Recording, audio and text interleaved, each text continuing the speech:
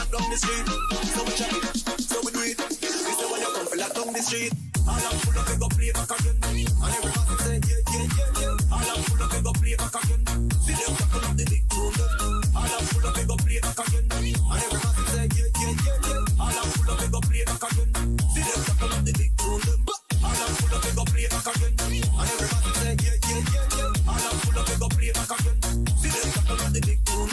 All I'm full of go play back again. And every man say yeah. All I'm full of go play back again. See them tackle up the big room.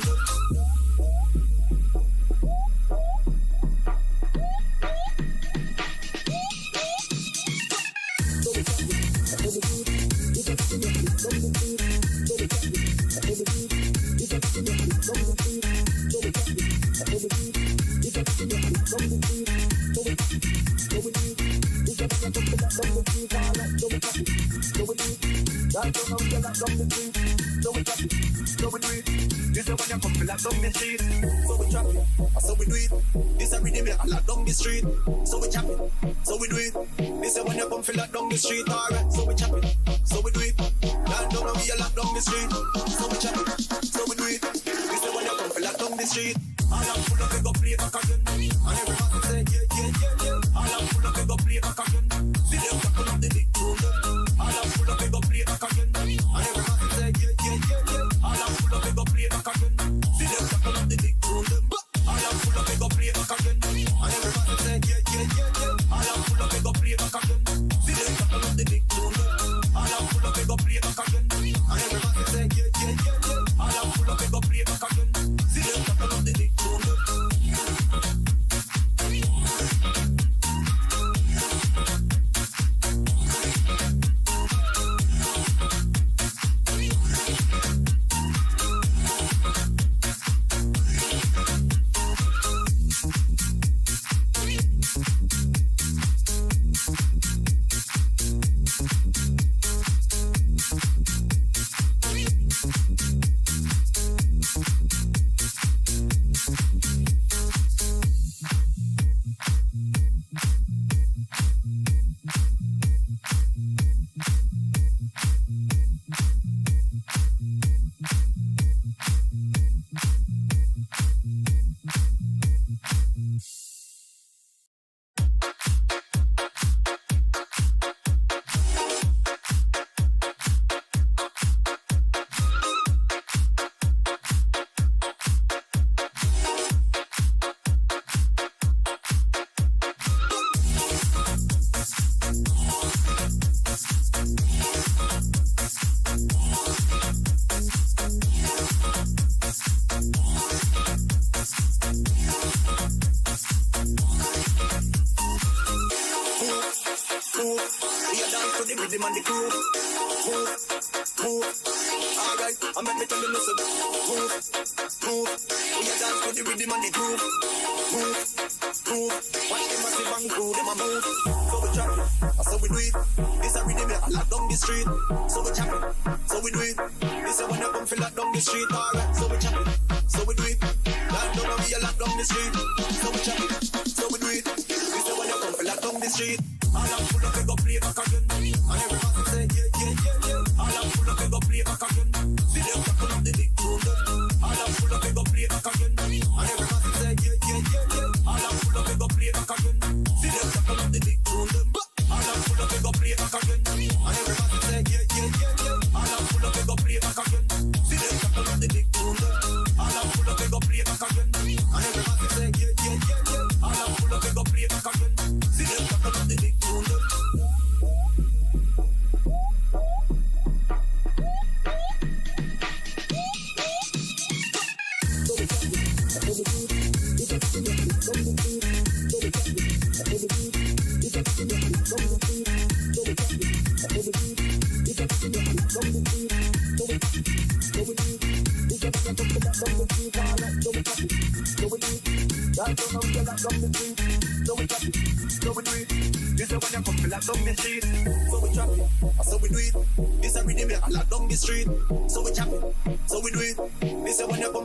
Street, alright, so we chop it, so we do it. Down down and we a lock down the street, so we chop it, so we do it. This is when you come for lock down the street. All I'm full of go play back again.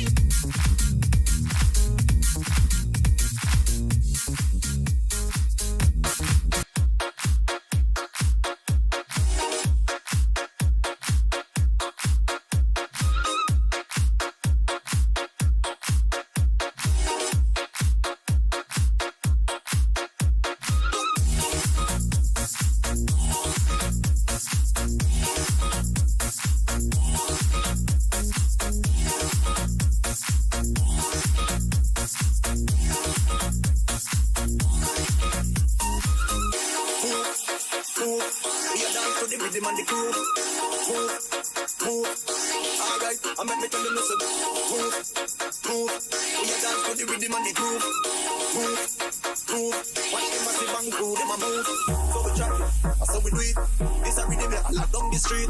So we chop it, so we do it. This a when you come feel lock down the street. Alright, so we chop it, so we do it. Land down and we a lock down the street. So we chop it, so we do it. This a when you come feel lock down the street. All I'm full of go play back again. And everybody say yeah. All I'm full of go play back again. See them tackle up the big tune. All I'm full of go play back again. And everybody say yeah. All I'm full of go play back again. See them tackle up the big tune. All I'm full of go play back again. And everybody say yeah. All I'm full of go play back again. See them tackle up the big tune. All I'm full of go play back again. And everybody say yeah. All I'm full of go play back again. See them tackle up the big tune.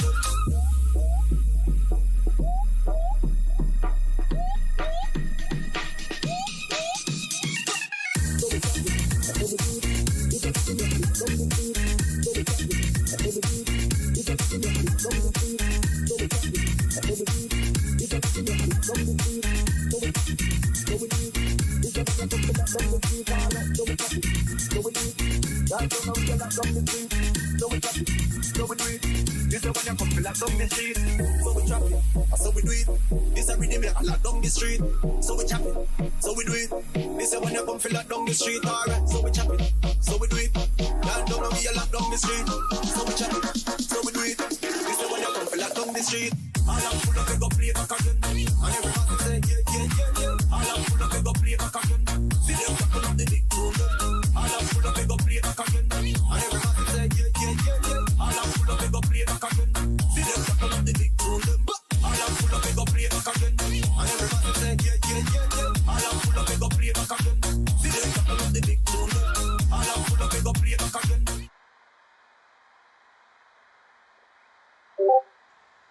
Hello. Can you hear me?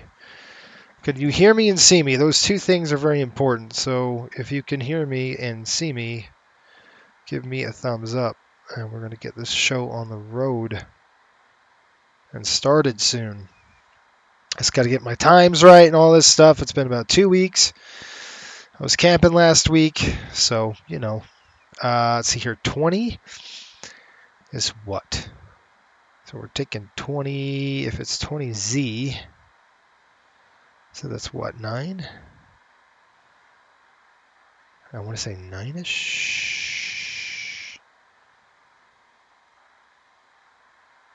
I'll guess with you, I don't know.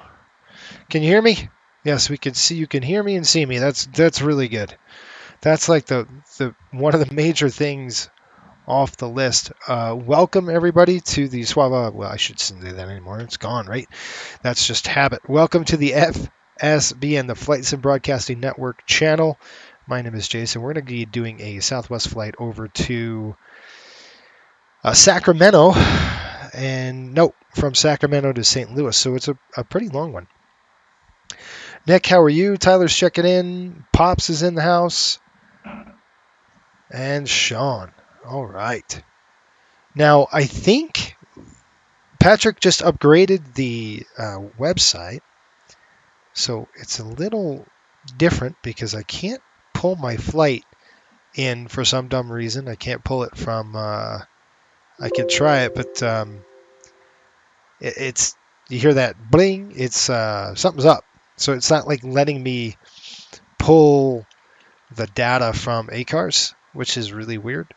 But we're going to try it one more time, and if that doesn't work, then we're just going to go for it. We're just going to wing it, and we'll just have to do a manual PIREP if we have to go that route. I'd rather not, but let's do that. Somebody really good with UTC. What's 2010 UTC in the Pacific?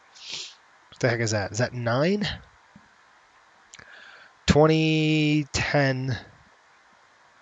Let's see, I think that would be 8, right? No, 9 o'clock, I don't know. Somebody tell me what that is. I don't have the the brain power right now for that. And I'm just going to get a load. I think I've got a route already hooked up. We're ready to go, folks. It's just a matter of getting this thing working. Just the routing. I think that's all I need to do is put the route in. Of course, there's no directs. So this is an older flight. So there's no directs, and that's kind of why it is what it is. Sim brief. Nice HyperX headphones. 12:10 p.m. Thank you. Appreciate it. I knew somebody had that information for me, which is good. All right, so we're going to change this to 12:10. We're starting, I believe we're starting a new leg or a new day. This thing's split right in two. Let's go to the flight plan really quick here. I'll show you this because I want to. Let me show you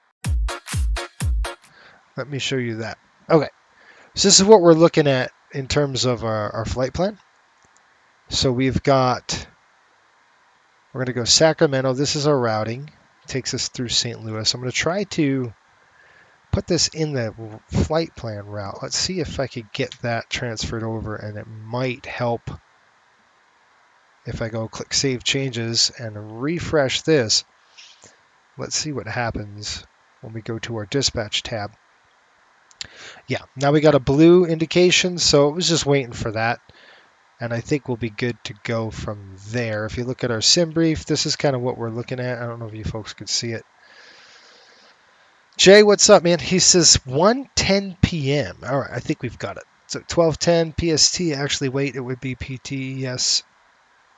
So 1:10. Now let's look at our dispatch. So you can see we're on this. We're looking at day 2, leg 4. And this is going to be a, did we fly? I don't remember. Where did we come in from? You guys remember where we came in from? It was Sacramento, and it was at night, I believe, when we landed. So this is a fourth leg. Oh, I don't want that. This is a fourth leg you could see here. I'll have to look last time, but we'll go ahead and set it up for 1:10, so 12 o'clock. I could tell you it was late. I know it was late, so whatever. Anyway, we're going to do it that way and just deal with it, right? I'd rather fly in the day anyway because it's just a little easier. Let's go ahead and refresh our ACARS program. Now, you see how it turns blue? And we're going to pull it and download it in, and then there's no connection available, and that's because of FSU IPC. So all these little things, and by the way, I just finished, it's already running. Okay, so I just finished a, there it is, Sim's connected now. I just finished a route just from Coastal. I went from Coastal, like literally 10 minutes ago, I just landed in St. Thomas, tried to fire this up, but I'm a little late. So bear with me, we're going to get this thing going. Let's change the time around and all that good stuff. So we're going to come in, and if we got a 1:10 departure, let's pull this back to about, let's give ourselves about, that's a little, just drop it back a little bit here, about 12. I want to go a little bit further than that because this is going to be a through flight. Right? I can't remember. Did we flew in here at night? I wonder if this is the PM shift. It's got to be. If it's a 1:10 departure, it's a PM shift. So we're just starting day 2 then. Maybe. I don't know, I guess with you. Okay, thank you. So we flew in Las Vegas, Sacramento. I've got to look when we get airborne. I'm going to keep it at 1:10 because that's what it tells me to do. So we're going to do that. It's saying 20Z, so we'll play it by ear. All right, let's go ahead and just going to pick this up. We're going to load the panel state. And this aircraft is 268, I believe. Oh, yep, 268. Boop, I'm going to drop that in there. We'll execute. What happened? Cold and dark. Okay. That's not what I wanted to do. Well, we got everything hooked up. It was probably a cold and dark where we left it off. So let me go ahead and pull this up, and then we'll start. We got to get our gate in, so we'll go pushback. We're going to go to the aircraft called jetway. Here comes the jetway. All right, let's get in this thing, fire this thing up, and let's go. Like, I don't know why it's cold and dark right now, but that just really screwed me up. That's no big deal. We could deal with cold and dark, right? Let's get my tool pulled up, and then we're going to good to go. Weather looks good, folks. We'll take a look at it when we get airborne, but I think it's good. You got in about 5 UTCs. That was late, right? It was a late flight. I remember it being like pitch black. It was dark. That's all I remember. It was super dark. Is it not going to work for me today? Or is it? Okay, ground power's coming on. No, it's not. Battery switch is coming on. There we go. Let's throw the ground power on. All right, let's cap that. And I'm just going to kind of do this pretty quick to get this thing fired up. All right, the gear is good. I don't know. See, what I'm confused with, it says leg 4. There's no way 20 to 2300. Captain Shammy, what's going on? Hope everybody's good this evening. You got in about 5 UTC. Yeah, we got in late. Okay, that's what it was. So we're taking this jet. It's a brand new day then for us. And I don't think this would be cold and dark. It would be semi-fired up, but we're going to do the best we can with this. All right, both on the align. Let's drop back in here, and let's go with our setup. No, we don't. We're going to go with our reference, menu, reference, FMC. Good deal. Kilo, SF, SMF, SAMF. Get in there. All right, last position. I'm just going to do this. While that's firing the hamsters up, I'm just going to come across and just make sure. I won't do a flow yet, per se. I'm just making sure everything is set the way it should be set. The big thing for the passengers is the galley power. Anytime you're in a cold and dark jet, you want to make sure that's on, because if not, you're going to get a lot of people pretty mad at you. I'll turn this panel down. So we're probably starting day 2. And I don't even know what my, yeah. Okay. So that's what it was. This is an originator flight for this, PM flight crew. And I'm going to turn all the lights off because that's kind of this panel state we left it. So it'd be a new jet.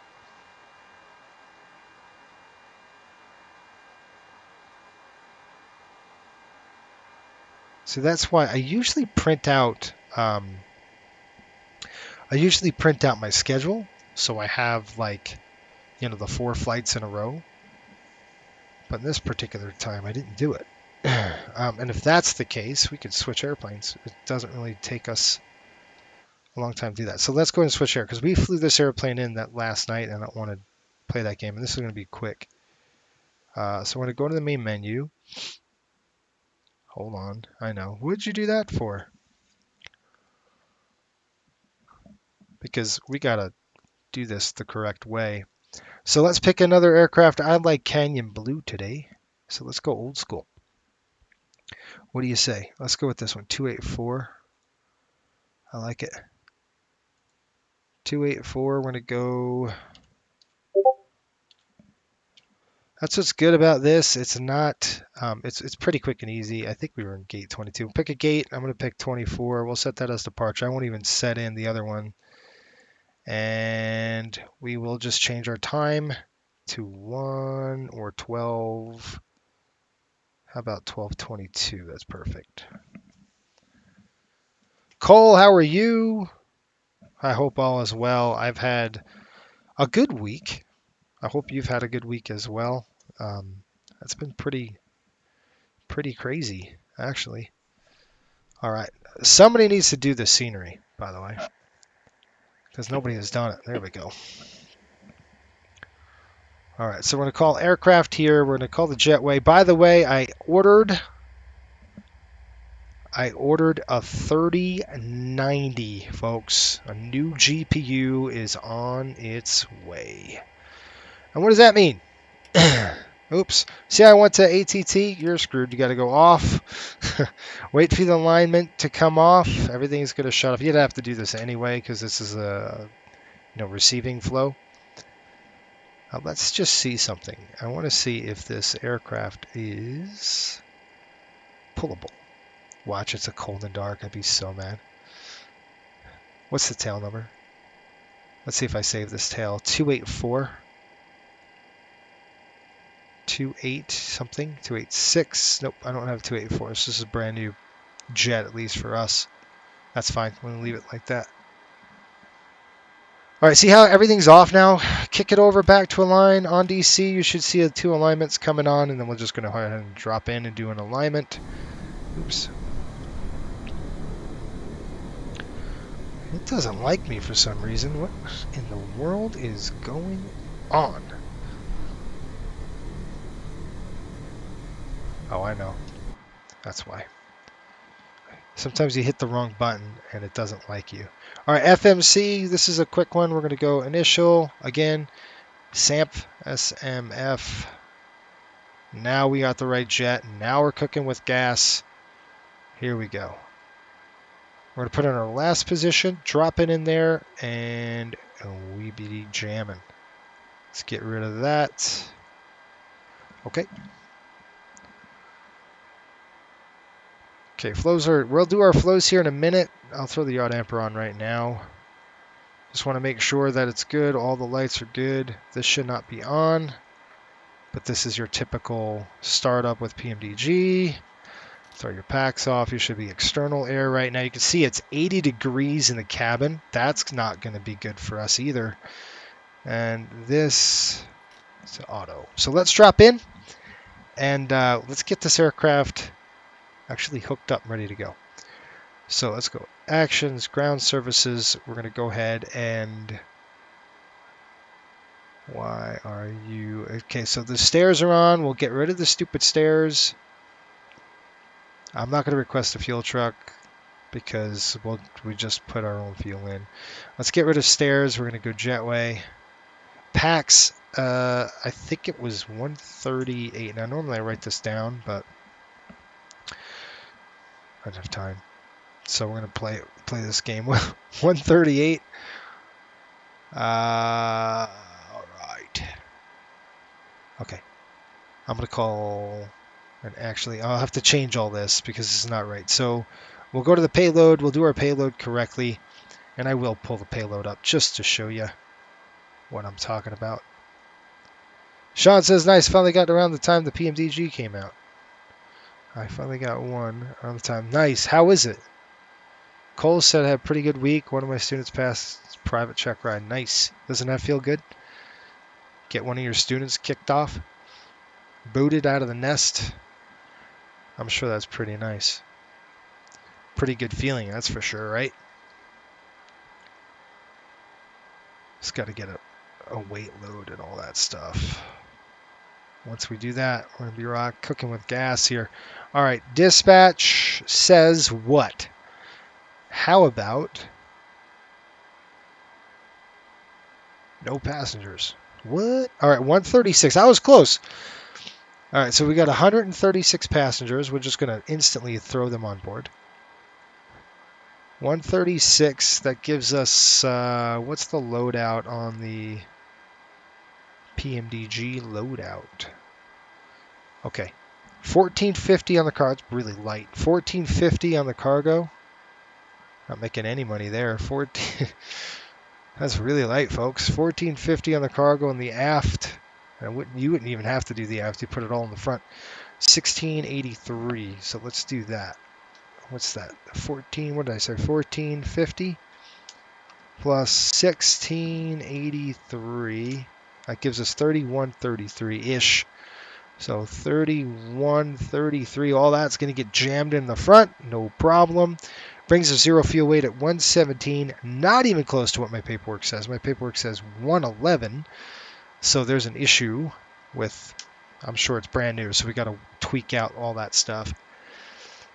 And then our gas. Let's go ahead and fill up that fuel thing going on. What do we have in there? 24.4. We're going to have 24.9. Oh, that couldn't work out any better. This is 24.8. We've got 24.9. We're going to keep 24.9 in there. I like that. Good plan. Sean says it was a big help for me. Yeah, I'm sure it was. Good. I'm glad. That's always a good thing. Oh, the routing. Oh. Cool thing about the SimBrief downloader, you just come over here and just click this in. And I would definitely recommend to configure this the way you'd like to, because this is so nice. We could download the flight plan and the wind uplink into the system. So what I'll do is I'll click route now. We're going to go ahead and click STL. And then we're just dropping it over the co-route, and you can see all that good stuff. Let's go get the runway, weather information, all that crap. And one thing I do want to talk about, and I want your opinion on it, is cruise altitude.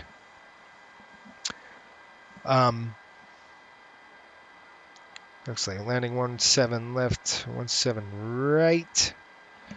Okay, we've got a lot of wind coming up. There's really windy in the west here, so nasty. I'm running the sim at 4K, so every little bit helps. Yeah. Oh, I see what you're talking about. I thought you were talking about your student. You're right, Sean. Sorry, I got confused. I thought I was talking about Cole. Cole got his check right. I said, yes, indeed. I got you. I don't know what I was thinking of. Yeah, I'm sure it helps. Every little bit helps, right? And I wanted to see how that works. So I'm going to take my 3060 and I'm going to drop that into my recording computer. So that should be good. We're going to go 17 right. What the heck? Why not? It's closer. So 17 right it is. So let's go departure. We're going to go 17 right. We're going to take these, what is this, scatter wind 4 with the Rayleigh transition. And we're going to do our arrival. Drop the arrival in here, and we're going to go to Kayla 3. And folks, things are going to go pretty quick, and I don't know the runway yet, but I'm assuming it's going to be somewhere out of the southish. So I'll plan on that, the 12, with the ANX transition, and click the route. We'll execute that route, and bam, there we go. Now pref init. Let's go ahead and turn on our PAC-X, which is nice to have if you have it. And, by the way, I got to turn on my RV pilot and get online here. Yes, we know. All right, so PAC-X is coming up. We're going to start boarding people right now. We'll start our flight. We're going to go career mode, and it is Southwest today. Once we're airborne, folks, looks like 3 hours and 20 minutes. I'm going to give ourselves a little bit of time there. We're going to take off in about 30 minutes, and I'm going to give myself one more time. Well, it'll be 30. Aircraft is Wi-Fi equipped. We are not going to be serving meals because this is Southwest, folks. We don't do that. All right. We're boarding. So here's another thing. I want your opinions on a screen. I'm looking for a new screen. And I want to know your opinion. We could talk about this on cruise. Would you rather a television? Now, there's caveats with televisions and there's pluses. Or would you rather a gaming monitor? And what size should I get? Size, brand, all that stuff. Start researching what you would do, because that's kind of what I need. 913. We're in a 737-700. We will click OK, and we're going to file our flight plan.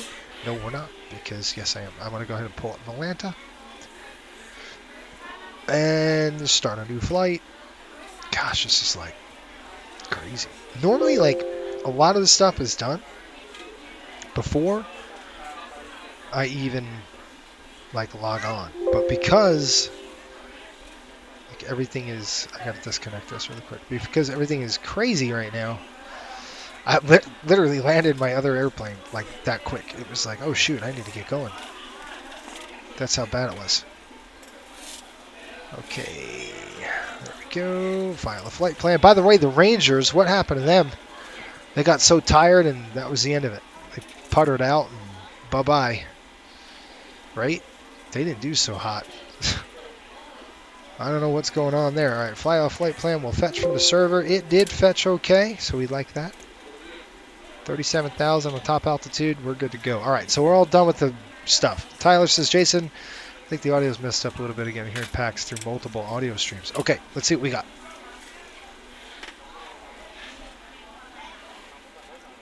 How's that? Try that.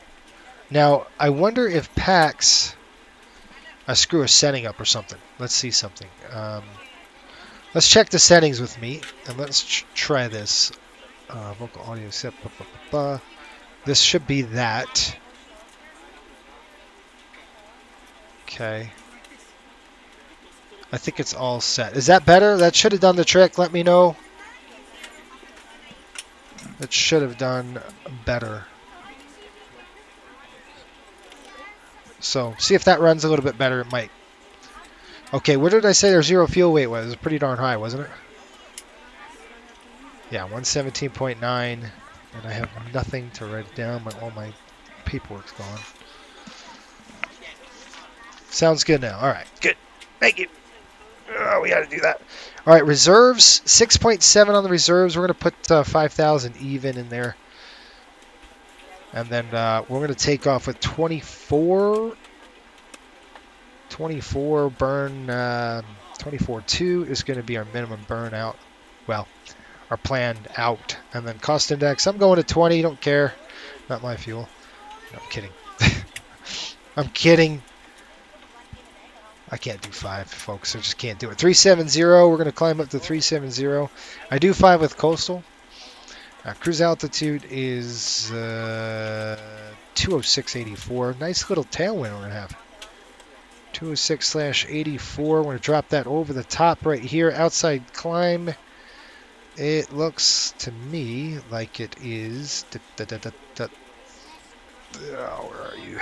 Stupid thing. Negative 53. There we go. Negative 53. We're going to drop that over the top right there. Unable 280. That's because we're at a cost index of 20. It doesn't like that. There you go. All right. So now, what do we do with this? There's no EFP. We're going to use the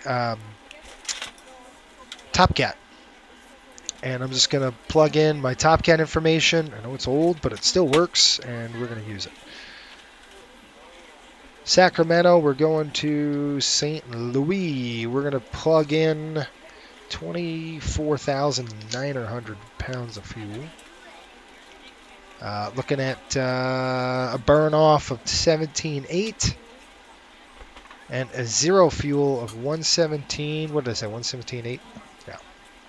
Okay, that gives us a takeoff weight of 142,000. And let's see what we get here. I want to update the weather. We'll get all that weather in there. 17. What the heck, Stanford? That is not the right airport. It helps if you put the right code in. I'm just saying. Okay, flaps. We'll try flaps 1. Takeoff, thrust, air conditioning on. And then I'll update this weather. And we'll go 17 right. Compute. Looks like 34. We can still do it. That's only 69. That's not a good margin. I don't like that at all. 30. Yep. 30 will work. So we're going to go 30. And it just reduces a little bit. Not tons, but it'll help the engines. Flaps 1. Drop that in there. CG coming in there at 19. 6.64. 34, 37, 43. And I'm comparing 40, 40, 43. That's fine. It's good enough. It's good enough for government work. That's the last thing you want to hear a pilot say, right? That's good enough. I think that's fine. That would be scary, right? Yeah, it's close enough. Whatever. Let's get in and go. Okay.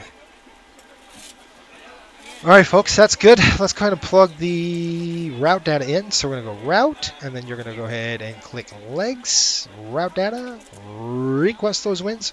We're going to pull those winds in. It's going to drop those winds in, and then we're good to go.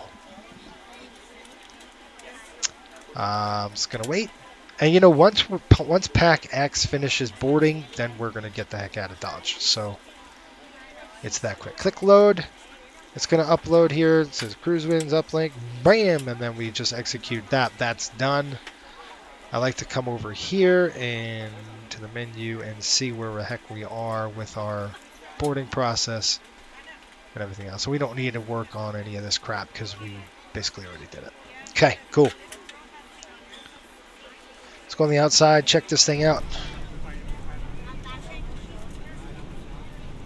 Okay, there we are. Nice airplane, folks. It's nice and old. I do like old aircraft. Sounds good. Okay. I need my pen. One big thing I forgot is a pen. You always need that. Where the heck is it? Ooh, I bet you it's buried under my stuff. It's not. Oh well. I'll use my iPad to write. If I need it. Okay. Slide this over here. Alright, let's go do our flows. Oh, you can't see me. Well, it'd help if you could see me, right? You guys got to speak up and say, we can't see you, can't hear you, because remember, I'm screwing around with a whole bunch of stuff back here. Alright, that works. Maybe that's better. And then one more thing. You can see that alright. I can back that up if you want. Up to you. How's that? Alright, cool. I think we got it all worked out now. Take care of that. We'll take care of that. Okay, let's jump back in. Let's do this thing. Alright, flow time. We'll do flow, run the checklist, get the heck out of here. How's that? That's what I tend to do. This is going to be a full-on flow here. That's on, that's on. We'll check that recorder. Overspeed. Overspeed. Stall warning. If this was an MD-80, you'd be like yelling at us right now. It'd be awesome. I love that airplane. Something about the MD-80 I just absolutely love. It's such a... Maybe because it's so old. I don't know. I like that. Alright, A's are off. B's are coming on. That's off. That's off. Good. Holy smokes. It's 85 degrees now in the cabin. So the grounds crew is not doing their job. That's not going to work. So let's go get some air conditioning done. Forward entry should be open. Ladies and gentlemen, welcome aboard. This is your flight attendant speaking. At this time, please be sure to make sure all large carry-on items are in the overhead bins and your small items are underneath in front of you. Okay, let's get these stupid things out of the way. Please don't hesitate to let a The flight baggage attendant loaders, know. we don't need the belt loaders. We don't If need the overhead those. bin is full, Get out. please make sure you close it as a courtesy to other Whatever. passengers. Alright, let's go over here. Please Over double here. check that all your Over items here. are put away so that the aisle is clear and other passengers can make their way to their seats. If you're in an emergency exit row, please leave Really exit seating responsibilities in the card and Whoa. the back in front of you. If you're not able to comply with these actions, please let a flight attendant know so that way you can be reseated. Now's the time to See get this out right here, any this last-minute aft? text What messages the if you need to, but we ask that once you depart from the gate, you put away any laptops or tablets. Thank you, and welcome aboard. Zero fuel weight changed, 113.8. It's because I had all that weight in the back. So that's going to change everything.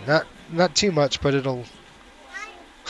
it's going to change our takeoff numbers, that's for sure. Stupid. Alright, so what's our 113.8 now? Wrong one. 113.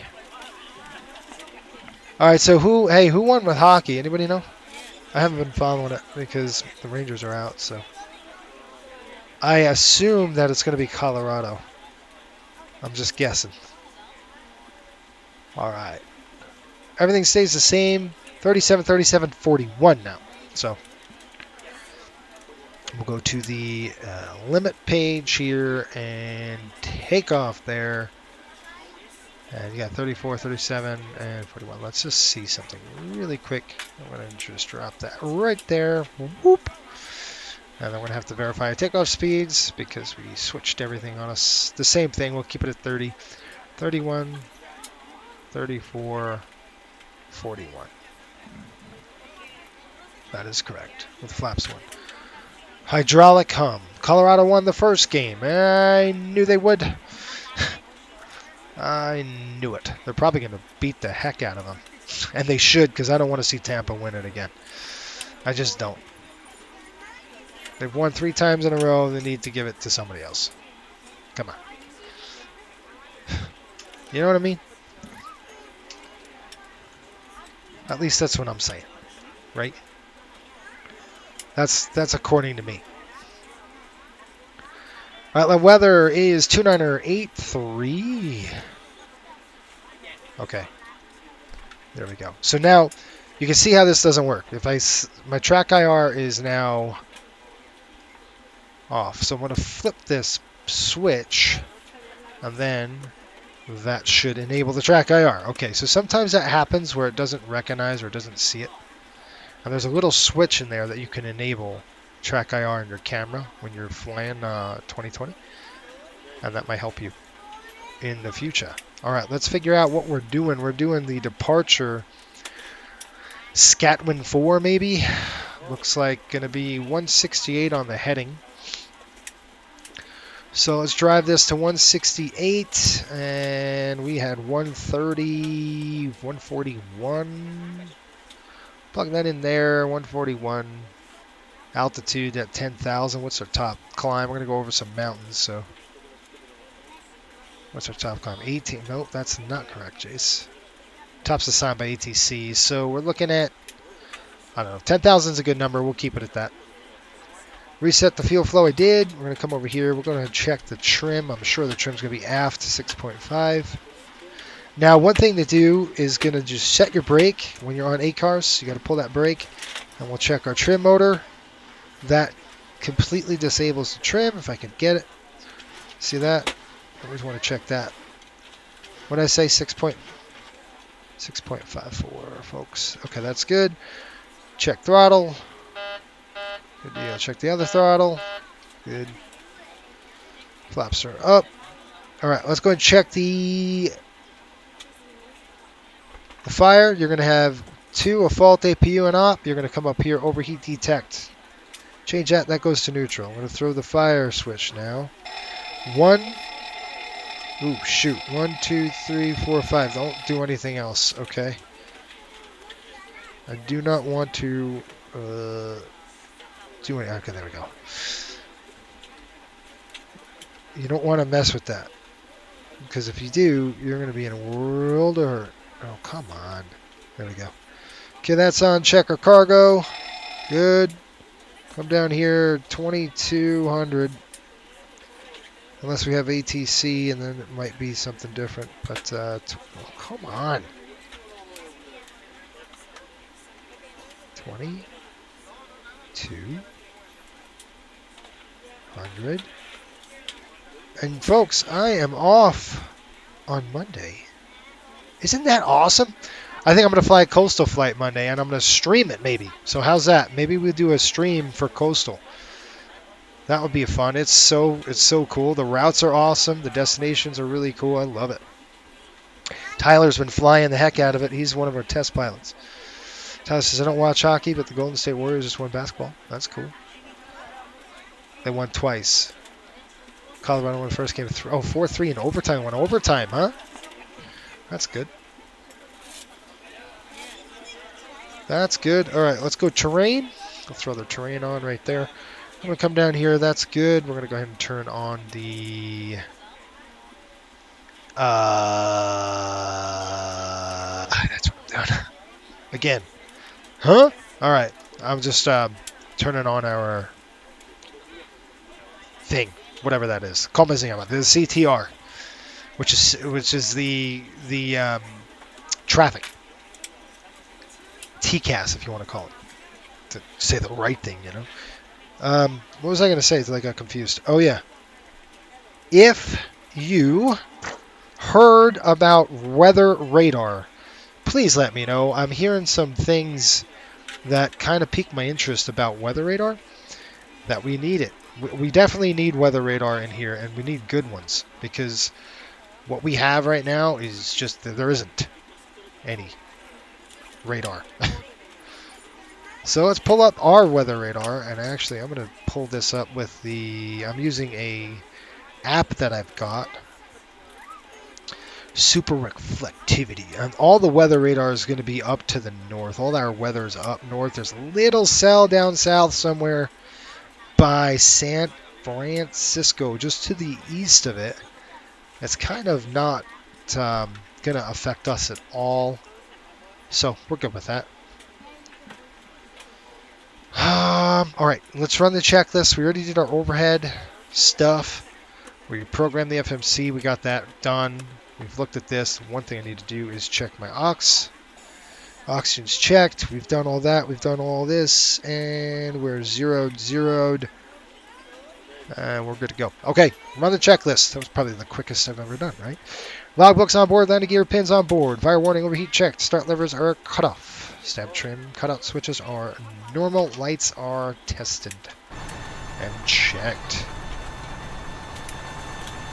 Here she is. Let's go and get some. Let's get you some views going. How's that? So we're gonna go. And I think I could do that. All right, cool. That's a cool view. That's a cool view. Let's keep it at that. That's a good one. I like that one. And then to get out of there, I think we go. That pulls us to this one. So there's a couple of quick commands you could do to get the drone camera and stuff. There we go. This is the drone camera. It's a nice free moving camera that we can do. And to get out of that, I can just hit this, and then I can also go to this, and I can pan. This is the kind of centers it on the aircraft a little bit. So there's so many camera angles that you can have externally like this, which is really cool. All right. Before start checklist, we're going to go right into it because I think we're ready to go here. We need a push back at 20, so it's 1949. I'll start the APU here in a minute. Okay, FMC's program briefing is complete, folks. We're just going to take off, go to 168 on the heading, climb up to 2300, and cook. All right, we're going to go straight up to Raleigh and just go on. We got a lot of mountains to come over, so we'll South Lake Tahoe. So we're going to pass South Lake Tahoe, it looks like. So be on the lookout for that. Hopefully we get some good weather. We can see it. It's going to be right in there. They're boarded, and we're running our checklist. We're ready to get the heck out of here, which is awesome. Eeks, they're on. Okay, navigation switches. I say transfer because I'm so used to it. Our normal. Displays are auto and normal. Our fuel cleared with 24,000 pounds. And we have that. We're going to open the center tank pump as well. Both of them. And all of our pumps shoot. Jason, you know better than that. I actually have to use my panel to do so. Okay. That, and that. Okay, one thing I want to do is just go to the systems. I'll plug the systems 100. That's good. All right. I didn't miss any of your comments, which is good. Okay, we got a forward entry open door. That's fine. Still coming through. Passenger signs are on. Window heat is on. Yeah. Hydraulic pumps. A's are off. B's are on. Flight instruments. I've got 2983 in there. And by the way, I've got such bad allergies. Like I'm sniffling all day, sneezing like crazy. This wind is kicked up. And it's bad. It's bad all the way around. All right. Passenger signs are on. Window heat's on. Hydraulic pumps, A's are off. B's on. Pressurization. I don't think I did it. Nope, I didn't. Okay. That's why you're on a checklist. We still got time, so we're not like way behind here. So we're going to go 37,000 landing altitude in St. Louis, approximately 617 feet. So let's go about 600. That's a phone call. That means they want something. All right, that's good. Now look at the cabin temperature. See how the cabin temperature dropped to 70? That's doable, right? But the cockpit's not cold enough, so we're going to make it cold right now. That's what we want. Now these don't do a darn thing right now because it's just bypassed, because it's going into the mixed manifold, so you won't get any of that. But on the right side, first flight of the day for us. There we go. That's it. Checklist time. I've got auto brakes, RTO. Takeoff warning horn checked. Park brake is set, and aileron and rudder trim is centered. Let's go ahead and close the doors and call for push. Close the doors, click return, doors are closed, coming closed. What over here, looking over here, coming back over here, going to ground. Let's go ahead and click the air conditioner. Let's start the APU. APU is coming to start. Don't forget the pressurization. Thank you. I got it. Can't do that. Last time I did that, everybody was frozen. By the way, this FS2020 simulates a microburst. Don't ask me how I know it. I've got it actually recorded on video of I'm sitting next to the runway waiting for Ross to land, and there was a thunderstorm overhead and a microburst hit. And I saw the airspeed went up. I'm just sitting there. The airspeed just drives to 80 knots. And I'm like, holy smokes. The trees start blowing all over the place. And I got this all on film. It's really cool. And then I taxi off the area because I did that on the runway and it was at 80 knots. I said, nope, I'm going to wait this thing out. I taxied off, waited. He came in. He hit a microburst. And then he was like, it just slammed him in the ground. I was like, holy smokes. And then I'm just sitting there. And my airplane's nose just went straight up in the air and I got blown off the cliff. It was about 160 knots sustained winds for like a minute, 2 minutes. It was insane. Wind shear alerts going off. It was cool. It was really cool. So the moral of the story is if you're going to fly 2020, you have to make sure that you don't fly through thunderstorms because that is going to happen. It can happen to you where you're getting into that issue. Let's go ahead and throw the bus on. Oh, you stink. Okay, that's good. That works. Does that work? 122.8. Good, that works. That works. Flip it over there. We're good on that. All right. Let's pull the jetway out of here. No, I can't do that yet. I have to actually unplug the ground power. I am on the bus. You always want to make sure before you do that you seriously get off the bus. Okay. Let's call for push. What do you say? Good afternoon, ladies and gentlemen, and welcome aboard Flight 913 with service to Missouri. Our flight time will be roughly 3 hours. This is ground. Stand by. Please note the cabin doors Yeah, we do. We need weather radar. That's what I'm trying to say. If I had weather radar, I'd have been like, holy smokes, I'm not going near this thing. No. All right, we're going to push out. Look at this thing. He is lost. This dude's lost. Let's see what he does.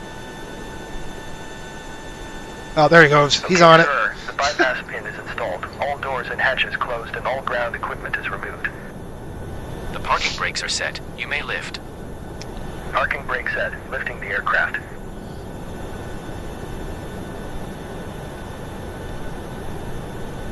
Standing by for pushback. I like that.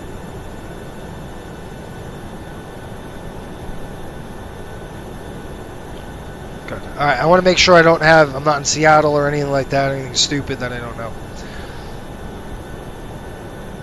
All right, folks, you guys ready? I'm ready. Let's do this thing.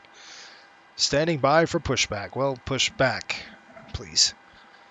Let's go. Reverse. Cockpit to ground. Go ahead.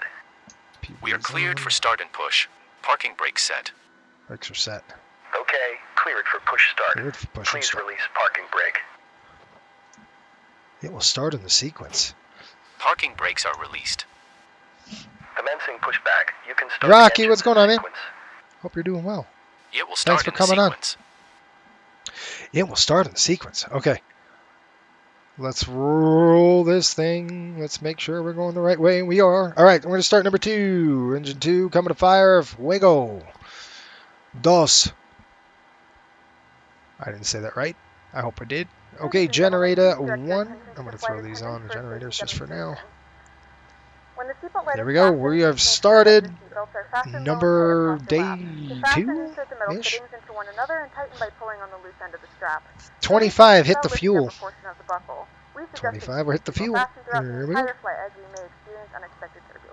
I'm going to stop our push right there, I think. One of the several emergency exits on this aircraft. In some cases, your nearest exit may be behind you. Straighten me out there, buddy. We need to evacuate the aircraft. There is lighting on the floor that will guide. Okay, we got a light off. In the event of a loss of oil pressure, an low oil mask pressure, will drop in low front of pressure. you. Start the flow of oxygen, pull the What does that mask mean? towards you, and place it firmly over your nose and mouth. Secure Okay, the pushback elastic completed. behind the Please head set your and parking necessary. brake. Brake is And set, don't man. worry Parking if the bag brake doesn't set. inflate. Get off Oxygen my is airplane. the mask, Lowering and aircraft. you can breathe normally. Do that. All right, start valve is closed. I'm looking for rollback. Ground. You may disconnect. Secure your mask and then Okay, sir. Clear to disconnect. Okay, there's rollback. We're going to come over here. You at the side. Have a good flight. And I'm going to go Holding position, waiting for the visual. this. Thank you and goodbye. We're going to isolate and ventilate the cabin, so we're going to go ahead. Whoop. When instructed to do Hi. so, open the plastic Bam. pouch and remove the Bam. vest. Flip it over your head. Wrap the And strap because the around dang waist and fuel buckle prices the are strap. so high, Pull the folks, strap we're going to go tight. ahead and do To inflate the a vest, pull firmly on the red single cord engine only taxi when exiting with the a aircraft. cross bleed to If the your life vest EPU, does okay? not inflate automatically, So take a look pull right to here. the mouthpieces for manual inflation. Each Off, vest is equipped with closed, a whistle and light. If high, necessary, your seat cushion can be on, used as a secondary on. flotation device.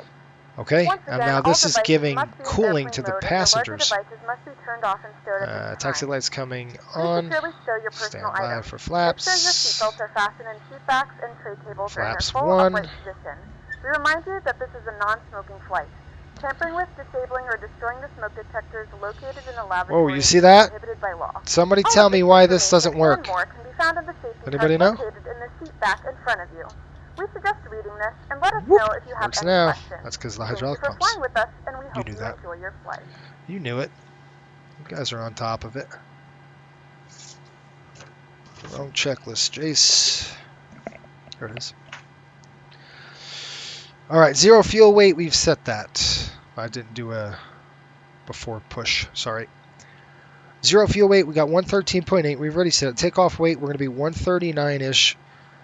N1 limit. I've got 30 over 24. 94.8 reduced set.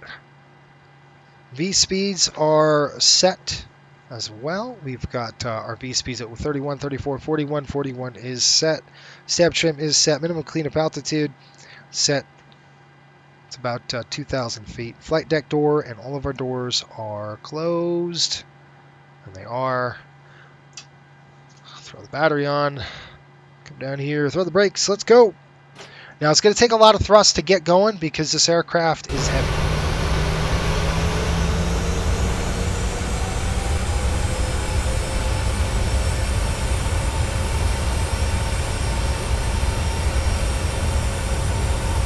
Rocky says, Happy Father's Day to all the dads. Thank you. Yes, Happy Father's Day as well. That's coming up.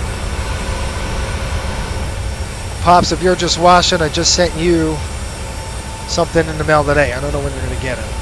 You're not going to get it by Sunday, that's for sure. But you'll get it sometime next week.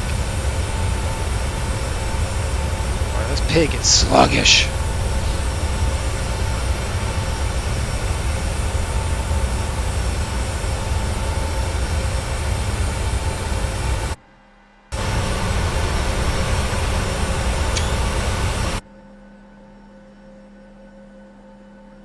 When you're heavy like this, sometimes it's better just to use, fired both engines if you had to, because it might be a little easier, especially. But this is a kind of a long taxi. Let me call him up. Sacramento ground, Southwest 913, taxi, runway 17, Sacramento.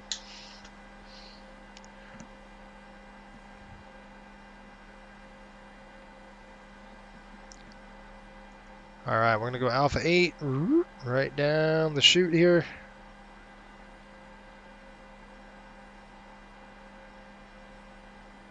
There we go.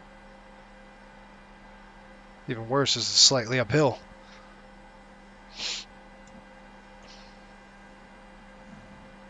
Orbix 40% off. Go take advantage of that. Electrical generators are on. Pro PD is on. Anti-ice. Not required. Flaps. 1. CD uses 1 indicates 1. And we got a green light. Transponder is on TARA. Okay, let's do this. Let them know. Push that throttle up. Right on back. You're just checking. You're just checking a configuration. That's what you're doing here.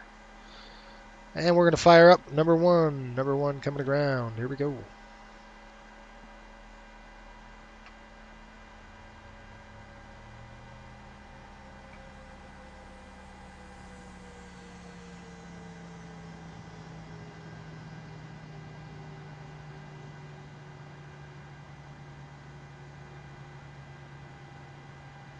$25. Here comes the fuel. Fuel's in.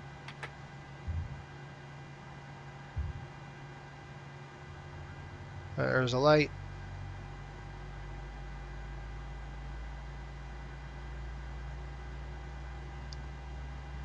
Oil pressure's off. Look at that windsock. It's going to be bumpy. It should be bumpy. What do we got here, folks? We've got 12 gusting 22, so wind shear is a definite concern, isn't it? Could be. It could be.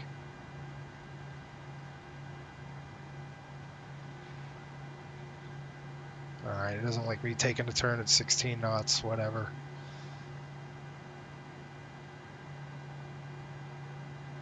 Hit the brake. Alright, looks good. Let's go ahead and do an after start on this one. I'm going to come overhead here. Go ahead and throw this on. You should lock the brake if you think you're going to roll. I'm going to come just check this really quick. Generator 1. Looks good. Everything else looks good on this panel. Good. Come across here. That is now APU off.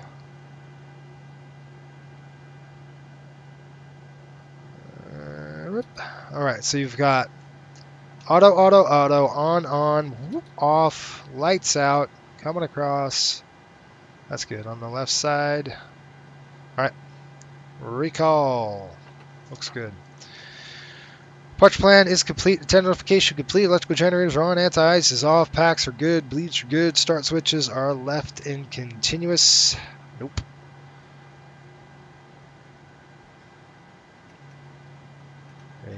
Nope. There we go. Left in continuous now. Okay. Where am I? APU is off. It's coming off. Yes. I shut the switch off.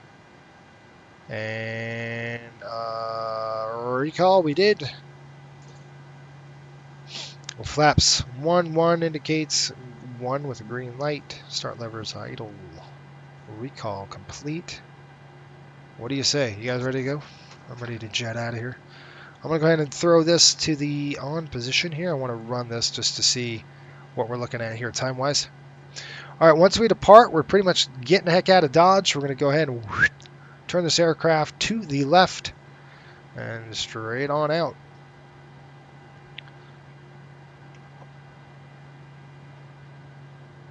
This is an RNAV. I'm just going to light it up like that. Looking good. 540 feet. We'll start our turn. How's that? We ready? Sacramento traffic, Southwest 913. Taxi run. Well, taking runway 17 right. Sacramento. Can I get a radio check? Anybody's on?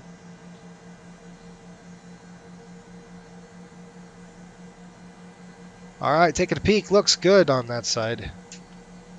I turn all of our lights on. How's that?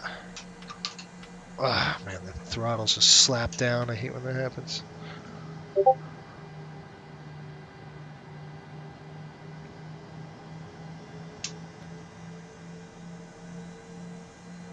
All right, folks, here we go. We're going to bring them up to 40, push them up, toga, and let's get the heck out of here. What do you say? All right, that's good. They're at 40 right now. Push the nose down. Bring him up to Toga. Toga, here we go. Toga is set.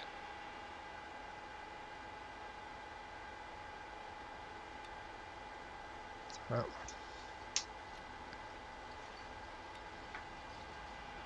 I got the throttles myself. V1, there's VR. Get up. Whoa. Whoa, don't settle back down. Did I just settle? I think I just drug a gear across the runway. That was pretty cool. That's awesome.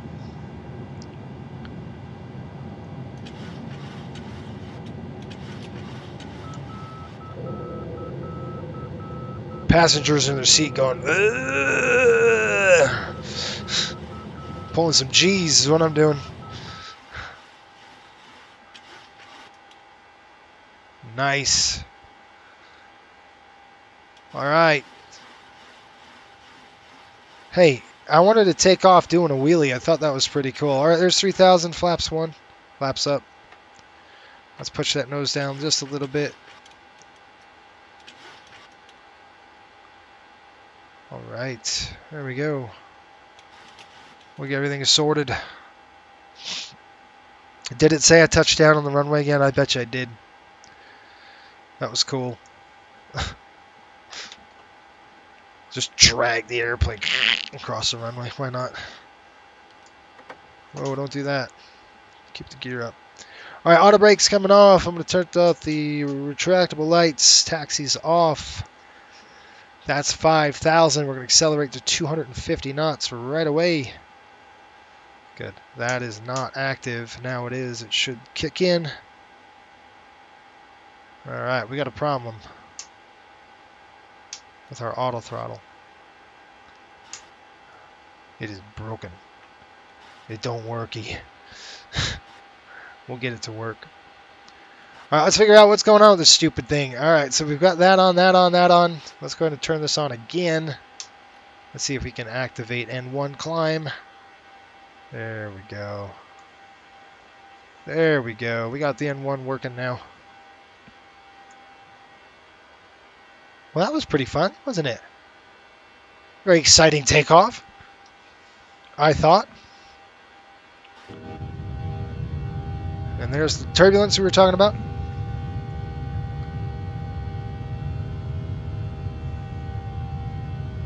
No, you're right. We couldn't taxi on one engine with P3D. There's no way. All right, there's the 10,000. So we're going to go ahead and not do anything because it don't work. Hold on. I get back in the flight deck. We got an engine failure. I'm kidding. I'm just joking. I'm just joking, yeah. What are you talking about, engine failure? That'd be cool, though. That would be really fun. Let's have some fun tonight. What do you say? Throw an engine on us. All right, 370, but the airplane's not doing anything. What do you got to do? You got to reset it, right? So let's see what happens. It's going way speed, wicked fast. We've got a whole bunch of mountains coming up. So let's go ahead and click altitude intervention. Boop. And you'll see what happens. The airplane's going to go, oh, you want me to climb? 370? Okay, here we go. There we go. I'm going to do a climb check as we're pulling out of here. Oh, that's good. That's good. Those are good. Pressurization's coming up. That looks good. You can see the airplane climbing. I'm going to actually turn off. Now turn on your larger portable electronic devices. This is also a reminder to please keep your seatbelt fastened while you're seated and do not congregate. Pressurization is checked. I checked it. This aircraft is Start switches are off now, and APU is off. We do offer Climb checklist complete. in-flight TV thanks to our partners. Connect to the Wi-Fi and you'll be able to access our wide range of free live TV and paid movies library. Hey, Antoine, how are you? Hope you're doing well. I hope my week was good. My week was good. Thank you. It was definitely a good week. I had a good week at work. I'm not doing 2 jobs anymore, so that's good.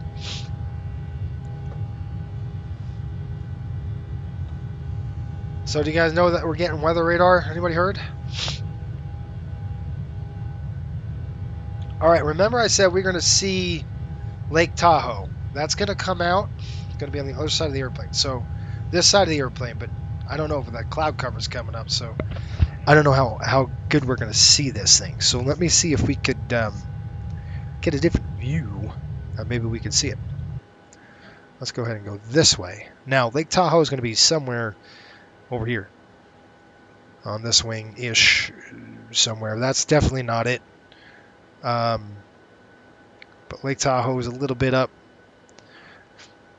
And it looks like it's going to be shrouded in cloud cover, folks. So we're kind of stuck. I was hoping we'd get to see something fun, but it's not going to happen today. So I'm getting bumped up and roughed up here a little bit, so I'm going to have to slow down. Nope, I'm good. We're going to go 280 on the speed, just until we hit our changeover, and then we could, it's 0.76. So it's either 280 or 0.76. So we're going to hold at 280. Here comes 18,000. We'll shut everything off. 29902. And then let's go ahead and throw off our lights. That's it. Let's go ahead and settle in for the cruise portion, the climb cruise. And let's talk about what kind of sails are happening. There's some sails, and I'm just going to kind of peek over. There they go. So you can see out kind of the window, and you get a good view. We got some good sails coming over, some scenery. I know you said Orbix has 40% off. That's really good. I might take advantage of that and get a couple of things. Let's take a look at Orbix and see what they got. Orbix scenery. And why hasn't anybody done Bar Harbor? Because Orbix did, remember, Orbix did Bar Harbor years ago. And I'd really like that again.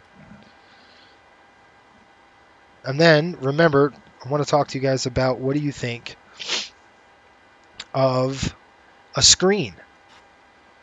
Anybody with any ideas on Boise? I've got Boise, by the way. That's really cool. Tinseltown that's whatchamacallit.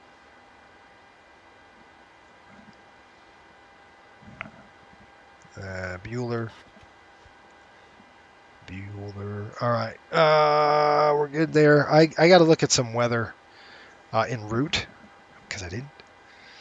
Like I said, I just grabbed my thing and took off and said, okay, let's go. So ground delays, there isn't, which is great. So no ground delays to be had, no swap issues or anything like that. That's always a good severe weather planning something or other. So they said, is it 40% off Virgin Island vessels? I might do that. Oh man, I might do that. That's really good because we're getting bounced around pretty good, folks. Expect the turbulence a little bit, that wicked wind coming in from the south. Just the whole, basically, west coast is getting throttled by this thing.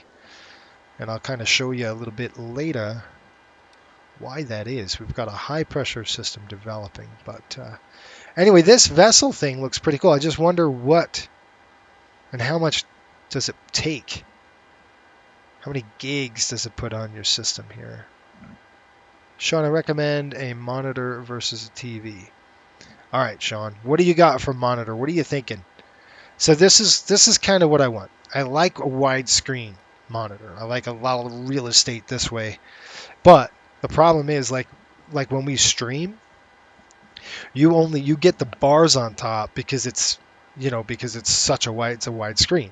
It's curved. So I'm thinking something big, but I don't want to spend like $1,200 on a monitor, right? I mean, that's rough. I just, dropped a bit of coin on that 3090. I don't feel like doing the same thing for a monitor. So what do you think a monitor could do? Because we don't need high refresh rates. We do need good refresh rates. But I don't know. I was, just to be honest, I was looking at, I still might think about doing this, but I was looking at a 42-inch curved widescreen. It was like, the thing's like this big. It's huge. I mean, it's like looking almost like 180 degrees. And then, you know, it's pretty high. So I think it was like a Samsung or something like that. I was looking at it. And it's a monitor. But I don't know. I'm thinking about, I might get this. All right, this ain't bad. This Orbix thing has got this Virgin Island vessel. So I might get that because with Coastal, we're going to be flying a lot of the Caribbean, St. Thomas, the Virgin Islands, all over it. So I think I might do that. It's about $11 or something like that. $13 on the U.S. Is everything 40% off? Or just a few things? I wonder. Vancouver looks cool.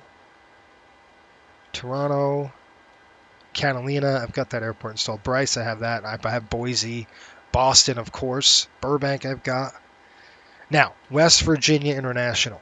That's going to be a good one. That's the one I got blown off the mountain on. I got DCA. We got Key West. New Haven. Vegas. We don't have LA. I didn't get LA because it's, you know, Asobo has it. And I know what you're saying. Well, Asobo... go 0.76 here, folks. Let's see what we can get. Let's go to the changeover and tell me what we've got here on the changeover. 0.77. Okay. So that's right. I'm going to hold 0.76 for now. Sierra Bravo Whiskey. What Scott, man? Really adds to the immersion and great for multitasking work at home. Which one? I invested in one of those Samsung wide curve monitors. It's awesome. Well worth it. So what did you, was it like $1,200, Scott? Is it, I'm going to look it up. Let's look it up. I'm going to pull this thing up and we're going to look it up together because I want you to tell me if this is the right monitor or not. Did you do Best Buy? Did you do Newegg? What'd you do? I'm going to have to wait. I know I'm going to have to wait a few months for that. But I think my wife would kill me because I just got a 3090. So let's be honest. Unless I could get a good Father's Day deal, that would be cool. All right, let me show my screen really quick. Not sure that anyone's done that one for FS2020. Which one? I'm sorry, what was I talking about? I just bought some things from them. That was 40% off. I don't think it's everything though. Okay. It looks like it is. I mean, it looks like LaGuardia is slashed. Midway, and I've got all those airports loaded, but I didn't get LAX. We're getting throttled, folks. We're getting some moderate chop. Moderate chop up here. It's because of this. I'm going to show you this weather here. One thing at a time. But that's why we've backed down the speed, right? We backed down the speed for turbulent penetration speed. We've got all that set. We're at 32, climbing to 37, so everything looks really good. The weather radar is fine. Let's go ahead and pull up this thing, and I keep telling you I'm going to do it, and guess what? I don't, because I have to go here and pull this up. Air, it's called Air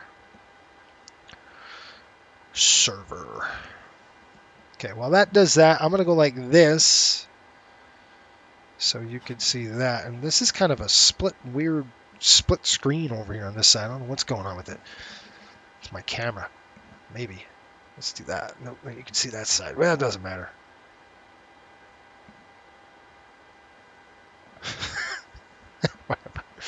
It's got a big cut in it.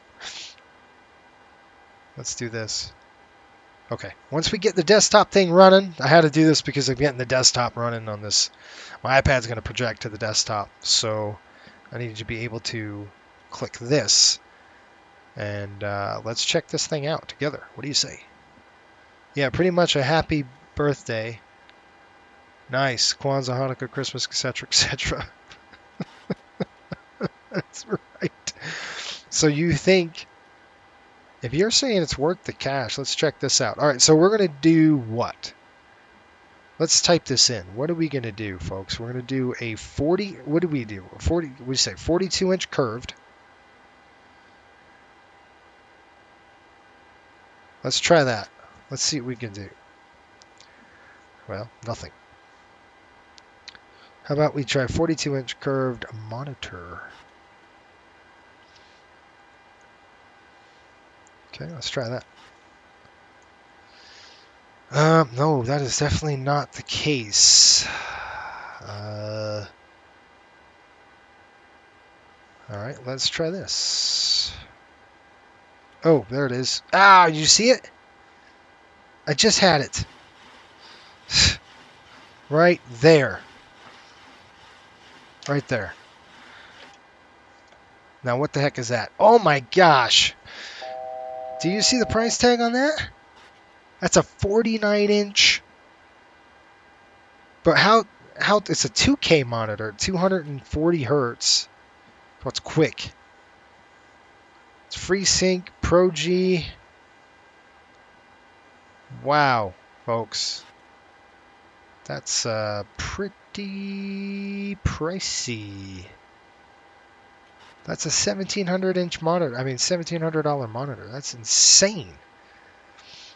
This is a Samsung Odyssey Neo G9, 49-inch, 5120 by 1440. So it's a 2K monitor. It's not even 4K, but 2K is fine. I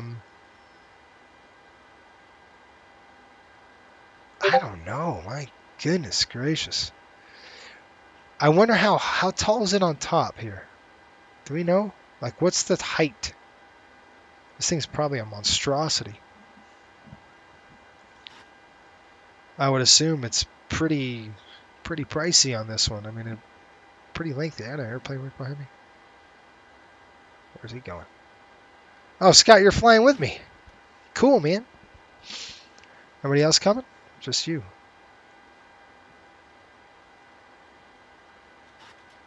My schedule's all screwed up. One I got was $12.89. Whew!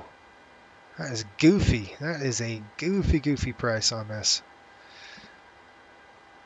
49-inch curved. Okay, so then what? It's nice looking, but what's the? It's a 2K. Oh, that's a lot of money. It's almost $2,000. In a few moments, our lovely flight attendants will be starting our in-flight service. We'll be serving complimentary drinks and snacks. Premium drinks are available for a small charge. Please note we only accept credit cards. Look at how curved that thing. That's pretty sweet. But I don't think it's very tall, right? So it's... I like that. That's a cool looking screen. I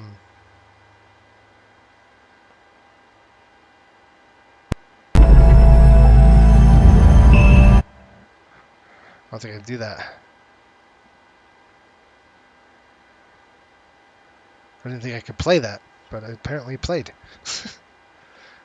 All right, let's do this. Let's go with curved monitors and see what we get. How's that?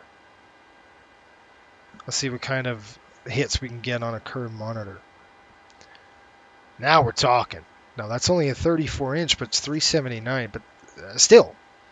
And what do we got here? What's this? A gigabyte? I don't know how they are. It's not very big. It's a 34-inch curved, 34 by 3440. So that's going to be 3440 will be in a 2K, won't it? Or is that's a 2K, I think. By 1440, that's definitely 2K. Display, FreeSync. That ain't a bad price for that, but how fast is it? 144 hertz? That's a pretty good. I mean, we're not playing like first person shooter or anything, so this would work. Still a 2K panel. That's a pretty good, decent price. I mean, $379, not bad. I mean, it's probably not great. Oh man, what do you think about that? actually strike that 1139. Okay. So looking at the top tier they had, well,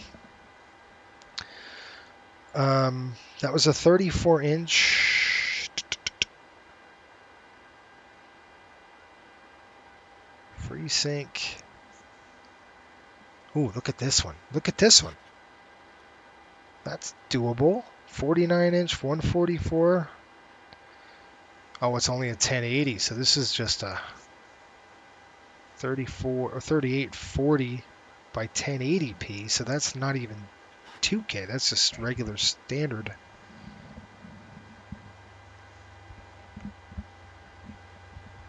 Well, I don't think that's going to work. You wanted, if you're going to do something like that, you wanted a 2K, or at least, right? 1080p. That's anyway. I got to find out which one's going to work. But something like this, that's not going to be almost $2,000. That would be great. So these are 1080p. 1080p. This is 1920 by 1080s. I don't know. There's so many. The problem is there's so many things to pick from. Oh, look at this right there. Is that what you have? The CRG9? That's a 4K. I think. I had a dog coming in and out. All right. So anyway, there's a lot to choose from. I'm going to pick one of these things. I'll do my research and figure it out which one that's going to work for us. I get a lot of comments saying, "Oh, this monitor's so small." That's not why I'm doing it, but it helps. One of the reasons why I need to upgrade my monitor. The hard part is when you stream, right? I mean, you're going to see, when it's an ultra wide like that, you're going to see those two bars up on top and the bottom. There's nothing I can do. Rocky says, I have the Samsung Odyssey 28-inch IPS 4K G7. It's not curved, but it's beautiful in color. I'm sure it is. I'm sure it's a real nice looking screen. All right, guys, we're going to really, we are done with the, departure. Let's check out our turbulence here. It looks good. Nice and smooth. I'm going to go ahead and kick it up. Bring it on up for a couple of point mocks that we can get. It looks like Orbix, everything is off.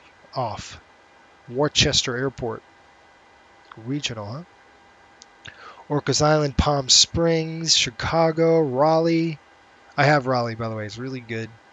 Santa Barbara is great.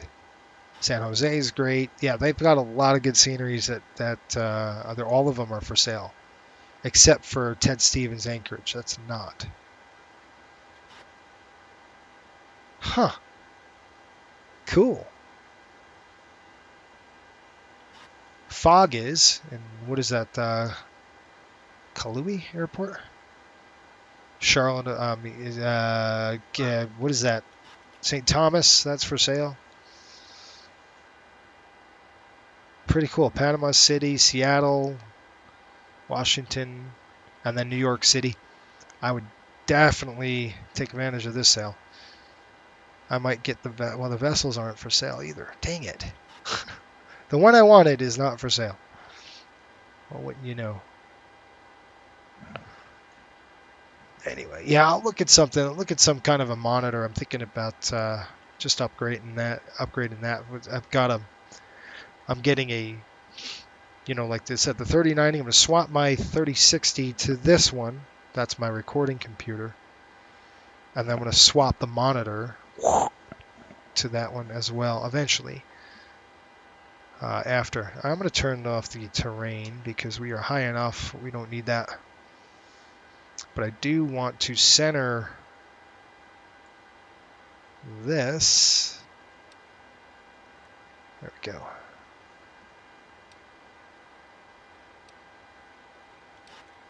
All right, folks, it's 30,000 feet, and we are cruising. Now what? Now what do we do? All right, I'll give you an idea. Let's look at some weather here. The weather is been interesting to say the least. Let's see if I can find something that I could give you here. All right, so we're going to be zipping over Nevada. Take a look at Elko. Turbulence is high. I'm going to try to find my charts, my app. I can show you what's going on with the weather here. Why it's so goofy. There's a weather app that I had, and I can't remember what it's called now.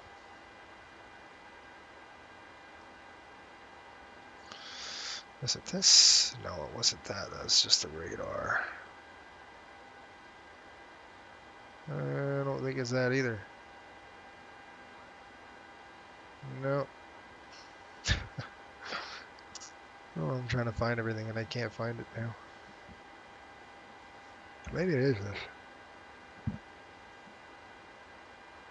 Yes, this is where it is. Okay, let's take a look at this. This is in our national chart. You can kind of see what's happening. I'll show up my screen here. So we've got, we've got a couple of issues here. You got this high pressure sitting off here. Our route of flight is going to come over here through this. Okay, but it's got a cold front approaching. And you got this low, low, low, low, and then high. High spins clockwise, low spins counterclockwise. So you've got counterclockwise spinning here. You got a low coming through, so it's pushing this out here, right? So this is coming here. All of this wind is pushing up. Then you got another low developed just north of Utah, and that's creating all this wind. And then you got this high pressure system, which is a clockwise rotation. So you've got low pressure, high pressure, and both of the winds are just coming right up the channel. And that's what's causing all this turbulence, is that issue that we have going on up top. So there's another app I'm going to try to get and show you. Rocky says, I can't wait for the weather radar. Yeah, new info on the PMDG 600 and other fixes features coming on an update. Yes. When are they? Is it in August? They said, I think. I was hearing August they're going to come up with that update. Look at that, right over the tops. Maybe. I might have to climb a little higher if we can. 37. If we can get to 39, I'll push it. We'll see kind of how we do here with the bumps. Anyway, let me show you the issue.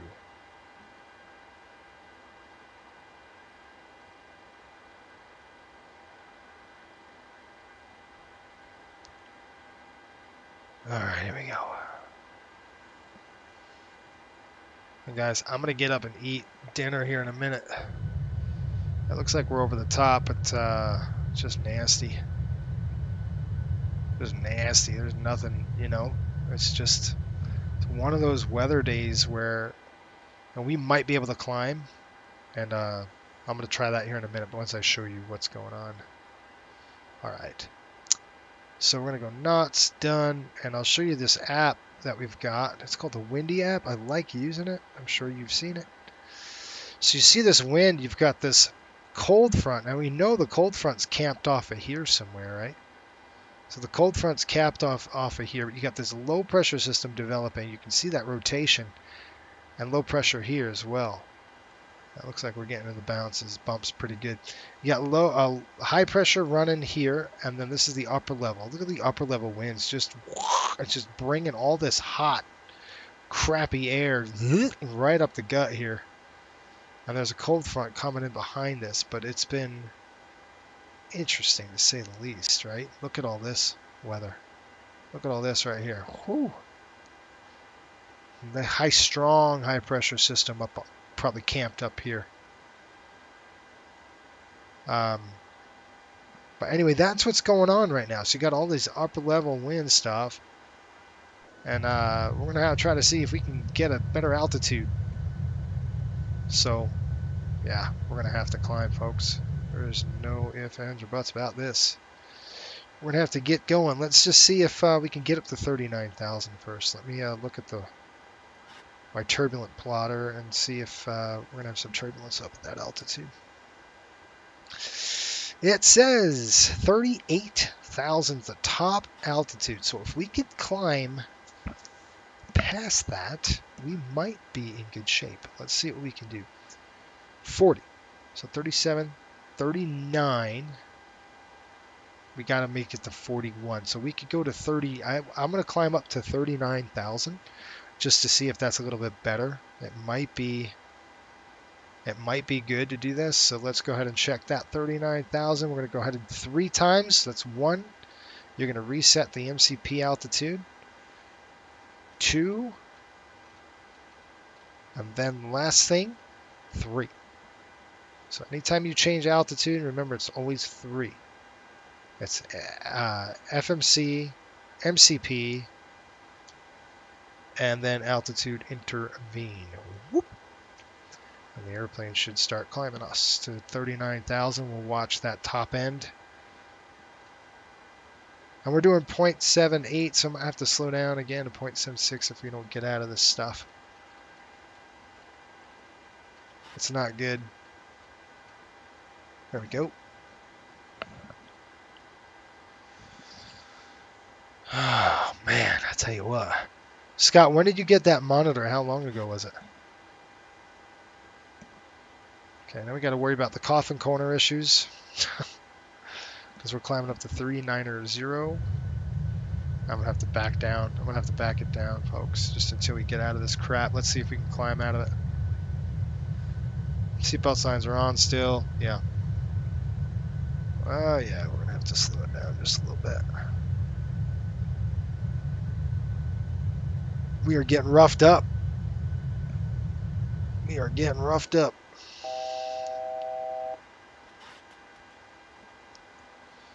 According to this, we should be out of this crap at 39,000. And those upper levels are pretty bad. So we've got Boise's getting hammered. We've got an airplane at 350 with a PIREP. There's a 737-700. Moderate turbulence at 35,000. Oh, you just got it 2 months ago. Cool. That's pretty cool. All right, let's see if we can settle down to 39,000. See if we can get any relief from this crap we've got going on here. It would be nice to not deal, but it looks like there's a lot of, like I said, the upper levels are pretty nasty. And I'm going to try to show you another chart here in a minute to you kind of see what's going on. All right, did it work? And we're not going to get out of this stuff until almost St. Louis. So just letting you know, like, climbing is the way to go here if we can get above it.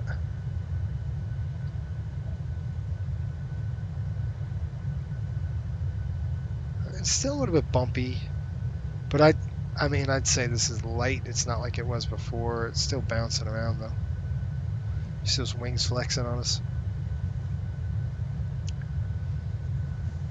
Man, I don't know. I might have to keep it at 0.76 for the whole ride until we can clear out of this crap. Yeah, it's pretty ugly. I mean, I expect it. I expect it. Where's our wind coming from? Remember, it's coming from out of the south. You see 182 right there is the wind. All right, going to DTA. Let's pull up my charts. I'll pull this chart down. Let's see where we're at, folks. I'll give you an update where we're at. Past Riley. Going to be somewhere over here. Dugway. Fairfield. We're going to be coming just to south of Utah here in a little bit. I'll let you know when. But I'm hoping to kind of clear out of this stuff as we get. Maybe just when we get to Denver, it's supposed to be better. So Utah is going to be crappy, and then we get out of Utah, it should settle out for us. But what I am going to do.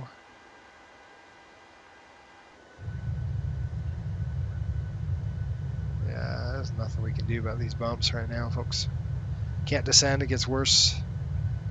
Can't climb, we don't have the weight for it. We got to get to 41,000 as our next altitude. I don't think we're going to do it for quite a while. But it's pretty.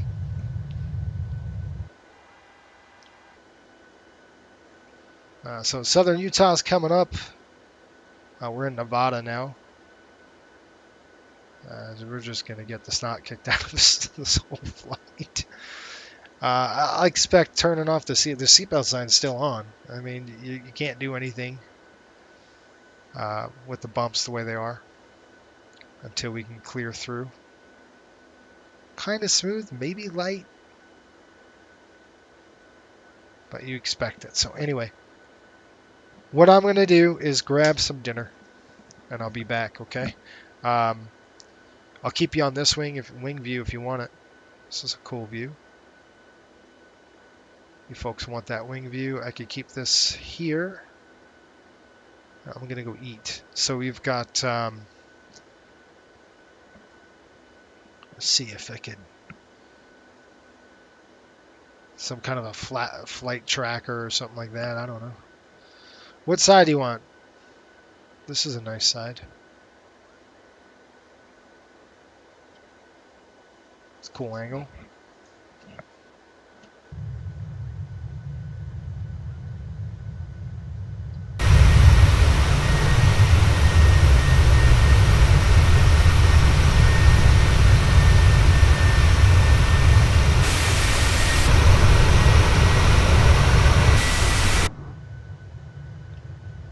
How about I'll do this for you on the other side. This is going to be southern Utah. So we're in Nevada right now, like I said. Look for, there's going to be a lake. What lake is that? Sevier Lake. So that's going to be when we cross into Utah. That's going to be on the other side of the airplane. So I'm going to put you on the other side of the aircraft. And I'll be back. Okay, so when I'll be back, take a look at the lake. I should be back in about 15 minutes or so. All right, I'm going to go eat. Be back.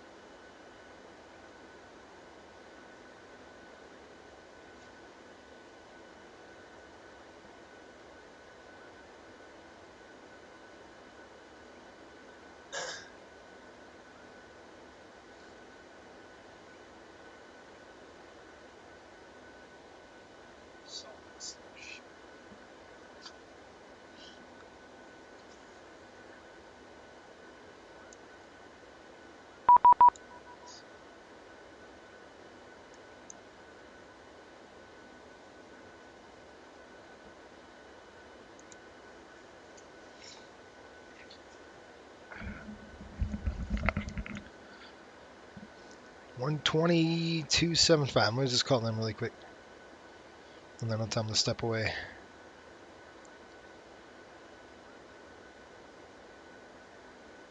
Still trying to eat. 6067, American 7106. Salt Lake Center, hello, Southwest 1440 out of flight level 190 for flight level 230 on the rest of 2. Southwest 1440, Salt Lake Center, Squawk 6047. Yeah, I have Boston. It's really good. Salt Lake Center, Southwest 931, flight level 390. American 7106, refile your flight plan, please.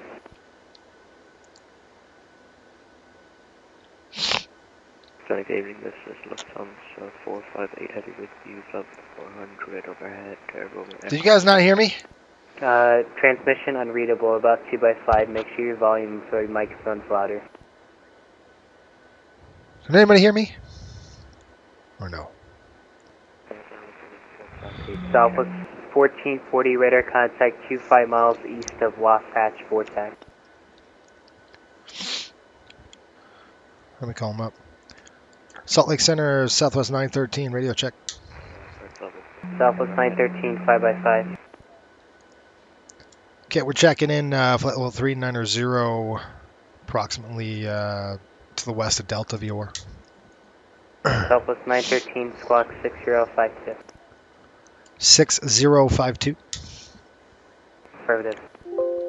6052, folks. Here we go.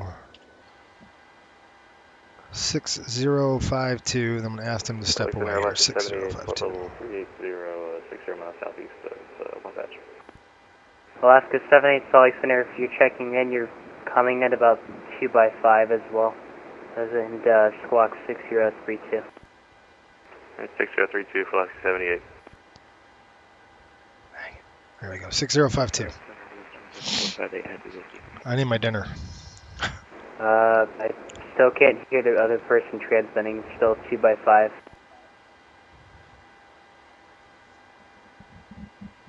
Hello, control. Good evening, MS-216, flight 1131. Oh, man. It's 216, Salt Lake Center, squawk 6045. MS-216, please again, info. 6045. MS-216, flight squawk 6045. Southwest 913, radar contact 57 miles northwest of Milford Vortex. Roger. Hey, can we step away for about 15 minutes for Southwest 913?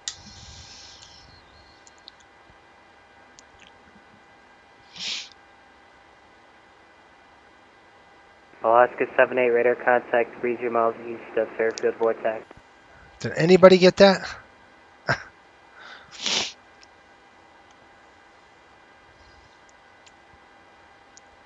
Number 216, radar contact 83 miles southwest of Boise. MS-216, please again. I gotta eat. American 7106, Salt Lake Center. American 7106. American 7106, I need you to file a flight plan, please. They're now smoothed out a little bit. Okay. 1 sec. Center, Southwest 1440. Southwest 1440, Salt Lake Center. We're holding at 230. Can we climb up to 390? Yeah, you could just continue climbing 18, follow 390. Up to 390, Southwest 1440. Salt Lake Center, Southwest 913. Can we step away for 15? That's fine. Call me when you're back. You're welcome. All right, I'll be back, folks. Salt Lake Center, Lufthansa 458, mic check. Lufthansa 458, 5x5. Lufthansa 458 heavy with you, just passed through Echo Quebec and run the hall, level 400. Lufthansa 458, squawk 6013. 6013. American 7106, recycle transponder squawk 6014. 6014, American 7106.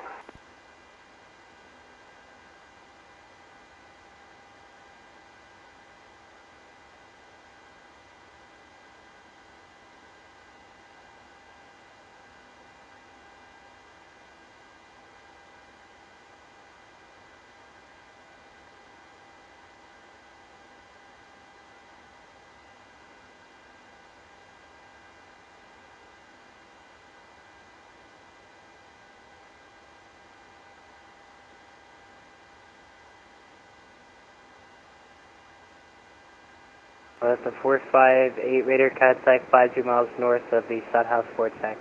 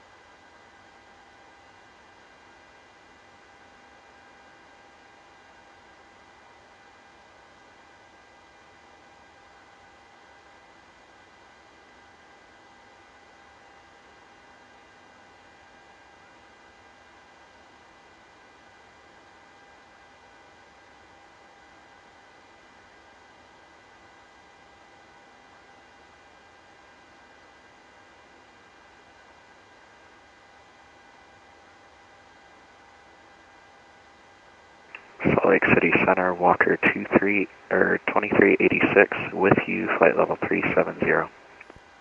Walker 2386, Salt Lake Center, hello, squawk 6022.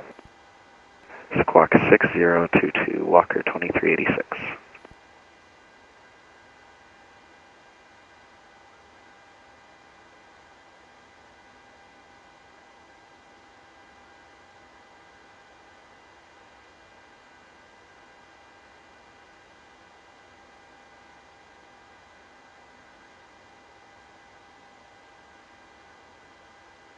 Walker 2386, radar contact 50 miles southwest of Milford.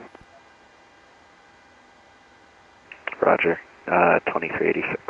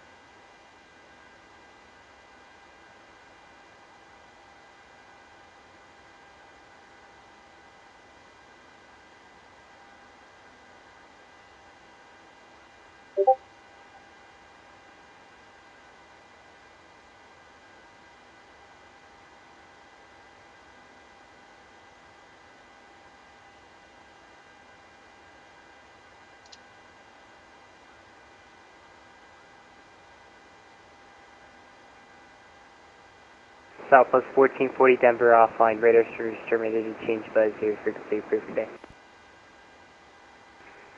CS Southwest 1440.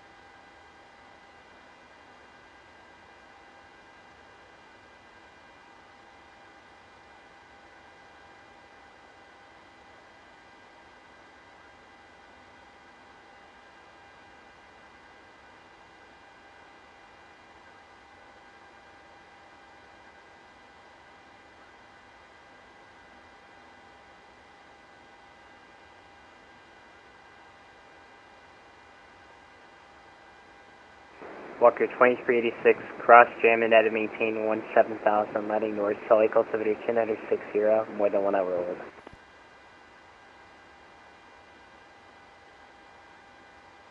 Walker 2386, cross jamming at 17,000.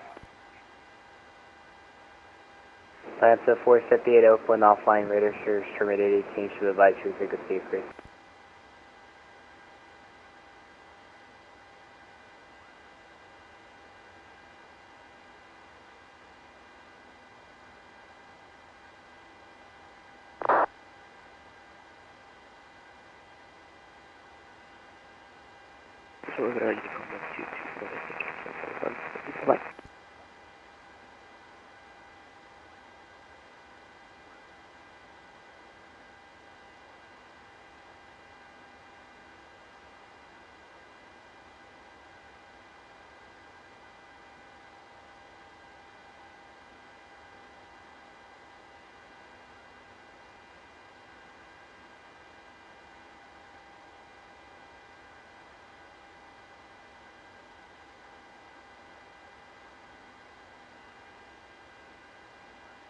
Salt Lake, Southwest 2384, flight level 390. Southwest 2384, Salt Lake Center, squawk 6020.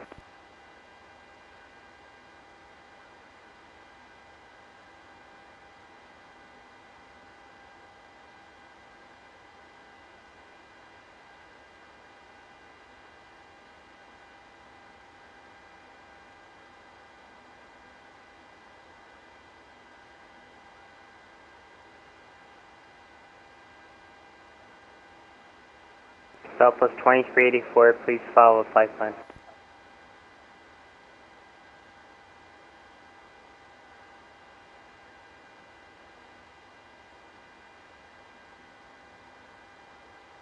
Stand by, let me get that taken care of, 2384.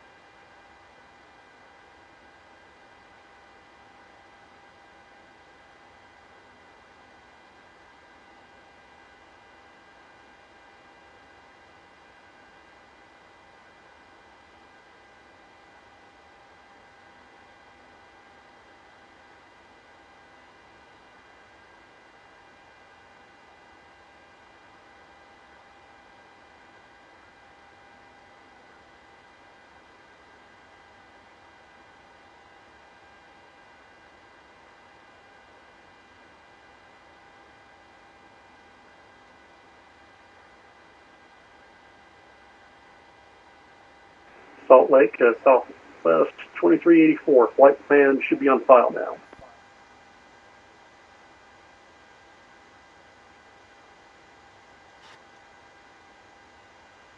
Southwest 2384, thanks. Radar contact 40 miles east of Delta.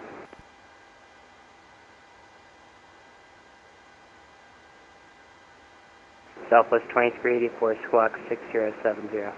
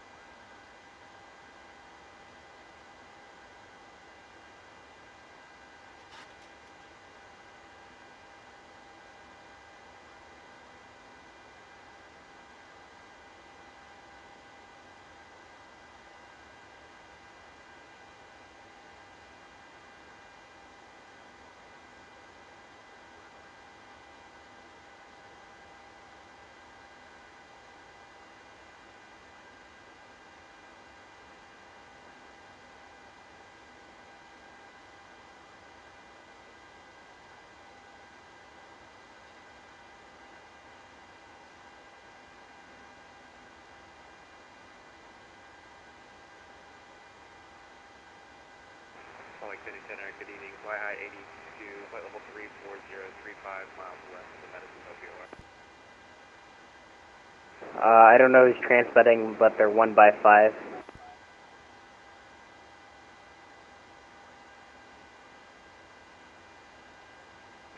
Salt Lake City Center, fly high 82, radio check. If it's a fly high, I'm just trying to call me. I still can't hear you. About 2 by 5.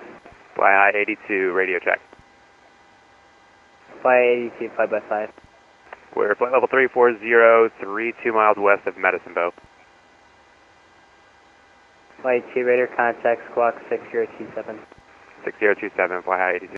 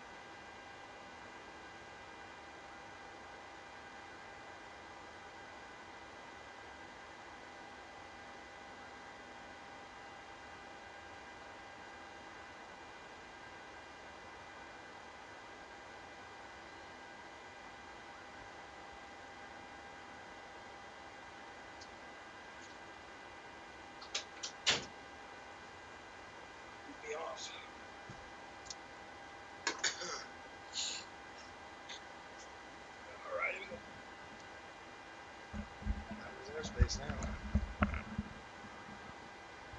Well, I'm back. Sorry. I had to eat some dinner and all that.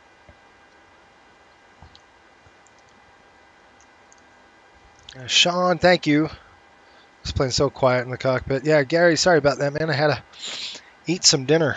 Are we still at center Walker or they kick us off? descend via Holy the smokes. Delta 6 arrival, landing south. Descend via the Delta 6 arrival, landing south, Walker 2386. Whoa. This turbulence is bad, guys. Let's turn it down a little bit. Salt Lake Center, Southwest 913. We're back. Sorry, we had to eat dinner. Southwest 913, roger. Denver off, frequency change approved. Okay, we'll see you. Sorry.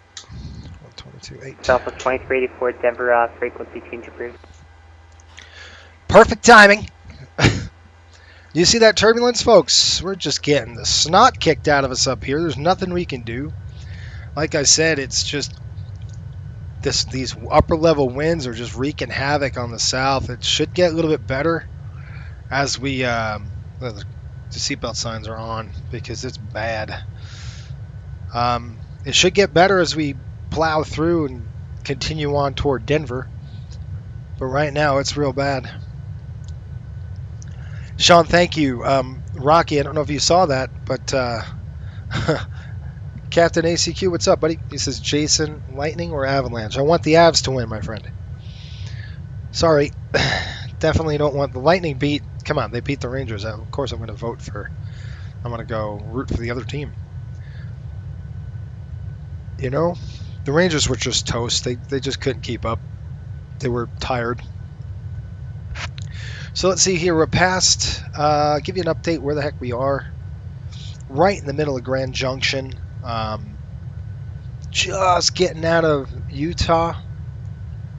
Not yet, but we will be out of Utah here shortly. And then I would assume maybe it's going to get a little calmer as we press to the west, press to the east here.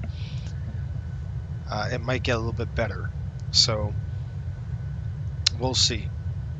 As we continue to go through, Montrose is going to be south of us. And I did a video on just that very thing about Boston. Let's be glad Salt Lake Center didn't see any F-22s from Hill. There's F-2 up there. Did he call me like 10 times?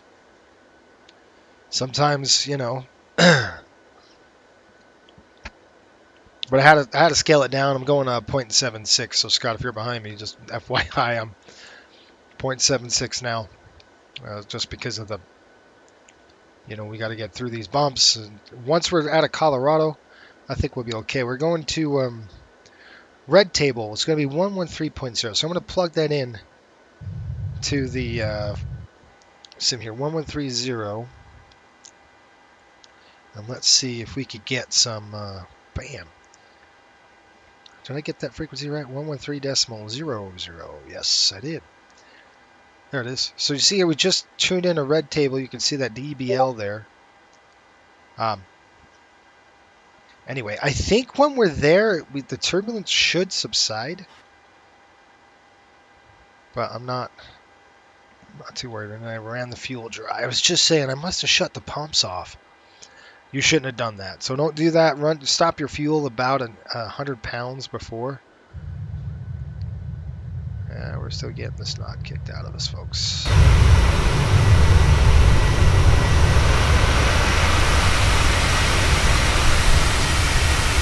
Really nice sim.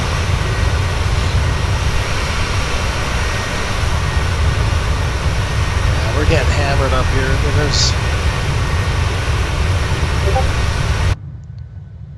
there's just nothing going on. Light versus moderate versus severe.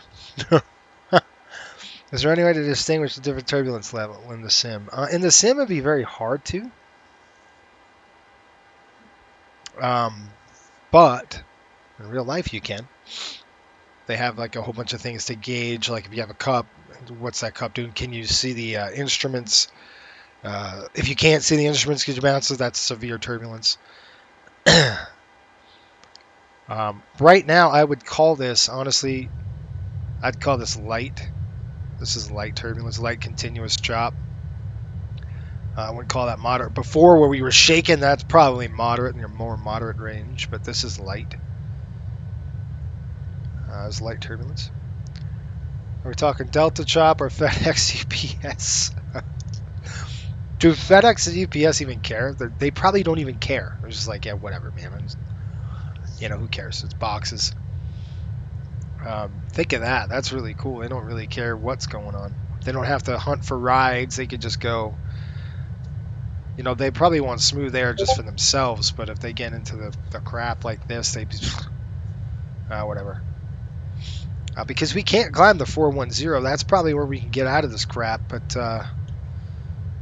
let's see if we could kind of sneak up there. Let's see. Nope. Highest we can go is 1,000, and you don't want to climb all the way up there because you'll be too close to the coffin corner, and then you're really asking for trouble in this kind of crap bumps.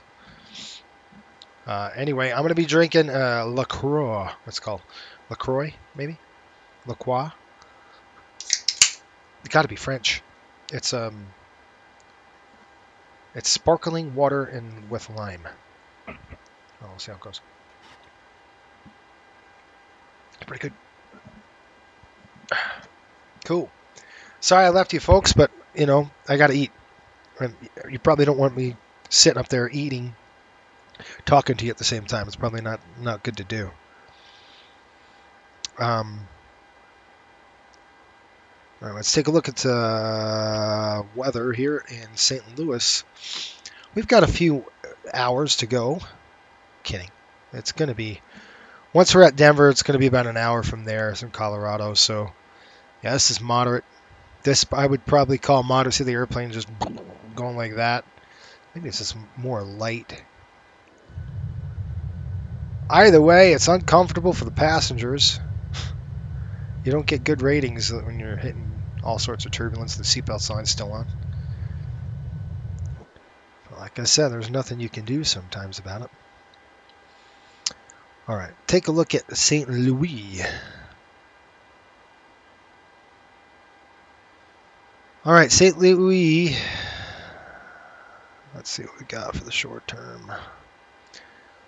We've got surface analysis shows a slow-moving cold front inching towards across northern Missouri and central Illinois. Aloft, an amplified ridge continues to strengthen across the central continuous U.S., further intensified by two troughs bookending us on each of the U.S. coasts.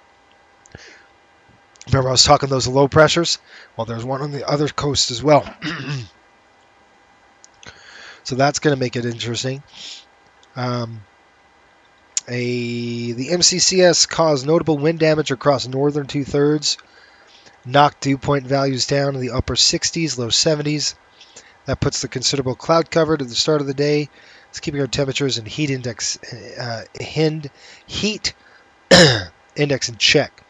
As such, the heat advisory was ended earlier than it was scheduled, expiration of 8 p.m. The model also laid out an outflow boundary across southern Missouri, but that has since become diffused and barely discernible in the wind field. While there's a chance for an isolated storm to redevelop in the southeast Missouri this evening, in the presence of strong, I don't know what that is, and weak non-existent forcing, the region will be largely dry. After prolonged, unprecedented stretch of dangerous heat and humidity, the region is posed for a fantastic weekend weather-wise. So that's nice. The upper level pattern will amplify with an omega block continuing to strengthen across the central part of the continent. The building ridge and digging troughs on either side of it will shunt the cold front south of us and lock the base of high surface pressure in place. Okay? Across the region, winds out of the southeast will prohibit more oppressive dew points from the bi-state area through the weekend with a lack of appreciable forcing. Precipitation chances remain very low. All right, anyway, let's talk about the aviation forecast, since we want to see. Okay, for the TAF area, TAF report, let's see here. VFR flight conditions continue throughout the period under light winds gradually shifting from the northwesterly to northeasterly. So we can expect maybe a shift in the wind. We'll see.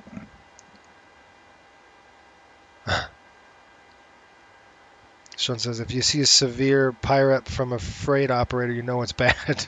I've never seen, yeah, exactly. I don't think I've ever seen a UPS say, it's bumpy. Can you imagine? They just get in and fly, I presume.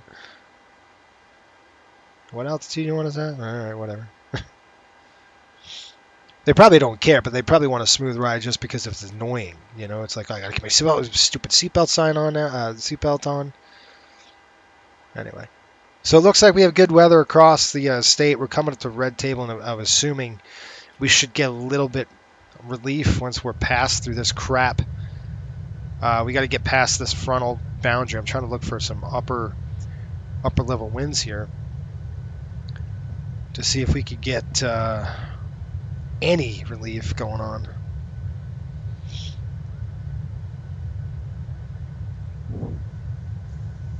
But I tell you what, the sim is fun. This is a real fun airplane to fly. I like flying this simulator. I got 3 jets now. The MD-80, I love it. This airplane and the CRJ is still a cool bird to fly. I haven't flown it in a couple months. I probably should get back in it. Yeah, now I'd call this moderate. This is probably light to moderate continuous. We still got the seatbelt sign since takeoff. That's how bad it is right now, folks. It's interesting. I'm gonna go ahead and try to change.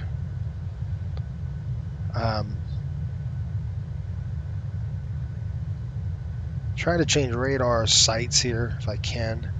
I didn't see anything. Like I said, I don't see anything on the radar at all. I don't want that. All right, so we're gonna go to Colorado.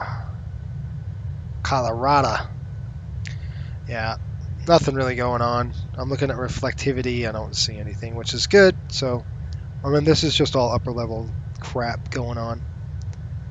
It's blowing its way all over the place. So, there you have it. Sean, Jason, do you think you will get the 600? Yes, I will. I'm not going to tell you why, but I think I will.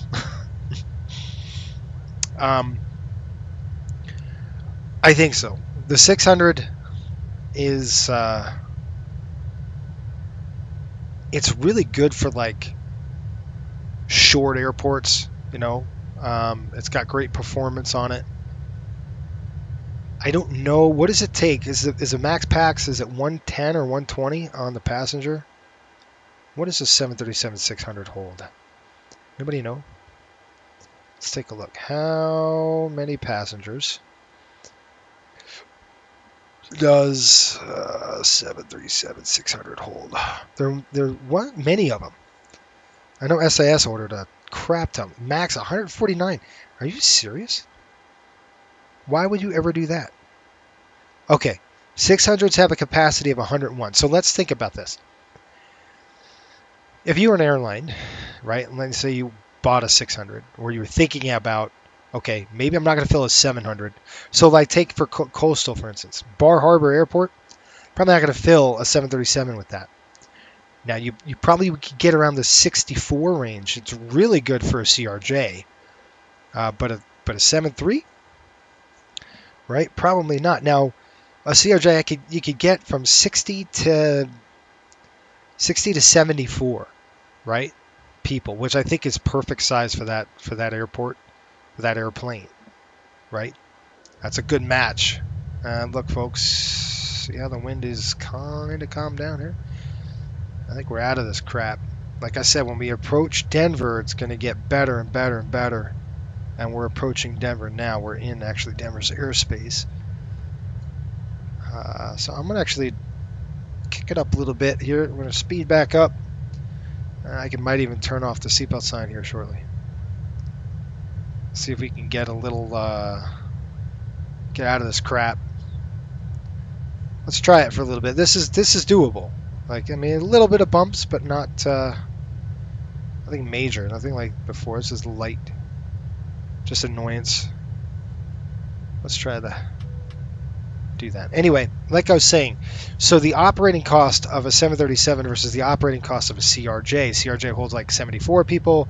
The 600 holds, 101. What I would use the 600 for is a real short airport that you need high performance at. So like that you could pack the house. So let's say, again, if you're filling up, let's say Bar Harbor, you're filling up the CRJ. 74 people every day, you're filling it up.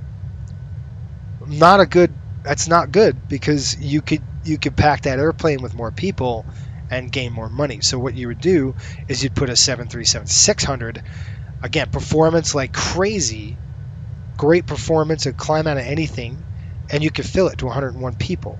So you're making more money on the 600 than the CRJ if you're full, right? So it really depends on what the route is. If it's a long, thin route or something like that, small airport, but you need high performance in, the 600 is the way to go.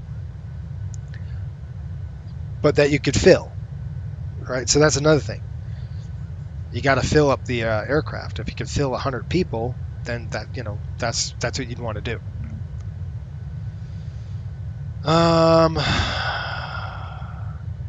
Jason, could you go over the coding, how to read weather format, please? Absolutely. Yeah, okay. The METAR? All right, let's do that. For sure. We'll go over the METAR. Let's plug in St. Louis. And I'm going to do this so you guys can see what is Aguande. All right. So this is a TAF report. So if I click on the METAR here, it'll bring the METAR up for St. Louis right now. You can see that, I hope. And if not, I'll just open it up. So it always starts the same thing. Look at the bumps coming up, folks. We're just getting the snot rocked out here. There's nothing I can do. It sucks. It's one of those days. When I flew back from Atlanta, it was just like this. It was just whole flight. St. Louis was crappy, and then we head toward the west. It started smoothing out for us. I got to post all those videos. All right, let's do this. So take a look at the first portion here. You know what I'm going to do? I'm going to try to do something. I don't know if it's going to work, but I'm going to try it.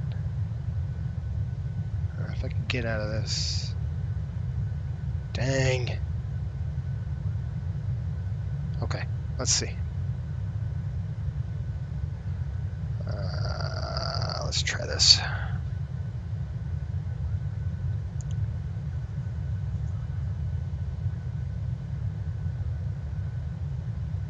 And I'm going to try to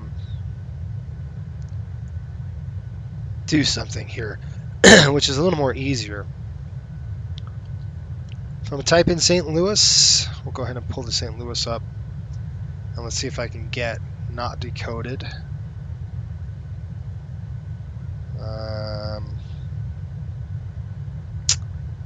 Where is it? This is decoded. Okay, here we go. Just copy that. I want to bring this up to here. Okay, and then what I'm going to do, I just think it's easier if I did this, maybe.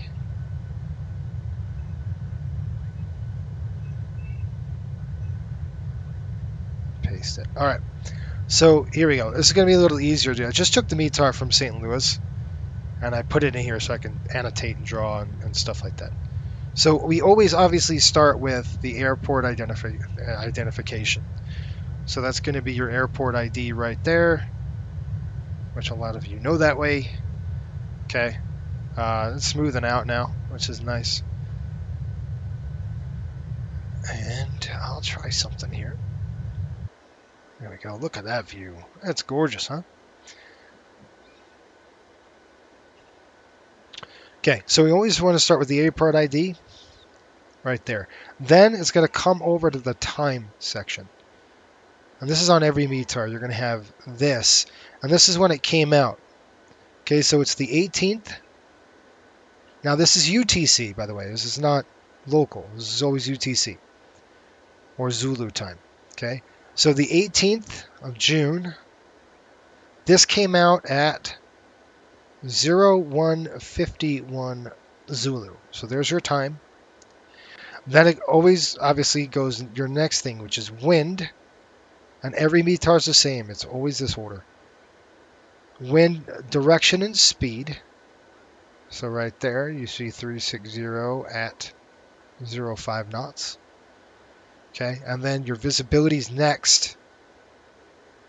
Wow, look at that. We getting thrashed again, guys? Jeez, I can't catch a break. Visibility is next, obviously.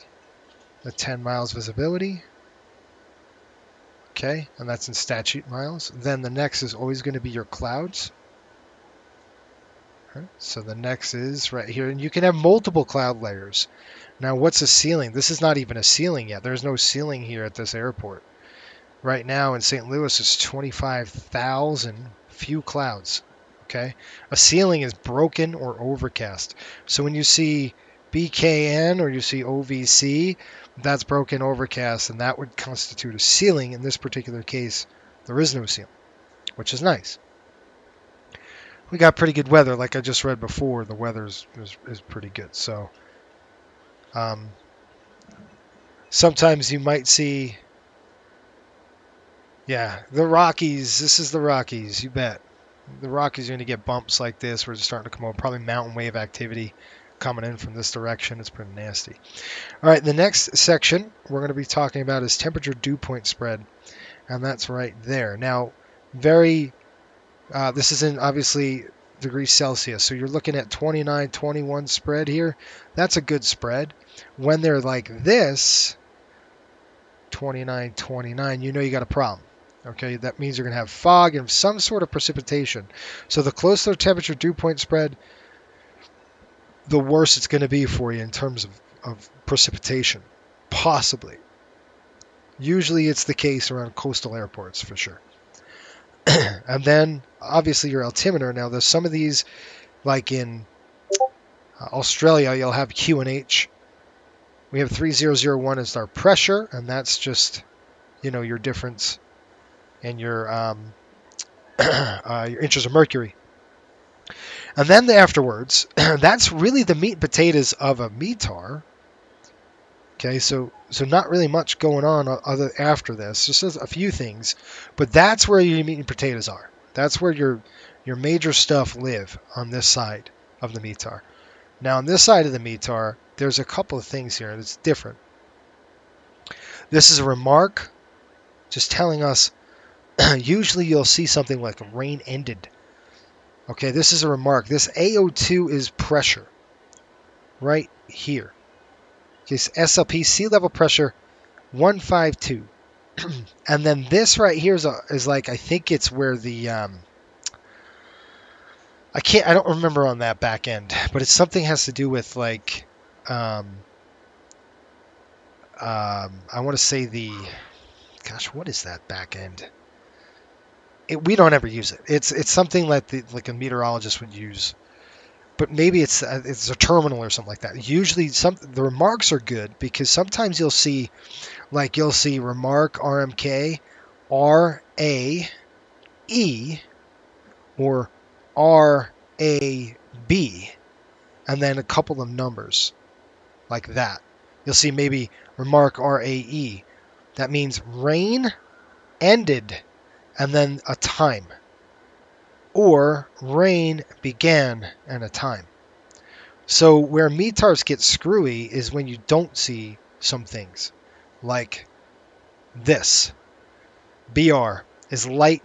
That anything with a negative is light, positive is heavy. So if I go like this to BR, that's light mist. What about that? You guessed it, fog. What about smoke? It's FU. No, I'm not trying to be snarky. I'm serious. That's what it is. Smoke is that indication. So you have some of those weird looking things. Haze is going to be HZ. So you have all those different things that come with after the visibility. Blowing smoke, you'll have like BL and then FU or something like that. But anyway, you could see that's kind of how the METAR is laid out. And it'll tell you the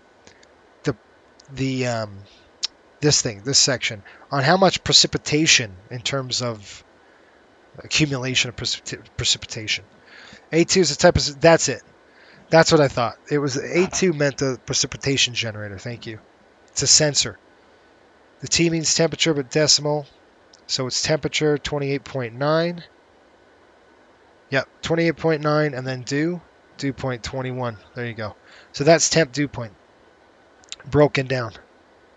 28.9. I never look at it because you're always looking at the other one, and then your dew point is 21.1, and so your dew point temp dew point spread is right there at 29.21. Cool. Round it up or down. Hopefully that helps. Did you learn anything, or pretty much? I'm sure pretty much a lot of you just kind of look at that. But the thing is, the more you do this, the more you look at this stuff, when it's coded, the easier it gets, right? Tabs can get a little interesting as well. Cool. Good stuff. Thank you, Tom. I never forgot. I mean, I always forgot. I knew the sensor was there, but I didn't know sea level pressure. I didn't know after that. I was like, because I never look at it. And look at this. Still getting it. Now we're over the Rockies, so we're getting thrashed. Let's see what's going on with the aircraft inside here. What are you doing, airplane? It's getting rocked around is what we're doing. MCI, we're going direct to Kansas. Is that correct? Red table direct to MCI. We're going right there. Yeah, it's just rounded up in the METAR. Rounded up or down. Patrick, looking good, Jason. Great questions and nice information from the crew tonight. Yes. How are you, by the way? Our fearless leader and the we got to tell Patrick we've got it integrated with SimBrief now, and that's really, really cool. I like that feature. It's really nice.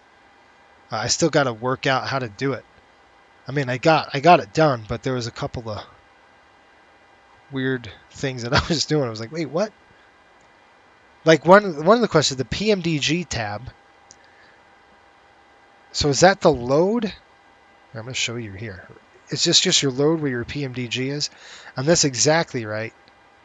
Let me pull this up so you can see what I'm talking about. So this tab right here. So this load 84.9, is that going to go into, I guess it says resend dispatch to SimBrief. So you could do that.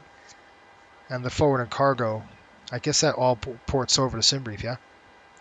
That's pretty cool. I really like it. Yeah, it's definitely good.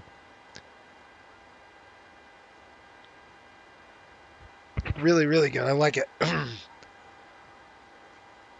you just made that change because I flew this morning and I didn't see it.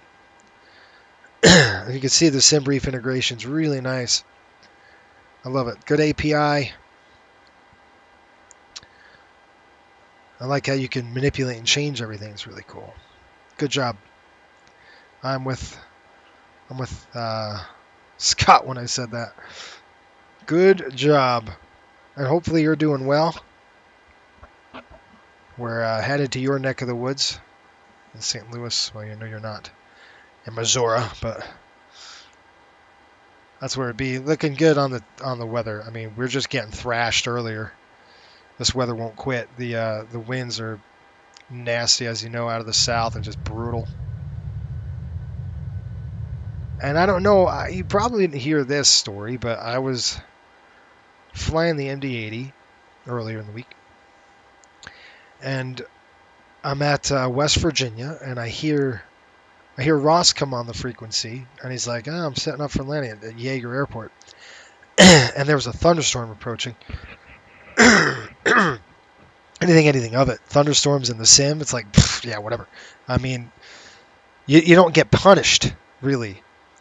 And so I'm sitting there on and a lot of people heard this story, but yeah, 84.9 PMG empty weight, yes. So the numbers are reworked for direct input. Good deal. That's exactly right. METAR lesson, will you be doing some more Patreon tutorials? Yeah, Sean, I've been just swamped, but I'll get some stuff out for Patreon. I'm thinking. I don't know. I don't know what you want to see. So it's kind of like I've got some old ones that I could put in, like some 737 masterclass stuff. I still got a few of those I'm going to dig up and start throwing on there. But I'm working on content like crazy for training. Just a ton of it. But anyway, I'm getting off a tangent again. We're sitting on the runway, and I line up for takeoff. The thunderstorm's over the top. It's raining. And my airspeed indicator goes to 80 knots, and I get wind shear alerts. And I'm just sitting still, right? It's wind shear warning, And I'm like, holy smokes, that simulated a wind shear. That was really cool. And then it just, the airspeed went to 80, and then it just went back to nothing, and then it went back up to 20, and then back down. So it was really cool. I taxied off the runway. He had to do a go around. I get back on the runway, and then a microburst hits. Or I didn't get back on the runway. I stayed next to the runway, and a microburst hit. And I know it was a microburst because my nose of the airplane went straight up. And I started getting blown back.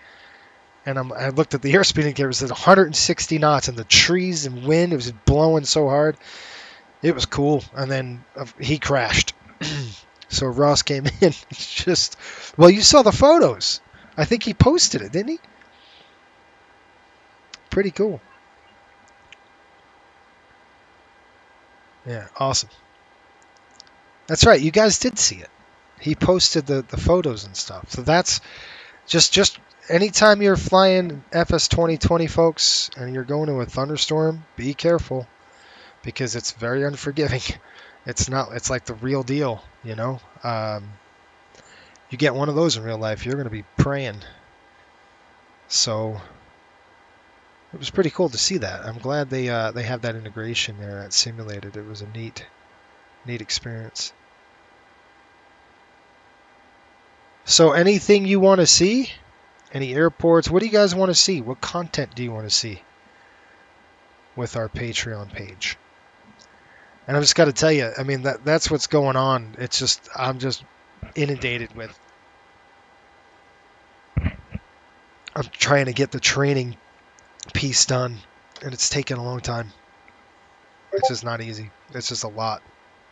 It's a lot of work. So like any free time I get, I'm just cranking back into the training section.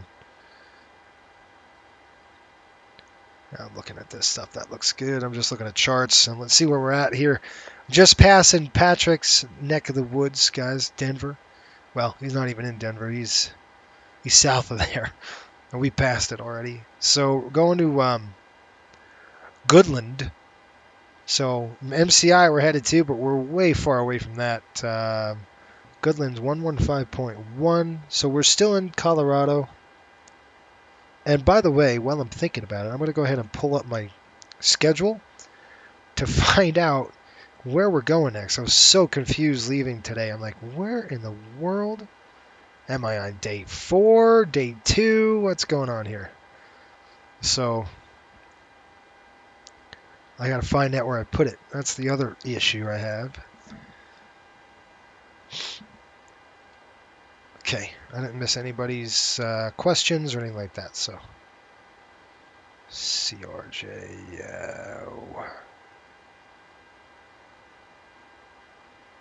I'm trying to look at my schedule so we can find out where we're headed to next, and I don't have it there, so I'll find it here in a minute. It's somewhere, folks. It is somewhere. I heard a lot of airlines are canceling flights because they don't have pilots to fly it. If you believe that or not, isn't that crazy? Pilots can't get enough pilots because they fired them all. That's nuts. Look at Denver, Colorado, I should say. It's a little flat and windy.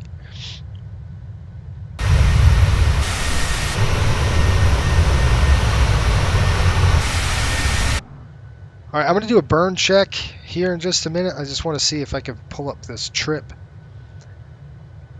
That is not the trip we went on. Trip 2, was it? Nope. It was Vegas. It's one of these trips. Vegas to Reno, Las Vegas to Sacramento. Yeah, okay, that was day 1. All right, good. So LA43 is what I'm looking for. It's called LA43. And if I could get the actual trip down, then I could print it and have a copy, which I want. Now I need to figure out, was it as said LA43? LA41, 43. Did I find it? I found it. Okay, cool. So this is day 2, starting day 2. We've got, we go from St. Louis to Des Moines, Iowa. I haven't been to Des Moines ever. I don't think once I've been to Des Moines. Sean, I have a few ideas, but some of them might be more Navigraph type content. Okay. Yeah, let me know in the chat. And then go to Patreon, or just IM me, and then I'll take a look and see. Because I got to be careful with that. You know, I don't want to do any of that treading on potential stuff like that. But anytime like I said, anytime I have, it's dedicated to getting the training piece running. Just because it's taken so long. It is a long process. I've got the first one filmed, but it just takes, like, just give you an idea, it's like one module is like 40 minutes, and then, so think of that, there's 5 modules, there's, let's say, 5, 6, 10, there's at least 20 of them. Well, no, let's see here, 10, probably about 15. There's 15 modules, 30 minutes apiece, ish, give or take. So it's quite a lot. It's quite a lot of time, so it's a lot of work that I'm putting in. But when it's a finished product, it's going to be really nice. It'll be really nice when it's done. Okay, I'm going to print this. Because I believe Des Moines, Iowa, we have an add-on airport for Des Moines, and I'm going to check it with you in just a minute. I got to print this, folks. How do I print this thing? Let's go like this. Print. And did you like that MD80 Chronicle? Did you like that video? But again, it takes forever to do something like that. It's a 12-minute video, but yet it took 6-7 hours to produce. It took a long time. This always takes a long time doing those kind of things, but they're fun. I love doing them. Okay, I'm going to try to print this thing right now. Let's see if it works. Come on. Of course.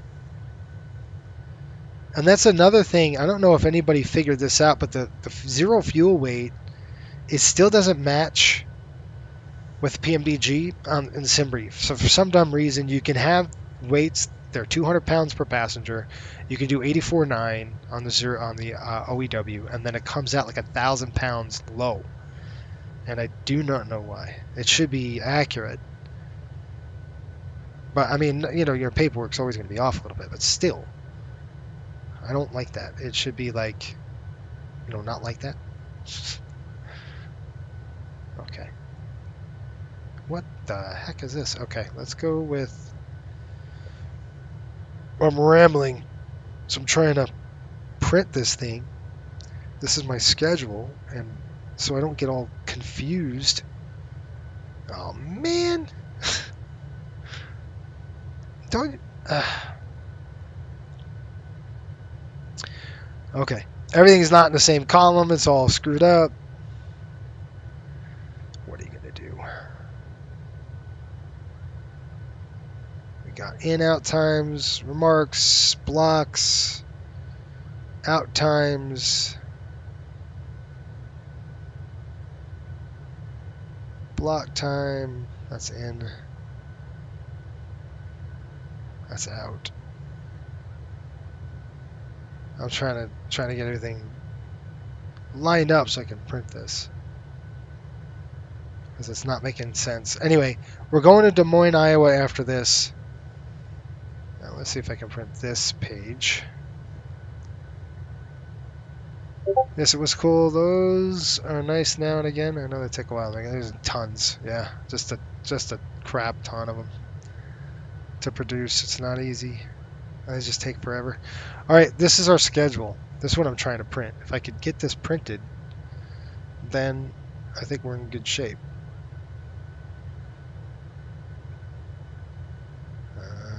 No. Oh, where's a college student when you need one? No, there's a way to print these. And I do it all the time, and it's for some dumb reason I cannot print right now.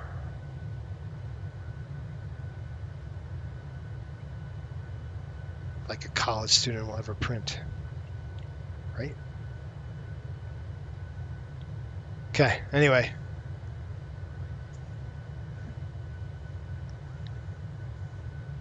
Today was today the first stream of your panels? Yes, it is. This is my panels work again, folks. I got it working probably 2 weeks ago. I got it working, but last week I went on camping trip, and so this is the first stream with the panels working, and I've missed them. I missed a lot of them, and they're really fun because they are fun. All right, well, let's take a look at this. Let's take a look at Sim Market for Des Moines. Des Moines. All right, so this is another app I'm looking for. Is that this FS Realistic looks pretty cool. It kind of messes with your camera, so it gives you a little bit visual. So I might go ahead and in a few moments we'll be purchase that. starting our in-flight service. We'll be serving complimentary drinks and snacks. Please look in your seat back for a list of complimentary and premium drinks. Premium drinks are available for a small charge. If you wish to make an additional purchase, we only accept credit cards. All right, so Des Moines, Iowa, I believe there's, excuse me, I think there's FS Scenery does it. Let's see, that's €6.55. That's a good price. And does anybody have DSM other than this? Like I said, I haven't been there in quite a long time. I mean, it's pretty good for the price, right? And it's better than default. I don't really think like any of the heavy hitters have made this. And he does a pretty good job. I have his Oakland scenery. It's pretty good. I mean, like I said, it's good for. It's pretty good. So we'll have to go. I'll have to purchase that Des Moines because we're flying there. That's why I always like to look and see. Well, anyway, back to the flight deck. I'm gonna check. I'll check Orbix or this contrail thing. I think it's called contrail.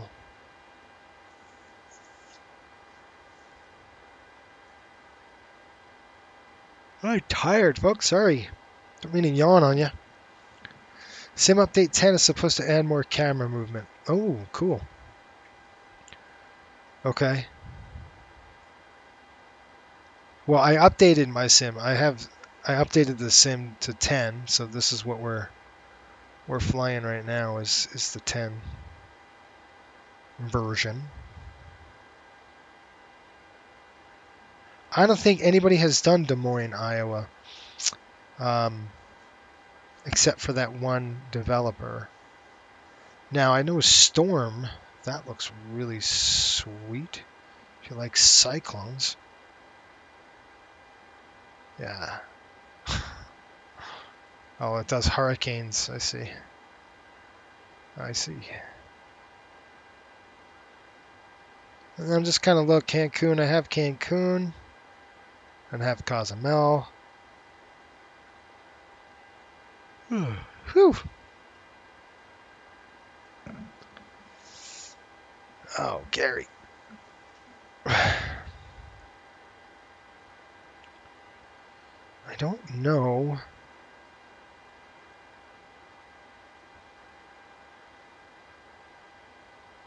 I know, yeah, Microsoft Flight Sim Scenery Builder does it. I think that's the only one that I can see that actually does the scenery.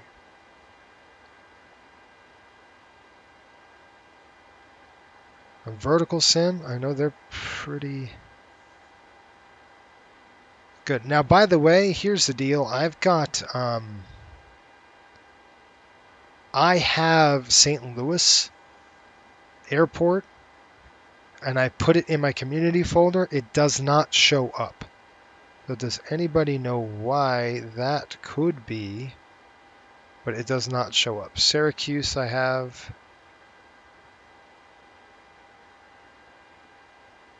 Huh. Yeah, I think I'm going to have to go to, oh gosh, Flight Sim TO, let's see. Flight Sim TO, if you've never been there, they do some good work. They've got some really good stuff for, a lot of freeware there, which is pretty cool, considering that it's free.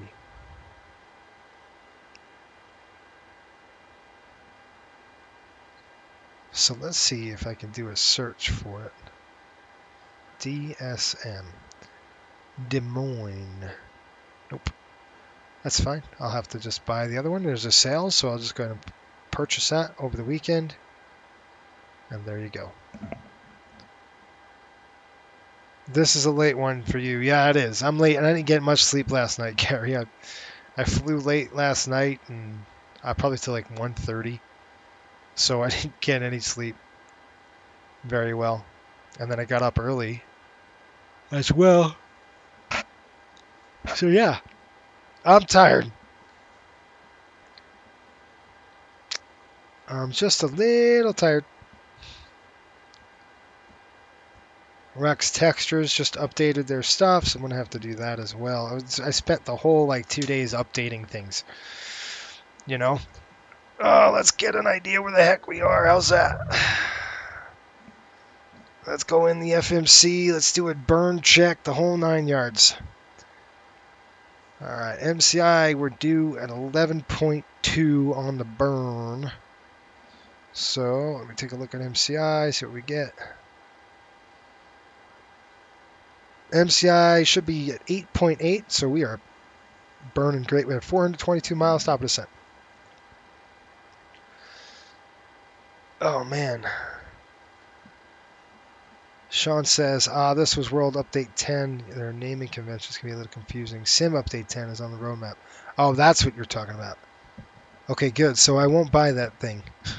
Because if their cameras are going to be better, then I won't spend the money on that. If they're gonna have cameras, why do that?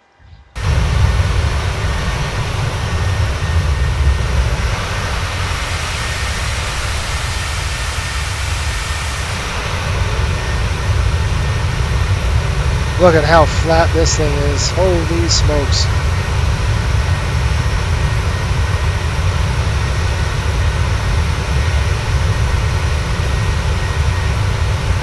We are in the flatland, Kansas. Coming into Kansas right now. Gosh. Whew. There's nothing in Kansas.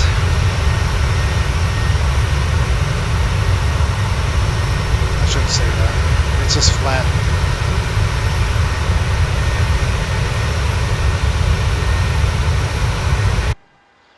Good old flat Kansas. Lots of farms. I believe that's when they are hoping to have some of their weather radar. I read that today that they're letting the developers have at their SDK for the weather and terrain.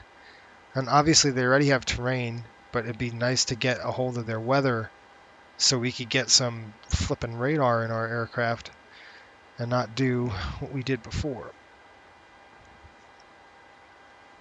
Okay, good.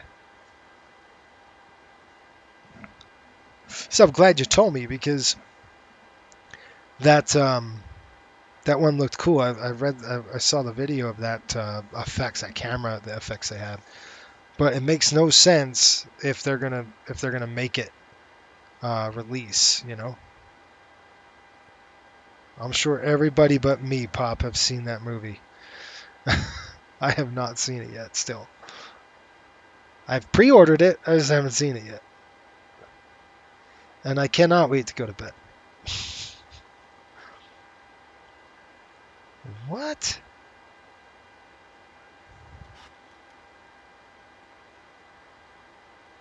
So what in the world?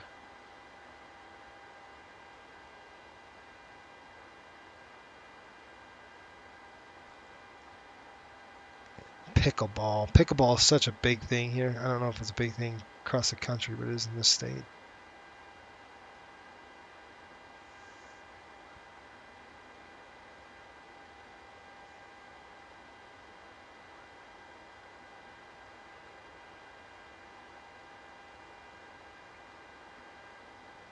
And the monkeypox thing's coming out. That's just fantastic.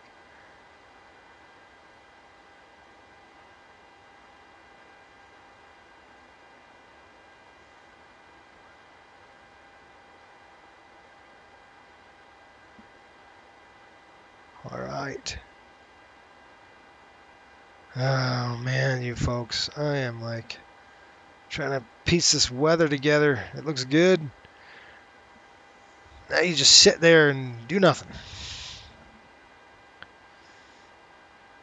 Sean, what does Sean say? Sean, I haven't yet, but I've heard it was great. Pickleball is huge in Florida. So, okay, it's probably across the country. It's not just our state. And like everywhere you turn, somebody's playing like a championship pickleball game around here. It's crazy. But I'm guessing that's a thing across the country. And it's here to stay.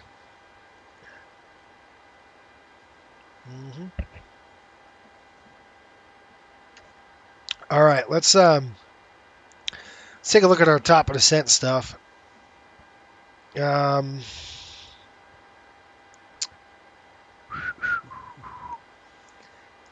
3. So I'm going to pop that open. The approach into St. Louis.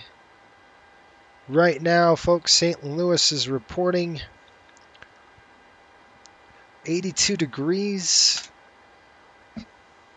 Good visibility. And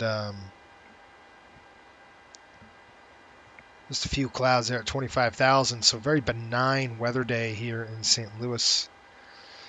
Visual approaches are in use. We're going to go to the 30s. 30 rights now. So we're going to go 30 left, 30 right, or 30 right in this particular case. The whole 9 yards. It will never beat the original, but it was a good movie. See, I heard it was better than the original, which is crazy, because how can you get better than the original? But a couple people said it was. I'm in PA. It's not big here. Mostly the sunny states, though. Okay. Yeah, so Florida. I see why it's big in Florida.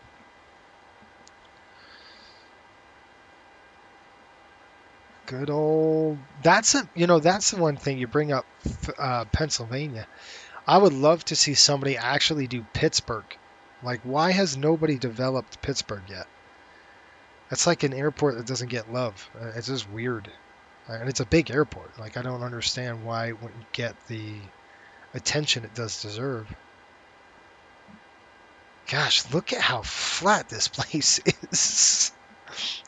This is in Kansas. Holy cow. I mean, nothing but just nothing. Flat. All the way as far as the eye can see. Oh, man.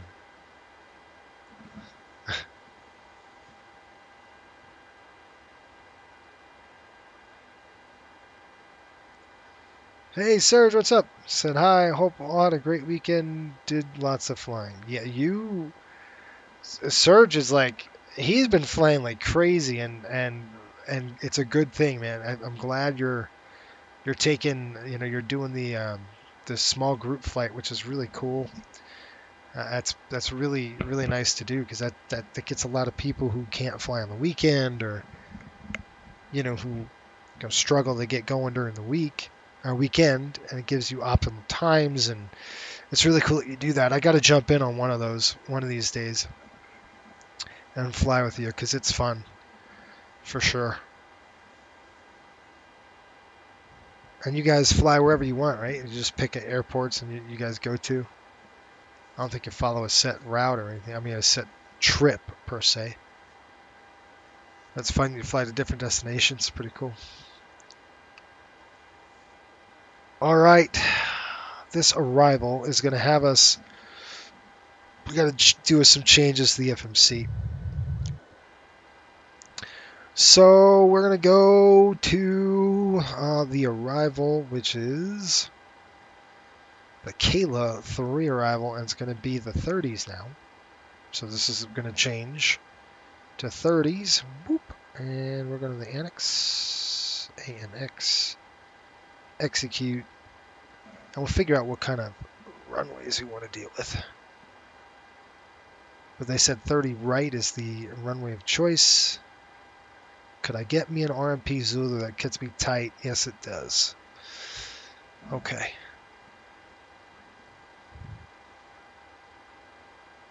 TG Maverick is the best movie I've seen in probably 20 years. Are you kidding me? Okay, Rocky, if all's well and the stars line up, I will be there.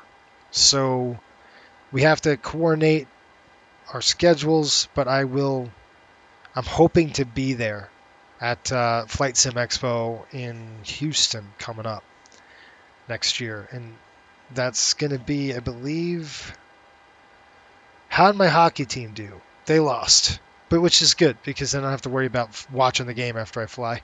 So I was telling Pops, I'm like, if they're going to lose, just lose. Just don't string me out, string me on. Just lose the game, so I could get on with my life and not deal with any of this crap I'm dealing with.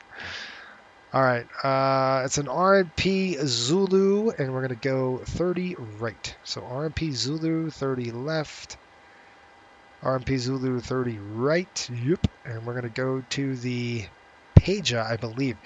I'm not going to do anything yet, because I'm going to look at Kyla and see where it spits us out at. It doesn't. It spits us out at fluid or flood. And I don't think that's a transition. It sure isn't. So let's see. See, I wish they would have.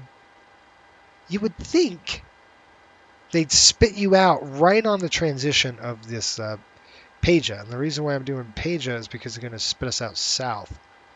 So we're going to have to find out what we're doing. I'll go there and there. Whoop, through that.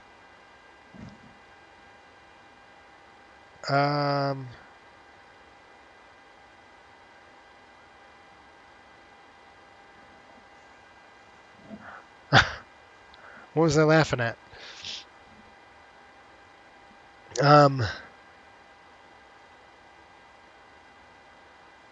You're talking about the hockey game, just lose so I can get on with my life? It's true. If you're going to blow it, don't take me to Game 7 and blow it. I mean, I want you to blow it early. Just suck. That's all. Just be terrible. So I'm like, okay, we're not going to win. Just done. They string me on 2 Game 7s, and then they blow it. I think next year they're going to be really good, though. I think they've learned a lot this year, and they learned kind of what to do, and it's going to be good for them. All right, I got to back up this approach, folks. So let's go to close. We're going to go to open charts. Yeah, Rangers. Yeah, I got it. That's what we were laughing at. Bunch of punks.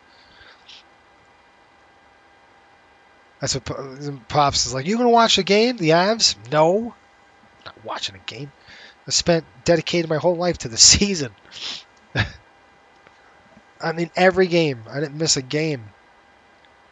And well, I missed one game. Pops said, "Don't even watch this," and it was like 7-4. It just got killed. That was the only one I didn't watch. The rest I did. All right, so I need to back up the ILS 30. Right, so let's just pull that up. Guys, and I'm fatigued. I'm tired, so I'm going to screw up. I need your help. So if I mess up, you got to tell me. You got to be on top of it. 111.3 is going to be the ILS frequency. I'm just going to back that up on the back end here, just so I have it. And I do want to tune the VOR. I believe there's a VOR on the field. I'm going to say St. Louis does have a VOR. I'm just going to think. It sure does. 117.4, so I'm going to plug that in. 117.4. All right, there we go. Is this flight over yet? Okay, so what do we do after Des Moines? We have to fly back. Des Moines, Iowa, then we go to Denver. Not bad. Okay, that's pretty good. Des Moines to Denver is quick. St. Louis to Des Moines is only an hour. So next week it's an hour flight. Woohoo! Okay, and then after that it's about 2 hours to Denver. Then we go Ontario, which is a quick one. Oakland, which is awesome. And then Vegas. So I'm excited for those because that's going to bring us around an hour and 20 minutes again. Hockey's hockey. I love hockey. Yeah, so do I. I'm with you. But, you know, it's nice when you're retired. You're not working 2 jobs. 3. Scott, are you on top of me?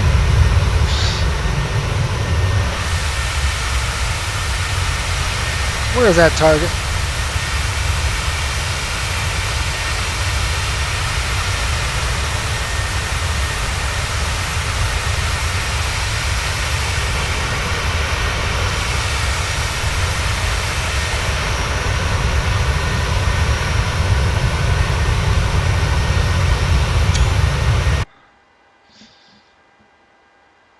Was this a 4-day? Yeah, this is a long flight. This is a 3-day. This is a 3-day schedule on day 2. Day 2 puts us, again, St. Louis and then Des Moines, which isn't bad. See, now it says 15:10 we should have left. What? What in the world? The times are all screwed up, folks. We should have left at 15:10. What did I say? 20? Well, guess what? We're going to leave St. Louis at 20:40. The times are all jacked up. Oh, well. We can do. Oh, there's MCI. Look, you see on the screen on the MD? Here, I'll show you. Look at that. You're 22 miles behind me. Good. There's something there. Holy smokes. All right, I'm going to fall asleep. When it's ready to go, just smack me and wake me up. I wish.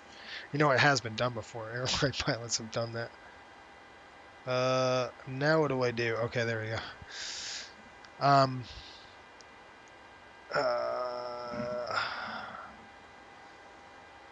Oh, you got one on the July 4th coming out. Pops has got a new video. Cool. We're going to Napoleon. What kind of name is that? Napoleon. It's weird.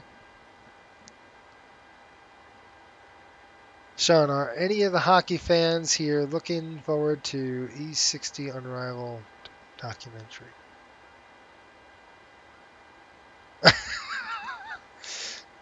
He already fell asleep. So, funny story. I was traveling. I had to go to Kentucky. No. Yes. I went to Kentucky And I've got, by the way, I've got a photo, a video I might upload this weekend. And I love this airplane. It was a 757-200. I love the airplane. And we land. I mean, by the way, the winds were gusting 35 knots. So I'm listening to air traffic control, live ATC on my headphones, you know, on the airplane. And I'm listening. And I know you think I'm crazy, but I love listening to it. And then all I hear is low level wind shear, you know, 35 plus minus 15. And I'm like, oh, this is going to be a fun ride getting down into Atlanta. And I'm sitting next to a pilot, and he said the 75 takes turbulence like it just takes it great. Right? You don't have to fight the airplane down. It's nice and smooth, and it'll just. And sure enough, here we come. We're down the chute. We're flying. I mean, we're speeding. You could tell we're fast. You know, you could tell the flaps are set at a high interval. Yeah. You are. Good night.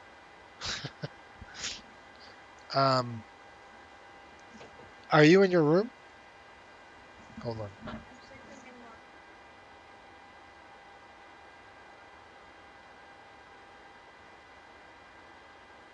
So we're coming down the chute, right? And it's like I said, it's real fast. You could tell you're just picking up speed. It's just fast. It's gusty. The winds, you know, the wings bouncing all over the place. We're bouncing, and we land. Good landing. The airplane's just, you know, not slowing down. You could just tell. It's just we're not gaining. We're just not slowing down. And then he slams on the brakes. I mean, just not a little. It's like this enough where it felt, and I think I heard the anti-skids kick in, because you can hear this whizzing sound right under me, like pulsating, and I'm like, man, did the anti-skids just kick on? And he turns on. We don't even get all the way down to the other end of the runway. We had a back taxi, by the way. We had a back taxi all the way down to the other side of the terminal. I think that's what it was more than anything. But it was a very interesting. It's weird. It was just a weird deal. Did you hear about the European pilot who fell asleep at the flight deck? No, but I could see why. Napoleon, the name of the town. I've been there. Yeah, that's good. We're flying. We're gonna be flying over it, Patrick, here soon. ANX on my ND. You can see that right there. That's Napoleon. At least there's some form of life coming, right? Anyway, we slam on the brakes, and Southwest doesn't do that. Like Southwest will, you know, when they land, it's, you know, sometimes they'll get on them if it's a short runway, but normally it's just kind of a nice break in, just kind of roll out and nice. But every Delta flight, I don't know what it is. I think it's the Atlanta thing. I mean, just slamming on the brakes. And I'm like, what in the world? I mean, not just the 7.5, and he hit it hard enough to where the dang the brakes. I'm telling you, I heard the anti-skids kick in, and I'll show you when I upload the video. You'll hear it. Just listen to it at the end. You know what's coming now, but listen to this thing, and you're gonna hear the anti-skids kick on. And I'm like, honestly, he just lock him up. And I can't tell if he locked him up to get off quicker, or because we were running out of runway. Probably a combination of both. But the way we got off, I'm going to show you where we got off, where we exited out. I gotta figure this out. I'm just trying to get my bearings. We came in on 8. And we went down Victor. Okay. We came on 8. That's probably why he did it. Okay. I'll show you. I think I know why he did it. I just answered my own question, but I think it's fun. Yeah, something's going on. Something was going on, Tyler. There's probably that too. So we land on 8 left. Okay, so you can see 8 left right here. We land on that thing. And he just slams on the brakes. I mean, right where this hot spot one, I mean, just dead on stop. I guarantee that's what he said. He said, can you make Bravo 11? And he just got on him and then just exited right off Bravo 11. We came off Bravo 11 and I'm going, what? And I'm just scratching my head like, why in the world would you engage the anti-skids that hard when you have another 2,000, 1,500 a runway? It just makes no sense to me. But that's probably what it was. It was probably the fact that there's an airplane right behind us because they stack them in close. I'll have to show you. You know what? I think I can show you now. Let me see something. That'd be really cool if I can show you right now. I don't know if you can hear it. You probably can't.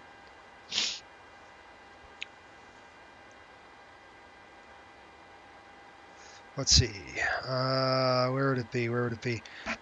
Just indulge me in this, and then we'll start working on the descent here, planning. But I want to show you if I can show you, you'll know what I'm talking about.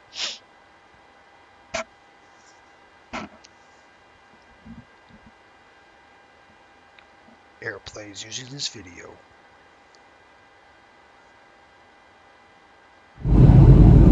Can you hear that?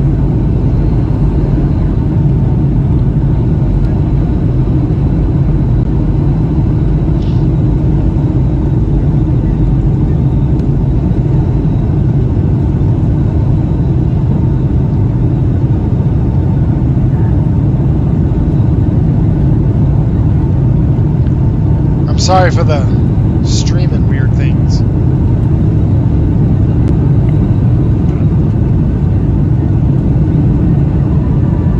Yeah, it's a high-speed taxiway. It's kind of it's stuttering right now, and see, we got the boards out. You know it's fast. And remember, it's gusting 35 knots right now, so it's wicked.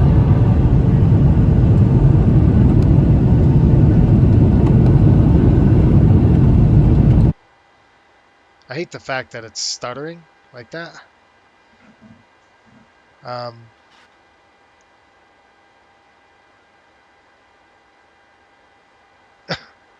There's a video that Premier 1 driver did, and the tower controller is basically saying, if you don't exit the runway immediately, I'm going to have to have a number for you to call. Yeah, right. I would say, yeah, okay, dude. I don't think so. I'll get off when I'm able.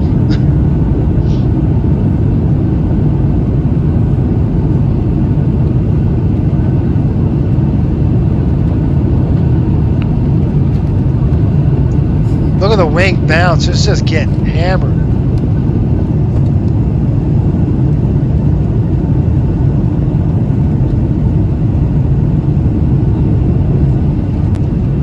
I don't know. I don't like how it's stuttering. You know, it's probably my graphics card can't keep up with this. Both things.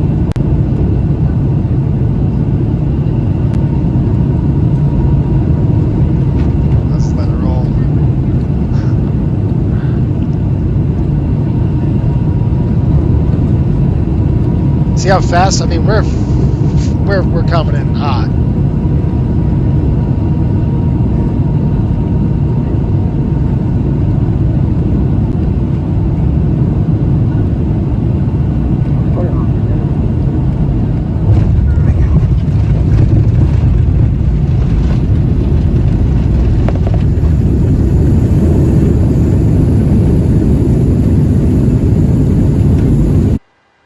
Okay, so there's Charlie Bravo. You guys see that right there?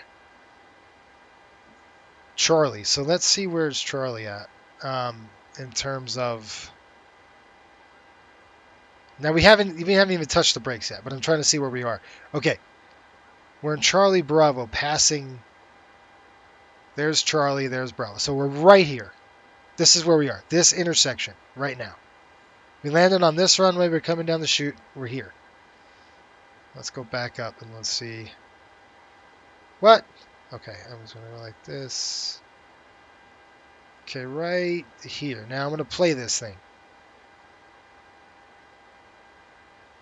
Oh, I can't hear it. Hang on. See how the airplane shifted?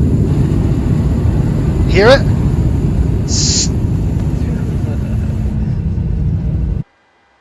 See, and I'm like, wait a minute. Did he just get on the... See, normal, right? Normal, normal, normal.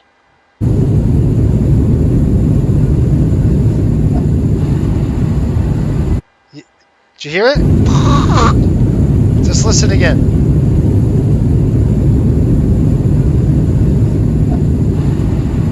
Right now.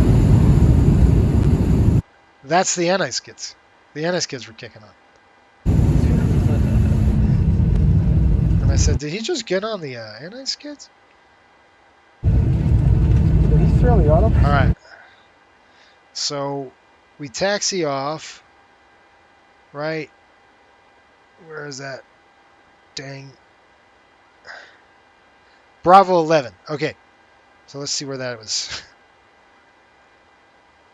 See, Bravo 11 right there. See, at that high-speed taxiway we got off, it had to be another airplane was behind us or something like that. We had plenty of runway, so like I can't. That's hard on the equipment, right? I mean, that's hard on that aircraft doing that. Anyway, how cool. Let's just rewind that right there. And then I'm just going to keep fast forwarding to see if another airplane lands on it. But you can see there's no other aircraft. Look, there's nobody on the runway. Still. Look, we're back taxiing the whole length of this runway. Right there.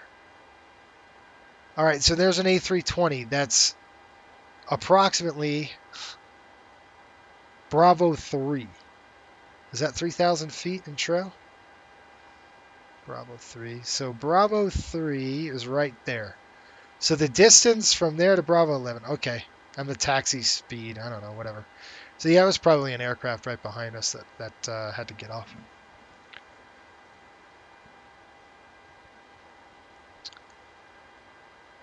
Yeah, those wings flex a lot. That's exactly right, Gary. I mean, we were taking a beating. Low-level wind shear warnings. It's really cool. I got a 717, so I'll post that as well. I got a 7.3 and another 7.5 300. So I'll post all those videos. Maybe I'll do that this weekend. I'll post this landing, and you guys can see and check it out. It's quite fun. It was cool.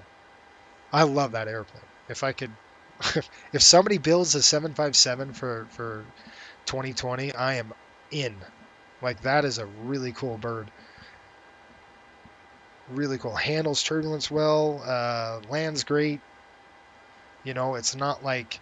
And then I got in a 7.3 and like every bump, like, you know, the airplane just shaking. Wings bouncing like crazy. I'm like, holy smokes, it's a difference. Big difference. All right, where are we?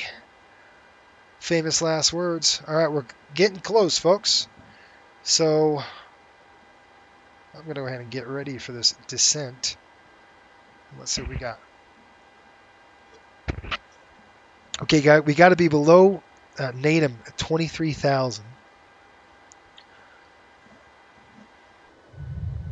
So I'm sure that's what it was. I'm sure it's like, take that high-speed taxiway. You know, and just gone on them. Of course, I get it. We try to do the same thing in our sims. When somebody's right behind you, you try to get off as quick as you can.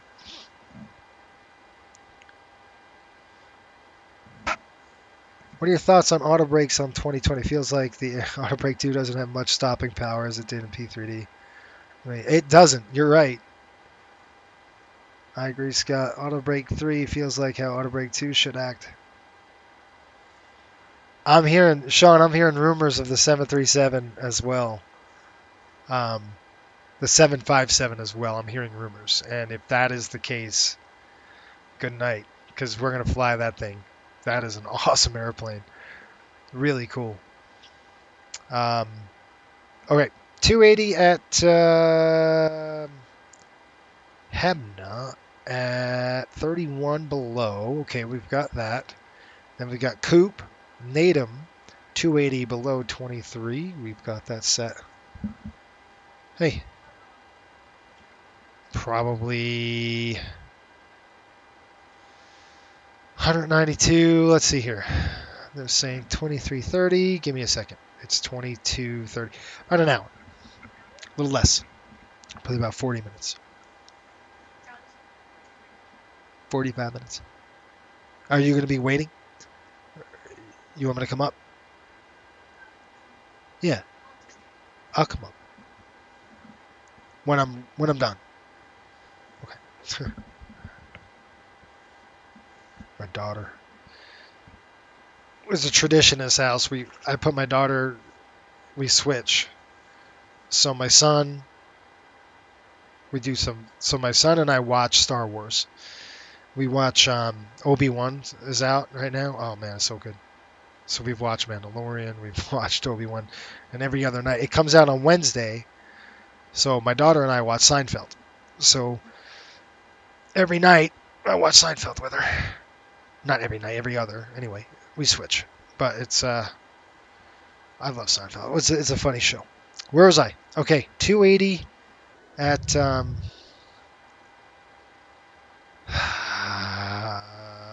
there we go. 280, then Kayla's at 11,000 feet. Then we've got Gibby at 15 to 11. This one. Then Ooze at 10 to 11. Hoot 8 to 9. Where's Hoot? I don't see a Hoot. I see Schneider. Then there's Hoot 7 to 8, and then Pija. And then vectors. You see how this is? We're going to go like this. There's the Pija I was looking for.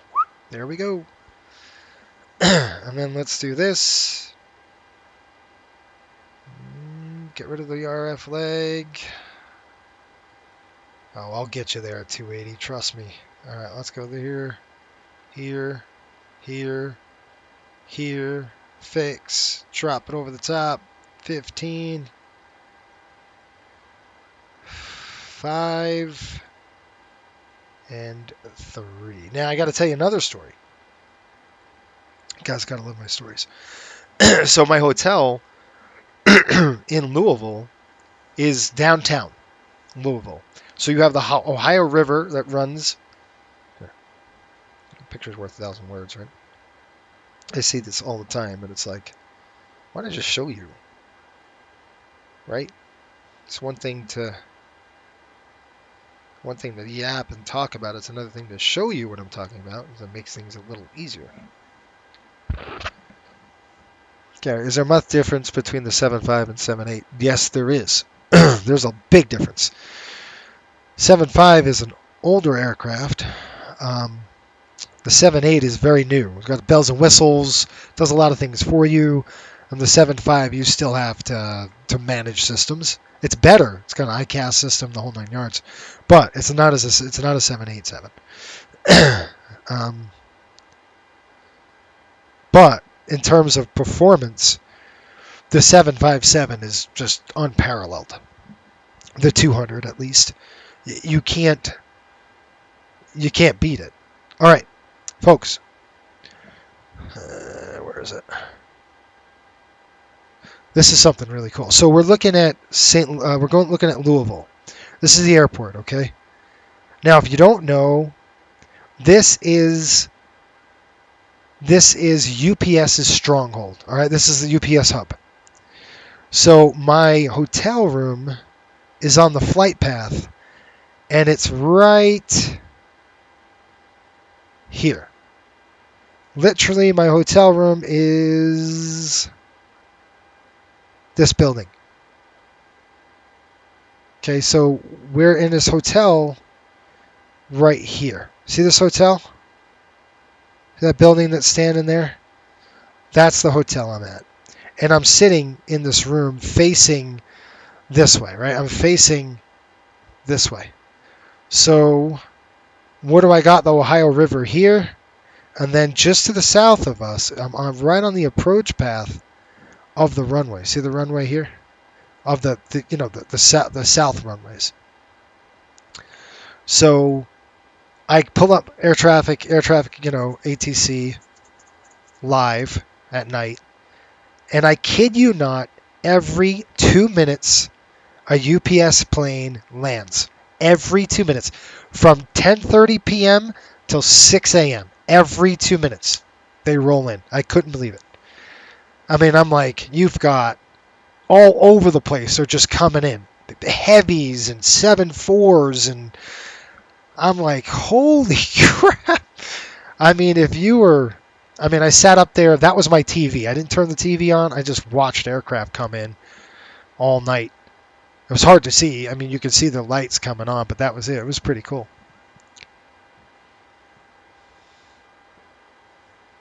Yeah. Yeah, 7.5 and 7.6 are the same type ratings. Sean's right. 7.6 they consider that a wide body. And a 7.5 is not. It's considered a narrow body, which is stupid because the 757 has the worst wing vortices out of all the aircraft. The 757 is the worst for that. So wing vortex, the 7.5 generates a crap ton of it. More than your 7.6, more than all that. Your 7.5 pumps a ton out. So they should have been classified as a heavy, and I don't know why it's not. But it should have been because of just the wake vortices behind it. It's pretty brutal. All right, folks, we're coming in. You can see we've got MCI right off the corner, about 48 miles. And I'll show you what we're going to do here on the arrival really quick, just to keep you posted so you're not bored, which you are already, so am I. I feel your pain. I thought Vegas base was supposed to not have any of these flights in it. Apparently I was wrong. I was trying not to get one that would shoot us out all the way over here. Okay, let me pull this up and show you where we're going here. So Napoleon, we were going to hit Napoleon here, and then we're going to come down to Habna at 280310. Then we're going to go to Coop, Natum, again 280, 230, 23,000. Then after that we're going to Kyla. Then we've got after Kyla we got Beachmack, Jibby, which is this track, this south track. We're not going to go to the north track. We're going to go to the south track here. We got Gibby, 280, 15, 11, Uzi at 11 and 10, Snyder at 9 and 8. Then we go to Hoot at 210, then Pija at 5, and then we're going to stop right there at 5, and we're going to do our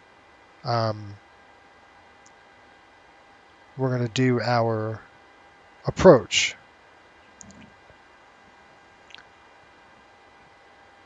There you go. The 200, yeah, there you go. The 300s are classified as heavy, but the 200s are. That's what I'm saying. It's like right on the cusp of a heavy. Which they said the 300 was a little underpowered. They said the 200 performs like a homesick angel when it's climbing. Crap, what was I doing? Oh, we're doing the RNAV. RNAV 30 right here. So we're gonna start right at that Pija at 5,000. I'll make sure that's a hard altitude set. Then Damoto right into Rubik, Leda, and then Rem, and then we're in. And then once we land into the airport here, St. Louis. And by the way, does anybody know why it doesn't work for me?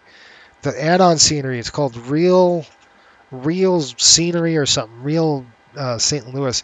It just doesn't work, which is real shame. It's a bummer. I've tried. It doesn't. I put it in my community folder. It doesn't recognize it, It's just the default scenery. So I'm like, what in the world is going on? When we land, we're going to land normally. Auto brake 2. We're going to slam on the brake like the 757 pilot did. We're going to get off on Echo 2. I'd like to. Taxi off on this high speed. We'll go down to Quebec, and then we're going to probably go to Echo Terminal, which is right around here. So we'll go Quebec, right to Pop, and we'll take Papa. Or excuse me, Quebec, where is this? Quebec Charlie. So we'll go Quebec, straight down Charlie, whoop, right into the terminal there. I don't know why I'm making that sound effect tonight, but I am. Maybe I want to. All right, any thoughts, comments, concerns, cheap shots? Speak now for hold your peace. Top of the set's coming. All right. It's so dumb, too. A lot of accidents came out from wake turbulence that were small aircraft following 75200. Yeah, of course. The 7, I'm telling you, that 757 is a beast. That is one beast of an airplane. All right. I'm going to pull my top cabin information up. Let's see what we've got going on in terms of weight. Gross weight 125.1, so we're under our maximum landing weight, which is I like. So I'm going to set a landing weight 125. We're probably going to be a little bit less than that. I'd say about 124.1 by the time we're done. About another 1,000 pounds burn. We're going to go flap 30. 30 right is the runway of choice tonight.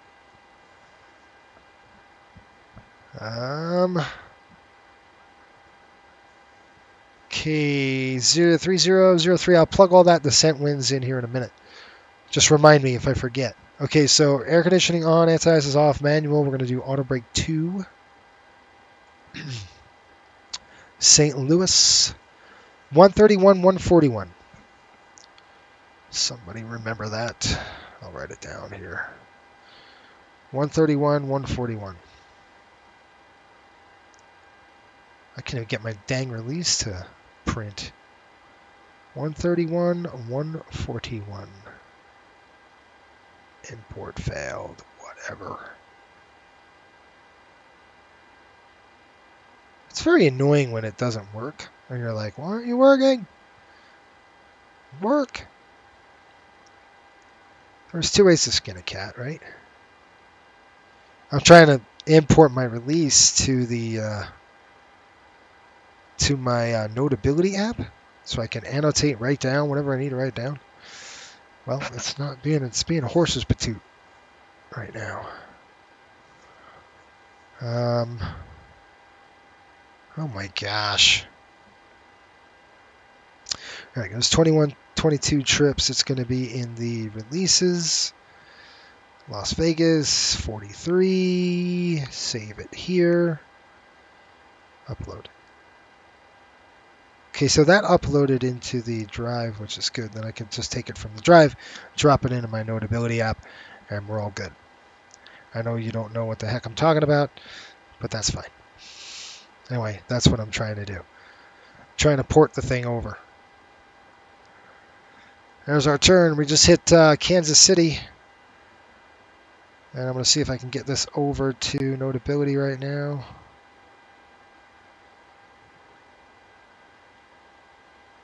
We're going to put this in our release. Southwest releases. Import it. Click done. Did it work? That's the next thing. Where are we going? SMF to St. Louis. See, I told you it would work. Just sometimes you got to go around the back way to get it done. But it got done, huh? Hang on.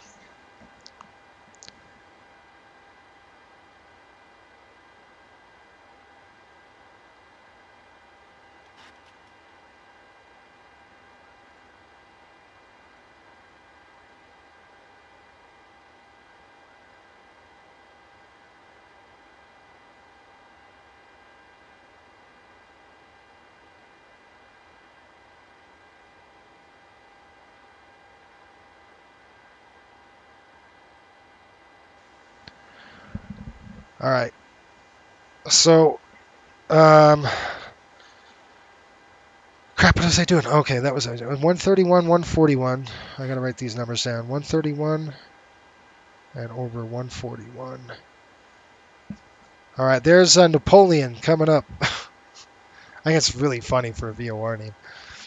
Doing a little research, neither the 75200 or the 300 should technically be categorized as heavy, but are under the max takeoff weight needed to be a heavy. Well, all right, do another thing. It's not okay. So wake vortices.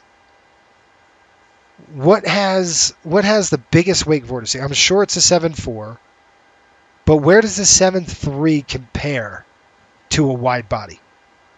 Because I know for a fact that 737 can really tear it up. I mean, I've seen it.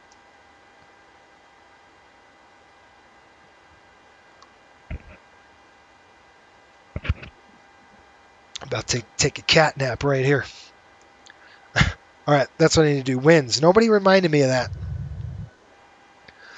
Let's get the winds done, huh? Let's go to descent. We're going to go forecast. Request the winds. By the way, folks, landing distance required is 6,799 feet. So 6,700 feet. Landing distance remaining when we're stopped about 2,200 feet, give or take. And they're working on a 700 OF, not OFP, but their virtual performance tool.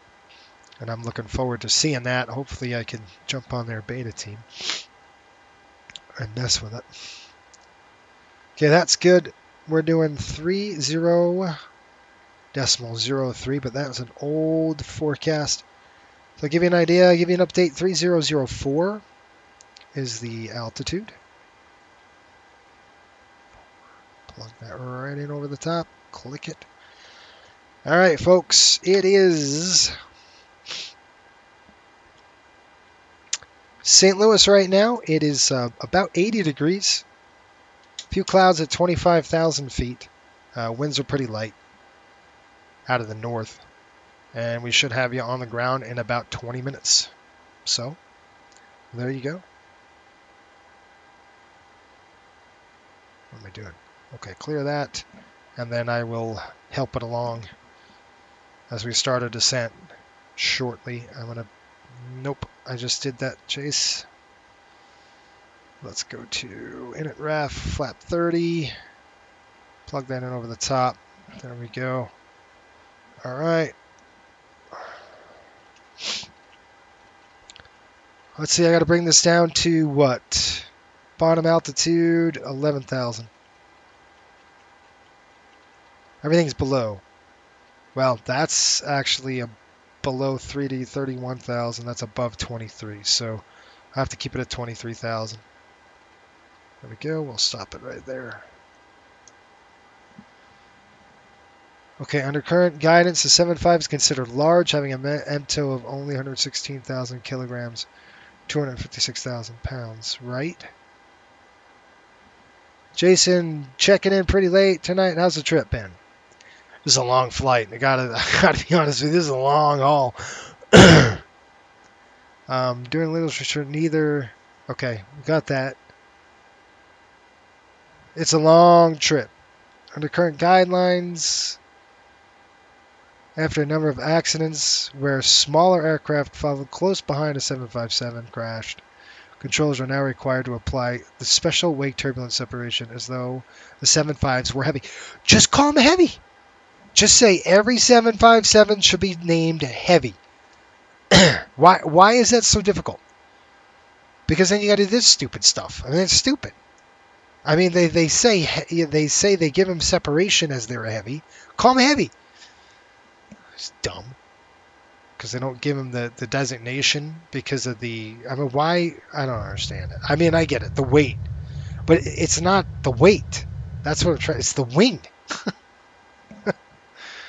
And the weight. Obviously,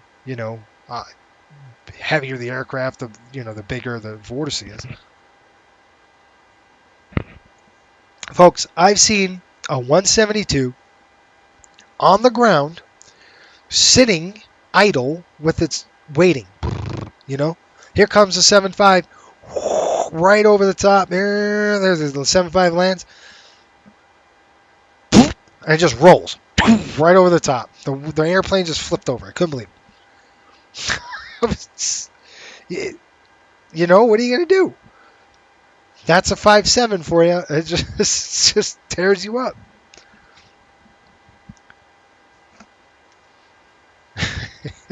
How'd you like to be a student pilot there? Your instructor. Oh, look at that. It's a nice airplane. Whoa! You know, you go over the top. It's pretty cool. I've seen it on video. If you YouTubed it, YouTube a 757 wake vortice, you're going to see some funny stuff. So yeah, you're right. The 7.5 generates enough wake that it's considered a heavy. That thing generates wake like a... I'm telling you. I am not kidding you. That 7.5 is wicked when it comes to wake vortices. And if you don't know what a wake vortice is, let me just give you a little education. It's really loud. So I'm going to have to do this inside the cockpit because I can't hear myself think. All right, so this, every time an aircraft flies, you generate wake. You generate wind. You have high pressure on top of the wing, low pressure on the bottom of the wing, and they want to equalize. They want to come together. They go out at the same time. So the wing is curved, so they meet at the same point back here. All right? Now, the problem is when you do that, over here, you have, if you didn't have winglets, you have these crazy horizontal hurricanes or tornadoes. Right? They just spin because they each it wants to equalize. It wants to come over the top like this, and when they hit, they spin. They cause turbulence, and it comes out. That's what these winglets are really nice, because it eliminates, or I shouldn't say eliminates, but it cuts the flow. Think about this. There's no winglet now like this. This is a split scimitar winglet. So when the wing hits this, when the wind hits this wing, it's now laminar, right? And it's really, really thin as it comes across. Same with the bottom. As it hits this wing and it sheds off that wing, it's very laminar. Okay, but before they had that, I mean, it was just like this. It's corkscrewed through the air. And a 7.5 generates massive amount. And if the wind's blowing right, it's going to blow that horizontal tornado right into you. So you got to know where your winds are and everything else when you're flying next to a 7.5 or something like that, because it could get your booty quick. Okay, top ascent coming up, folks. I think we got everything done except the checklist, and I shall run that.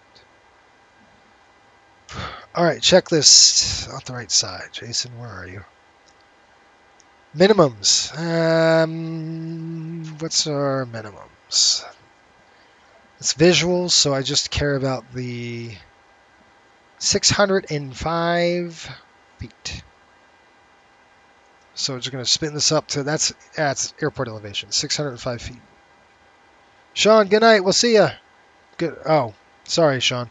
You're saying good night to Pops. Pops, we'll see you. Have a good night. I'll call you later. Not today, but I'll call you tomorrow. No exact word yet, but supposedly EFP tablet will be arriving hopefully shortly after the 600 release. Cool. Sean, are you going to get the 600? Is that what you're thinking about doing?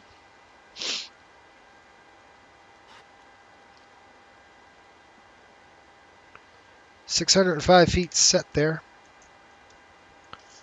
So minimums are set.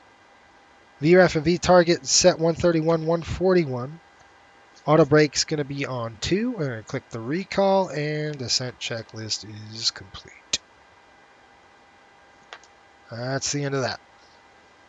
Seatbelt signs coming on.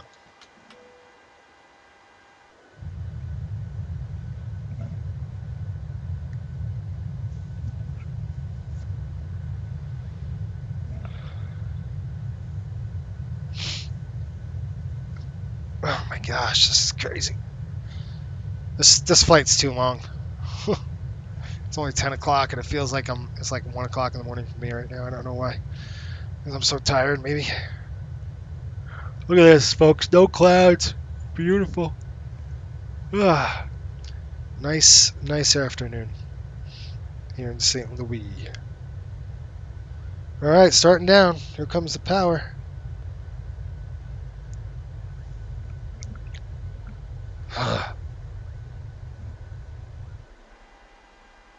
Ah, there we go. Finally. We made it.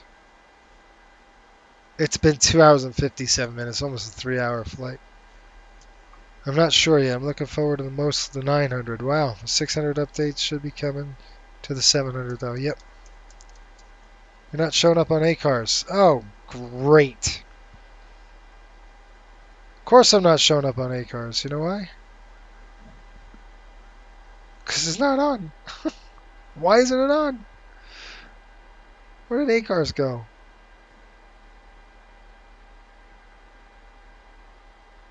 Ah, it's shut down. Oh, whatever. Okay. Well, at least it's filmed. I got the out times. When did we push? Anybody know? I think we pushed on time, didn't we? I gotta film. I gotta do it manually. Got myself a trip for real life coming up at the beginning of August. What do you got? What are you doing? The 900, just for good extra distance. That's funny. Oh gosh, it's too long.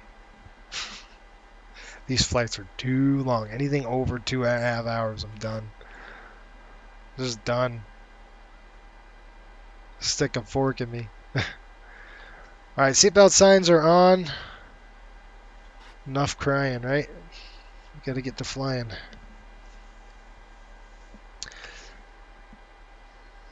Okay, we've got push. Whoop, 280. Here we go. Oh, I'm gonna hit it at 280, friend. We are launching right now. Okay, you're doing Raleigh, Atlanta, LaGuardia, MCI Midway Raleigh. Why are you doing that? Are you doing anything for, is it like vacation, or is it you just want to fly for a day? Is it in the same aircraft? You're changing? You're going on vacation?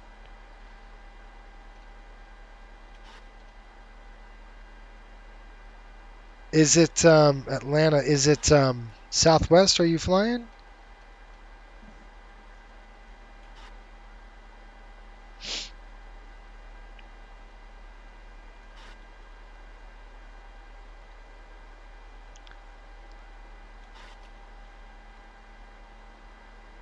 Huh.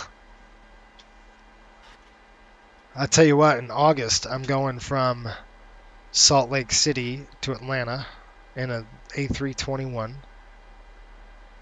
Then I'm doing Atlanta to Roanoke, Virginia in a CRJ. And the most thing I'm excited about is the CRJ.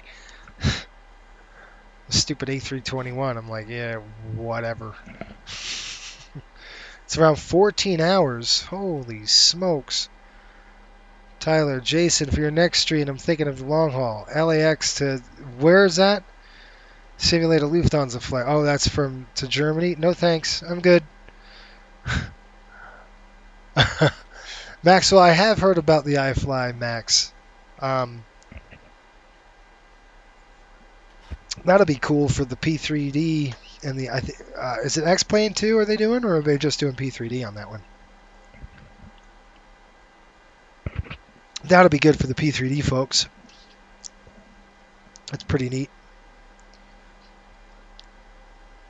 14 hours. You're out of your mind.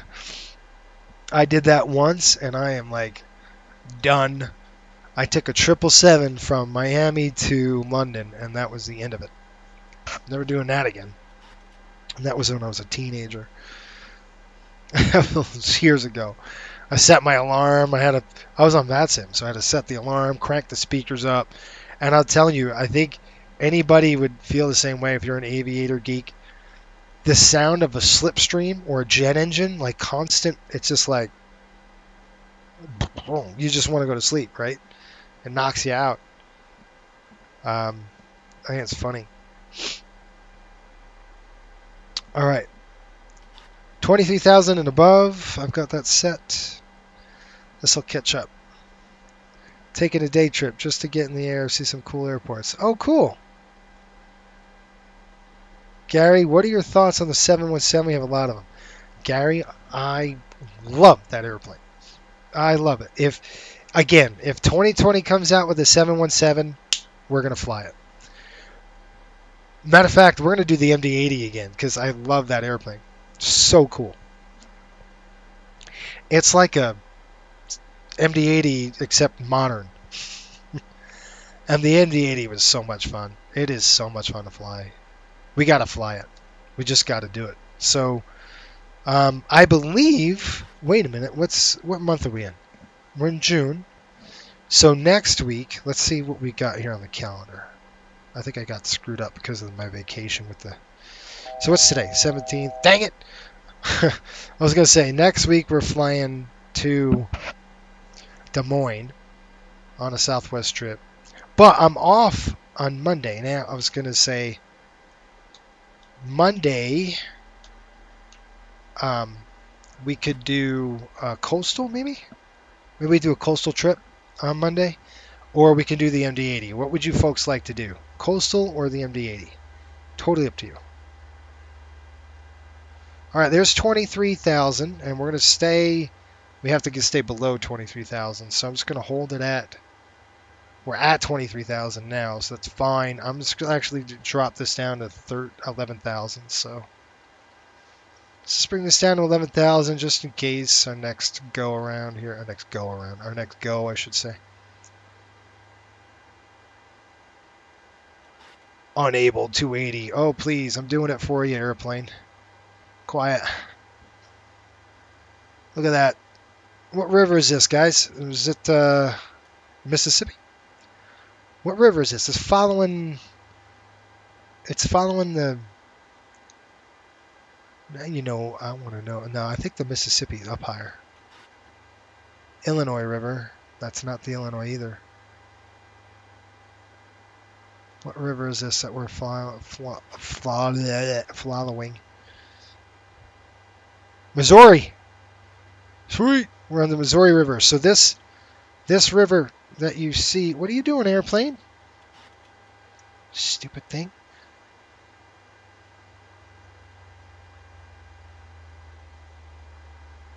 It's like, wake up. I got to tell it to descend? Really? Okay, you see this river right here? This is the Missouri River. We're going to follow this whole thing. Supposedly, the TFDI 717 will be coming. Oh, sweet. You want to do the MD-80, MD-80. You name it, I'll watch it. Nice. MD-80. Coastal, just be different.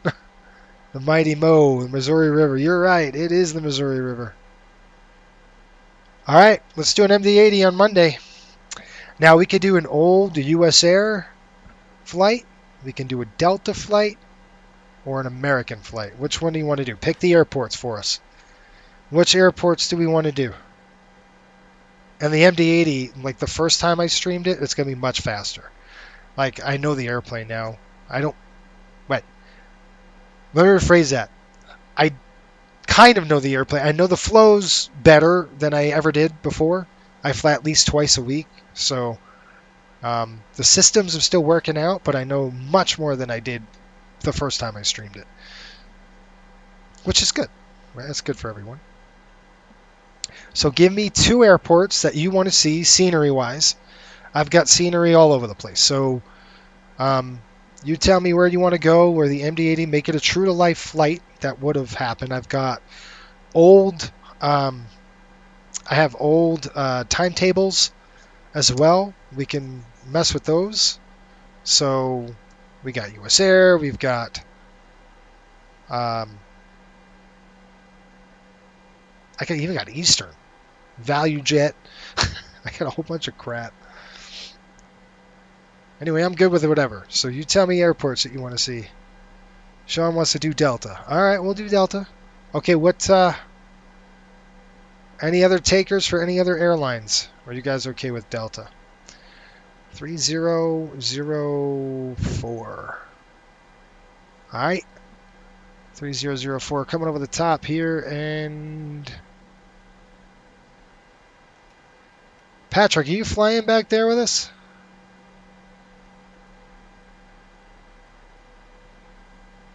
We gotta fly together soon. I miss getting a pirate denial after like the first 5 minutes of flight. That's what it's about. And when streaming is cool, when I can stream and interact with you, but sometimes it's fun to get out there and fly with friends. Maybe we could do that on Monday. If someone wants to fly with me on Monday, we could get a few people together. Have a little shindig. All right, through 18,000, approach checklist coming up. Maybe. Maybe. Where's my checklist? Qantas. An MD-80? Do they fly MD-80s? All right, let's go descent checklist. We did that approach. Nope. Yeah, altimeter's 3004. That's the mighty Missouri River. Did we miss it? It's right there, off the wing. Let me see if I can get you a good picture of that. The mighty Missouri. Right there. Missouri River.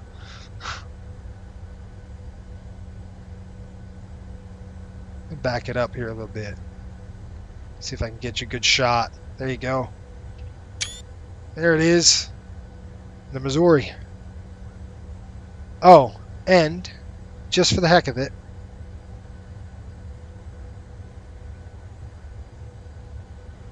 you haven't saved this. Do you want to proceed?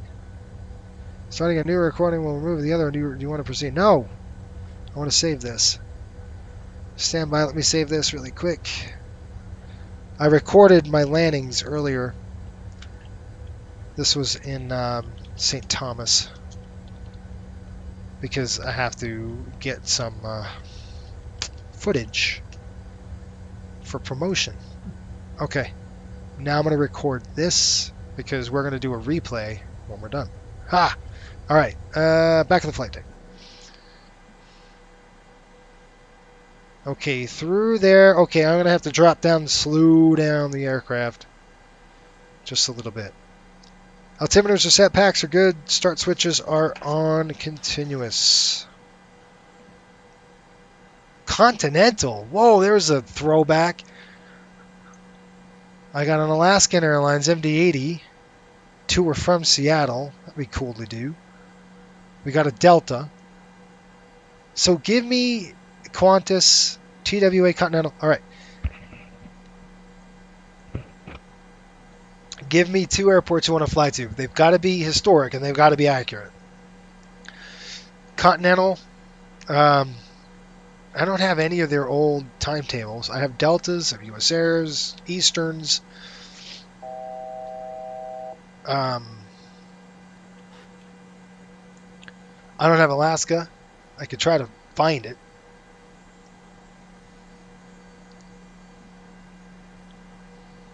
All right, down to 11,000 feet. We're going to go down to 7 now. 7,000 coming down the chute.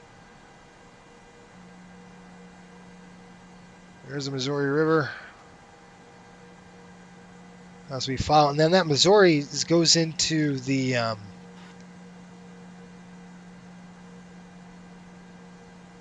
leads into the Illinois. I think that's the Illinois River right there. Kind of looked on the chart. I thought I saw that. That's pretty cool. Okay, airplane, what are you doing? I want you at 250, not below that.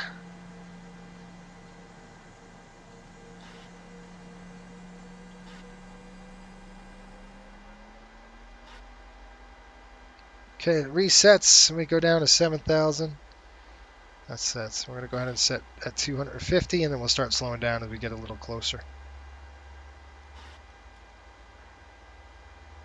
Come on, airplane. Do your thing, man. Look at this. It's unbelievable what it's doing. It's like it doesn't want to work. Gotta tell it, now descend, now. It's gonna say, if this keeps doing what it's doing, I'm gonna go take over and do a vertical speed descent myself.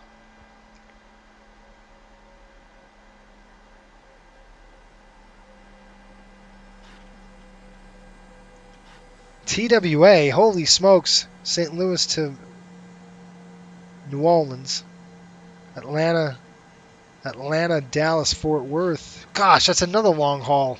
What are you trying to do to me? The cool thing, though, it's in the 80s, so we can mess around. I've got St. Louis ahead. See it? There's St. Louis. Tally-ho. Tenant notification. We have begun our final descent into Missouri. Flight attendants will be passing through the cabin to collect any trash one final time. Please ensure tray tables are stowed and seats are in the full upright position. Please also store any carry-on items either in the seat back pocket or under the seat in front of you. Please complete all Wi-Fi related tasks and stow any larger electronics.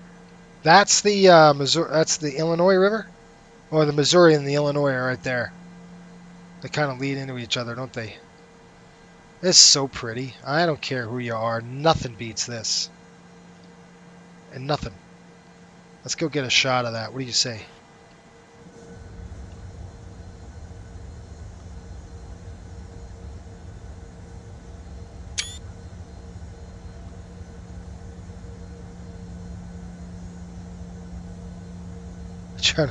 Trying to look under the wing for you. We can get some kind of a shot here. Okay, I gotta get back in the flight deck. Okay, there's 7,000. We're gonna catch up. 5,000 hard altitude coming set right now, and we gotta slow down.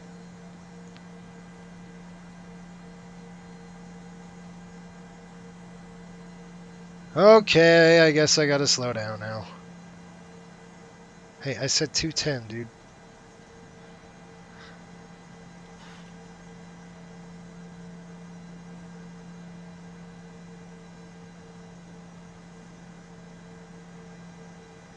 St. Louis traffic, Southwest 913 on downwind, runway 30 right, St. Louis.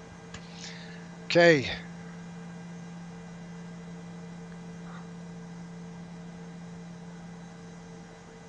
This is Patrick's hometown. Well, not St. Louis, but Missouri sure is. Alright, we need to slow down or this is going to be a real bad one. We need to slow down. Now we're going to go ahead and throw some flap in there with brake. Brakes are on.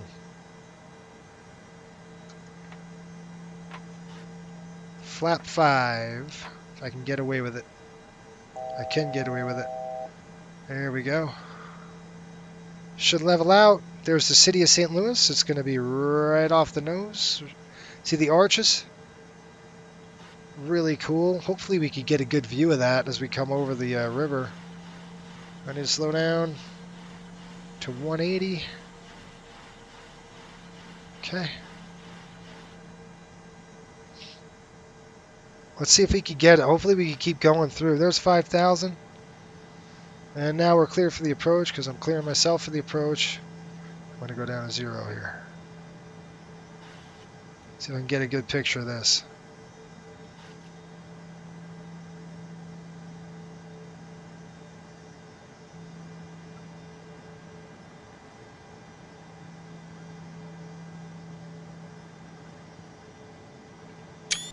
Alright, there's a shot.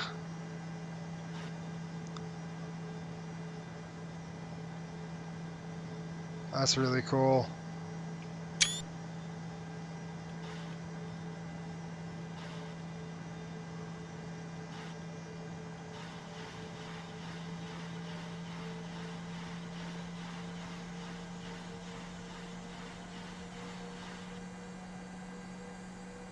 Keep turning, airplane. There we go. Looking good, folks. Okay, speed brakes. Arming them.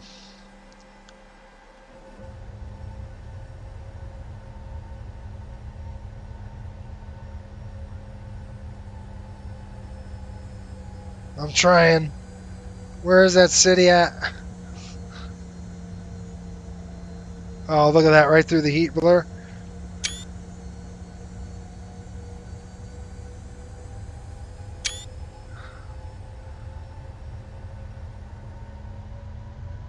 Alright, get back in. Who's flying the airplane? No one. What are you kidding me? Gear down. Flap 15. We'll slow to 170. We'll keep it at 170 till we're about 5 nautical miles away. Armed. Speed brake is armed. Gear down. Flap 15. And runway's in sight. This is a kind of a crappy RF leg, if you ask me. Landing lights coming on. Taxi lights coming on. Hey Scott, you still back there?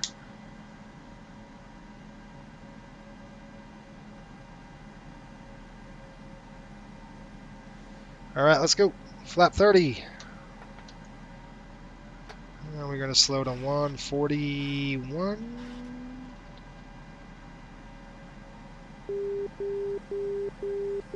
Okay, landing checklist. Speed brakes armed. Green light, landing gear down 3 green. Flaps 30 green. Okay, FMC primary, I'm going to go ahead and take over. St. Louis traffic, Southwest 913 on, final runway 30 right, St. Louis.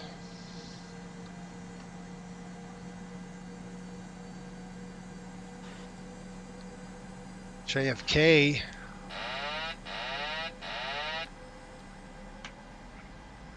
Hey, airplane, don't do that. Don't do that. Stupid. Alright, well, if we keep this going down, we're going to be an Airbus into the trees. Let's not do that. There, Captain.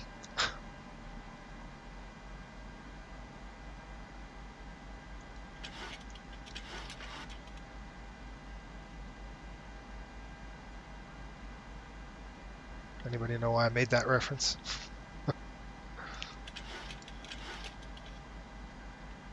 Now we're right on it. And for some reason, my landings, I mean, they're just terrible on this thing. But I'm going to really try to land it nice and soft today. I got to stop trying to spot land. That's my problem. I try to spot land a lot. And I shouldn't. Okay, I'm just going to drop. I'm going to keep the speed in like this. 100. I'm just going to check it up. 50. 30. 10. 350.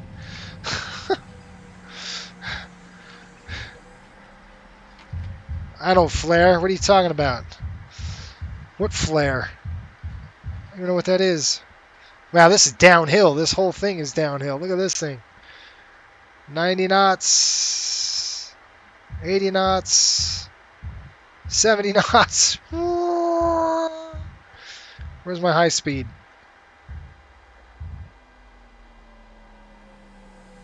Oh, that wasn't the high speed I was looking for, but it'll work.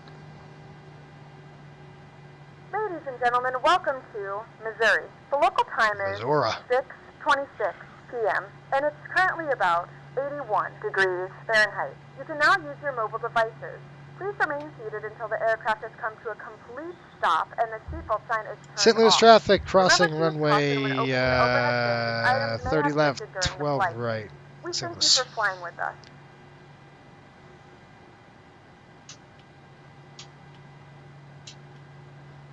Well, welcome to St. Louis, folks. We made it. Holy smokes.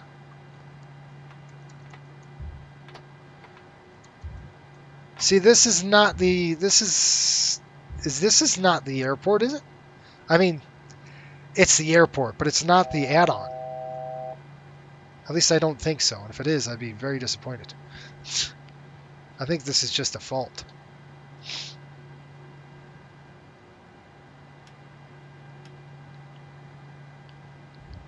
APU coming on. If you guys want to stick around till after I'm done, I will. I've got a replay of it, so we're going to watch the landing here in a minute.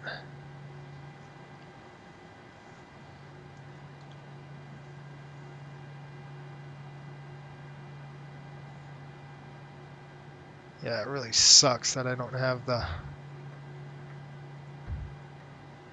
stupid thing doesn't work. Like I just don't know why that is.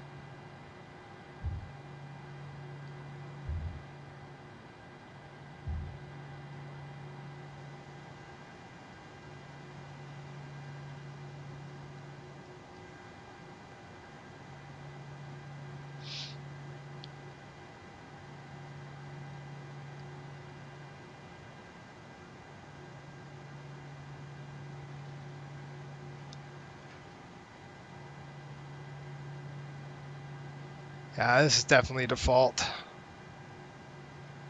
It's a real big shame.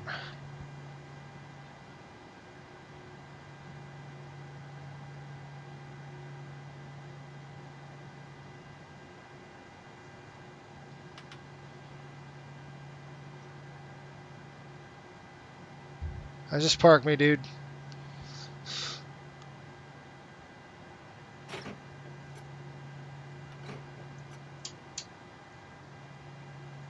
Okay, bus is on. That's off. Seatbelt signs off. That's good. Hydraulics done. Pack's coming off. Go ahead, shut that off. Well, welcome to St. Louis.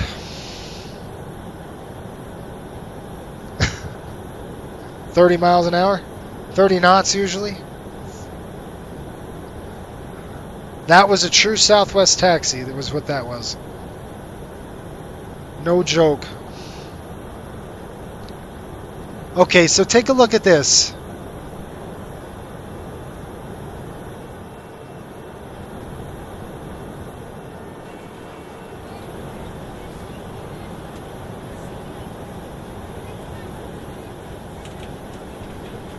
I think there's a scenery. I think it's installed, but the default is still here. How could I get rid of the default scenery?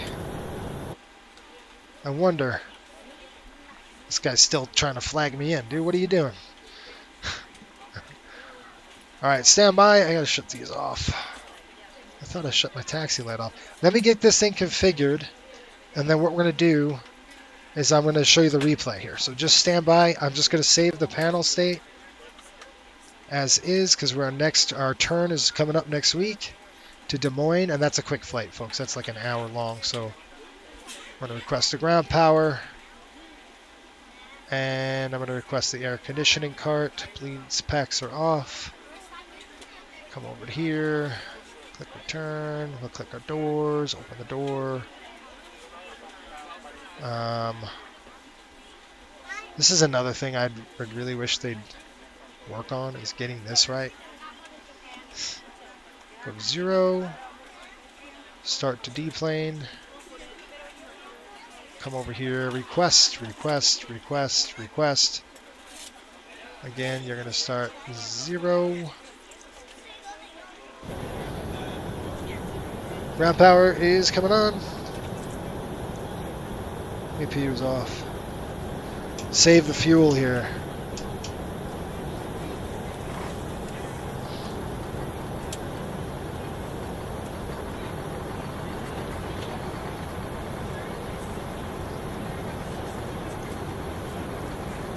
You're on 122.805. Oh, whatever, I don't care.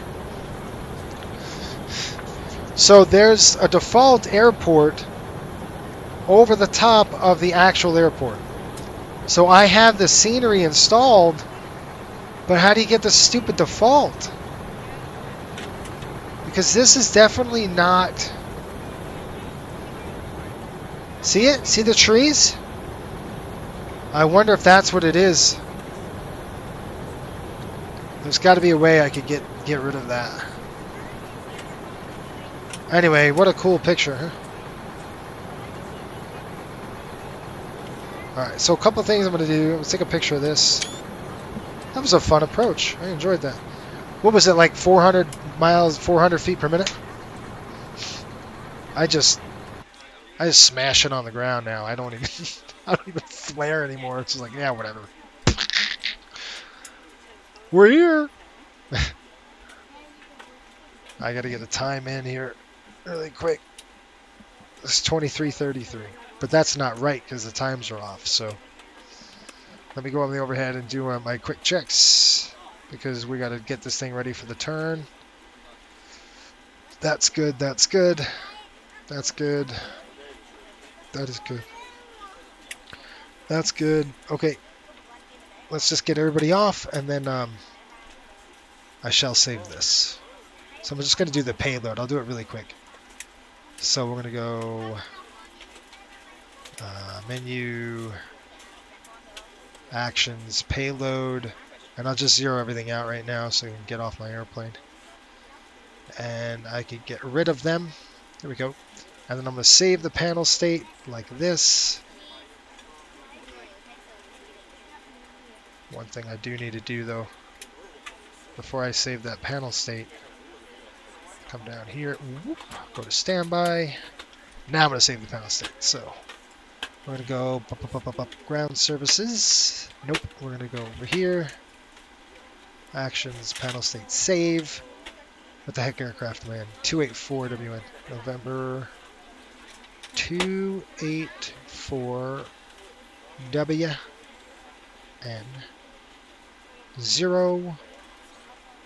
04. You never want to save it over the top of another thing. It was 145. I don't have that one yet. The reviews talk about larger file size. I wonder if you have issues with your download.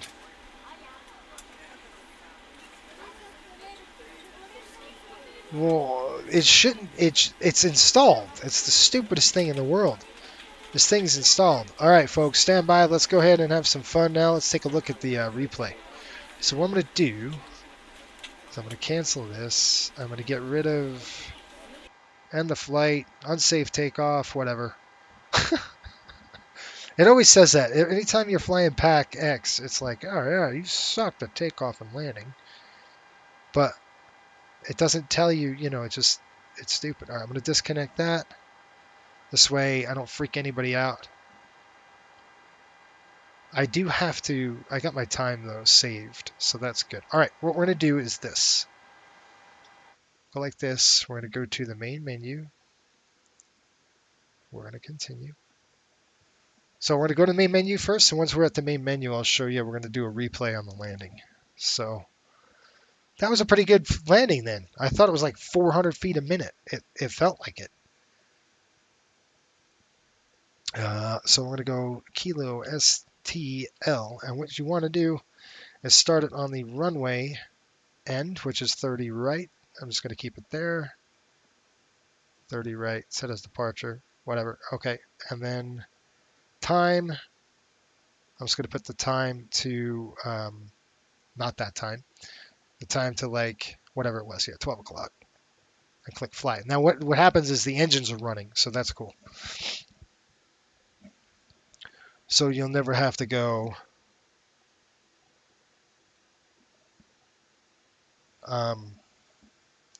you don't have to restart everything and do all that stuff. So that's kind of why I reset it like this when the engines are running. And then I'll load. I'll click ready to fly, bing.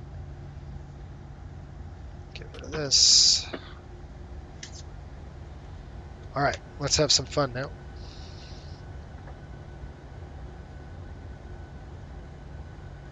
Put this away. And I'm not on VATSIM, just to let you know. Right there. Okay, let's do this. We'll click replay.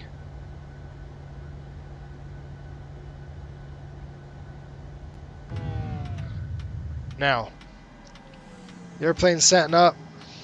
The flaps are going to go through its thing.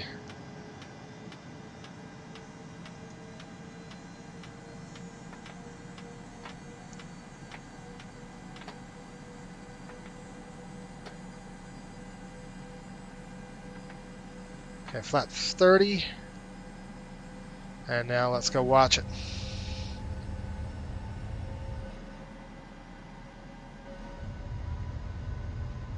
Was this the city? Yeah. Trying to see where the final approach was here.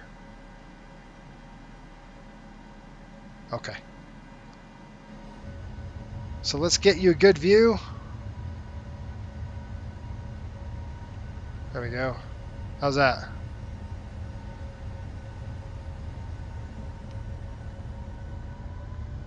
Oh, I uninstalled and reinstalled 100 times. I don't know why it did that. I'm going to take my face out of here. You guys want to go outside or you want to see the wing view? What do you want to see? We can see the wing view if you want.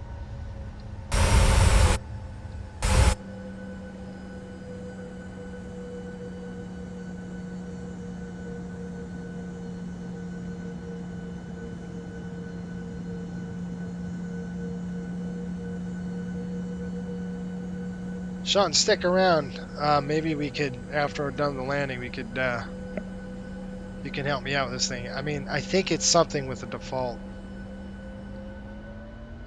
Stupid default scenery or something like that.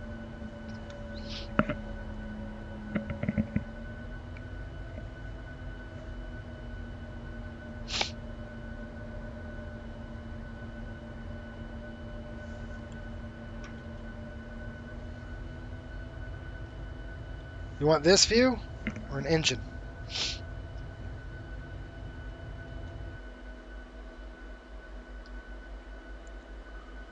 That's cool.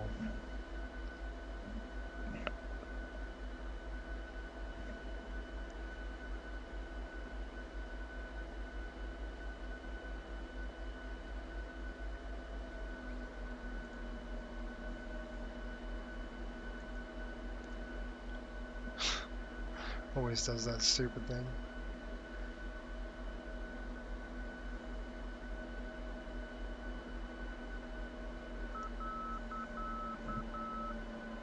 Hey, what's up, Ryan? Congratulations. We're just watching the replay here.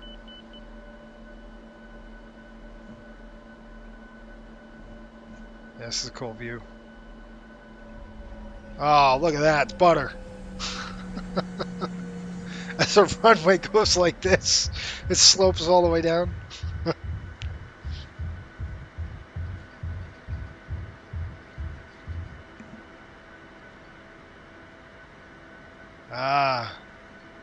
Yeah, work.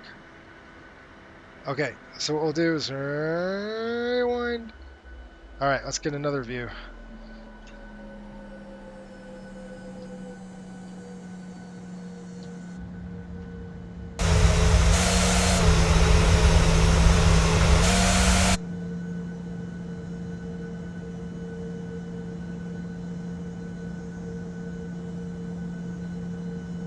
Did it say 96? That's awesome.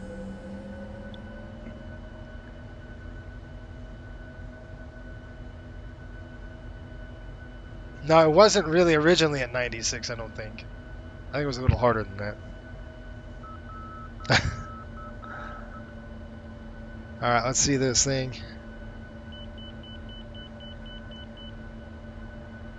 Remember, I was just saying I can't land this thing. Let's see. 108. See, it's different. Oh, it's at night, though, Scott. That's why. All right, we're going to do one more replay. I will go outside. And we'll check how that is. Right there.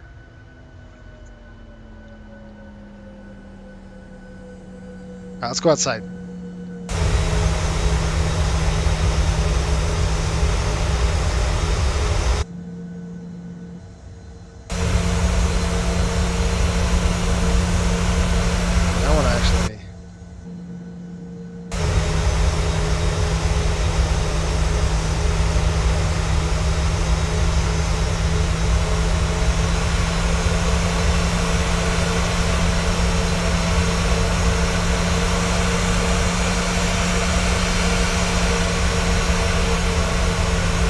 How's that?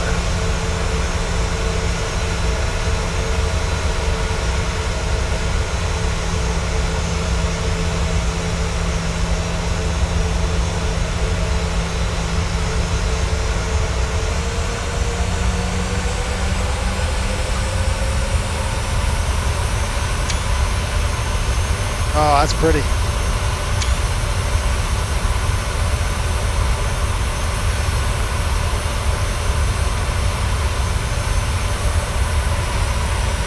That's about right.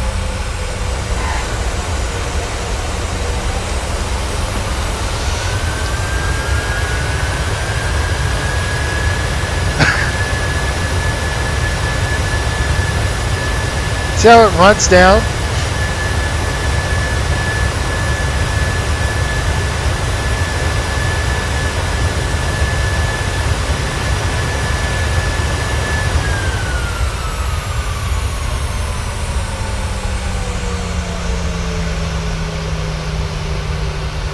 Cool.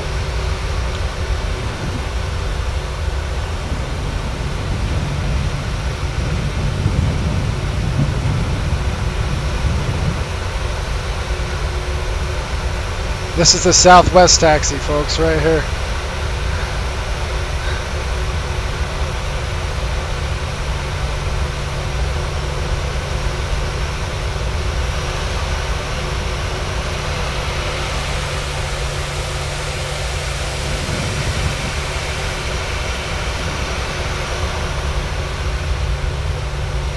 Hold on, I'm trying to get a good shot. Look, I still got the flaps down.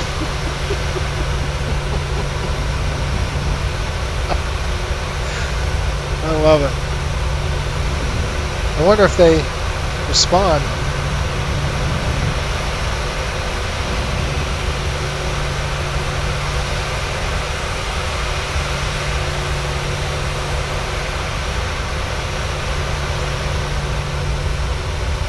Nope. I don't think it responds on this one. There we go. I was going to say.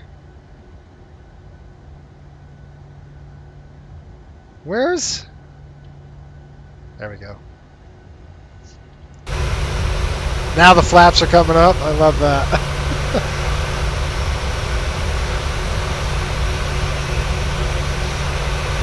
Who needs to stop? That's awesome.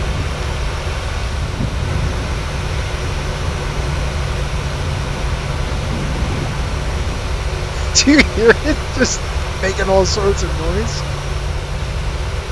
Cut across all this ramp. That's fun. All right.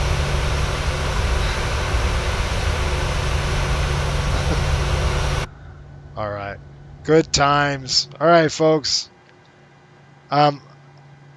Sean, I think there's got to be a way I could do it where I could delete.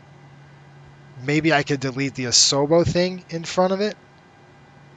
This default, because you can see it's kind of just coming out of the building and it shouldn't be there. So I don't know. But anyway, I'm going to try to mess with it right now while I'm here and see if I could get the at least the building to disappear, because I really want the scenery. I got the scenery, it's installed. I just can't believe I can't see it. So stupid. Anyway, I hope you enjoyed the stream. Thanks for watching. I know it was a long flight, but I hope you had fun. I had a good time. And next week it's a short one. It's an hour and 10 minutes to Des Moines, Iowa. It's a hop, skip, and a jump, and it's pretty much short from now on, here on out, to the end of the trip. So I hope you have a great week. I will actually see you Monday. I don't know where we're going to fly, but it will be the MD-80. I don't know the airline. I have to look. We'll have some fun. Did you guys pick 2 airports for me, though? I'll look. I'll see if you picked. I got a couple there on JFK to San Juan. What are you trying to do? Again, that's like a 4.5-hour trip. That's a long haul. It'd be good to go to, like, from Cleveland. Cleveland be a fun little airport. Anyway, we'll figure something out. All right, folks. I'll take a look on Monday. I'll have something scheduled. Until next time, keep the blue side up and the brown side down. I'm going to actually sit here for a bit. And again, try to get this to uninstall. So, see you later.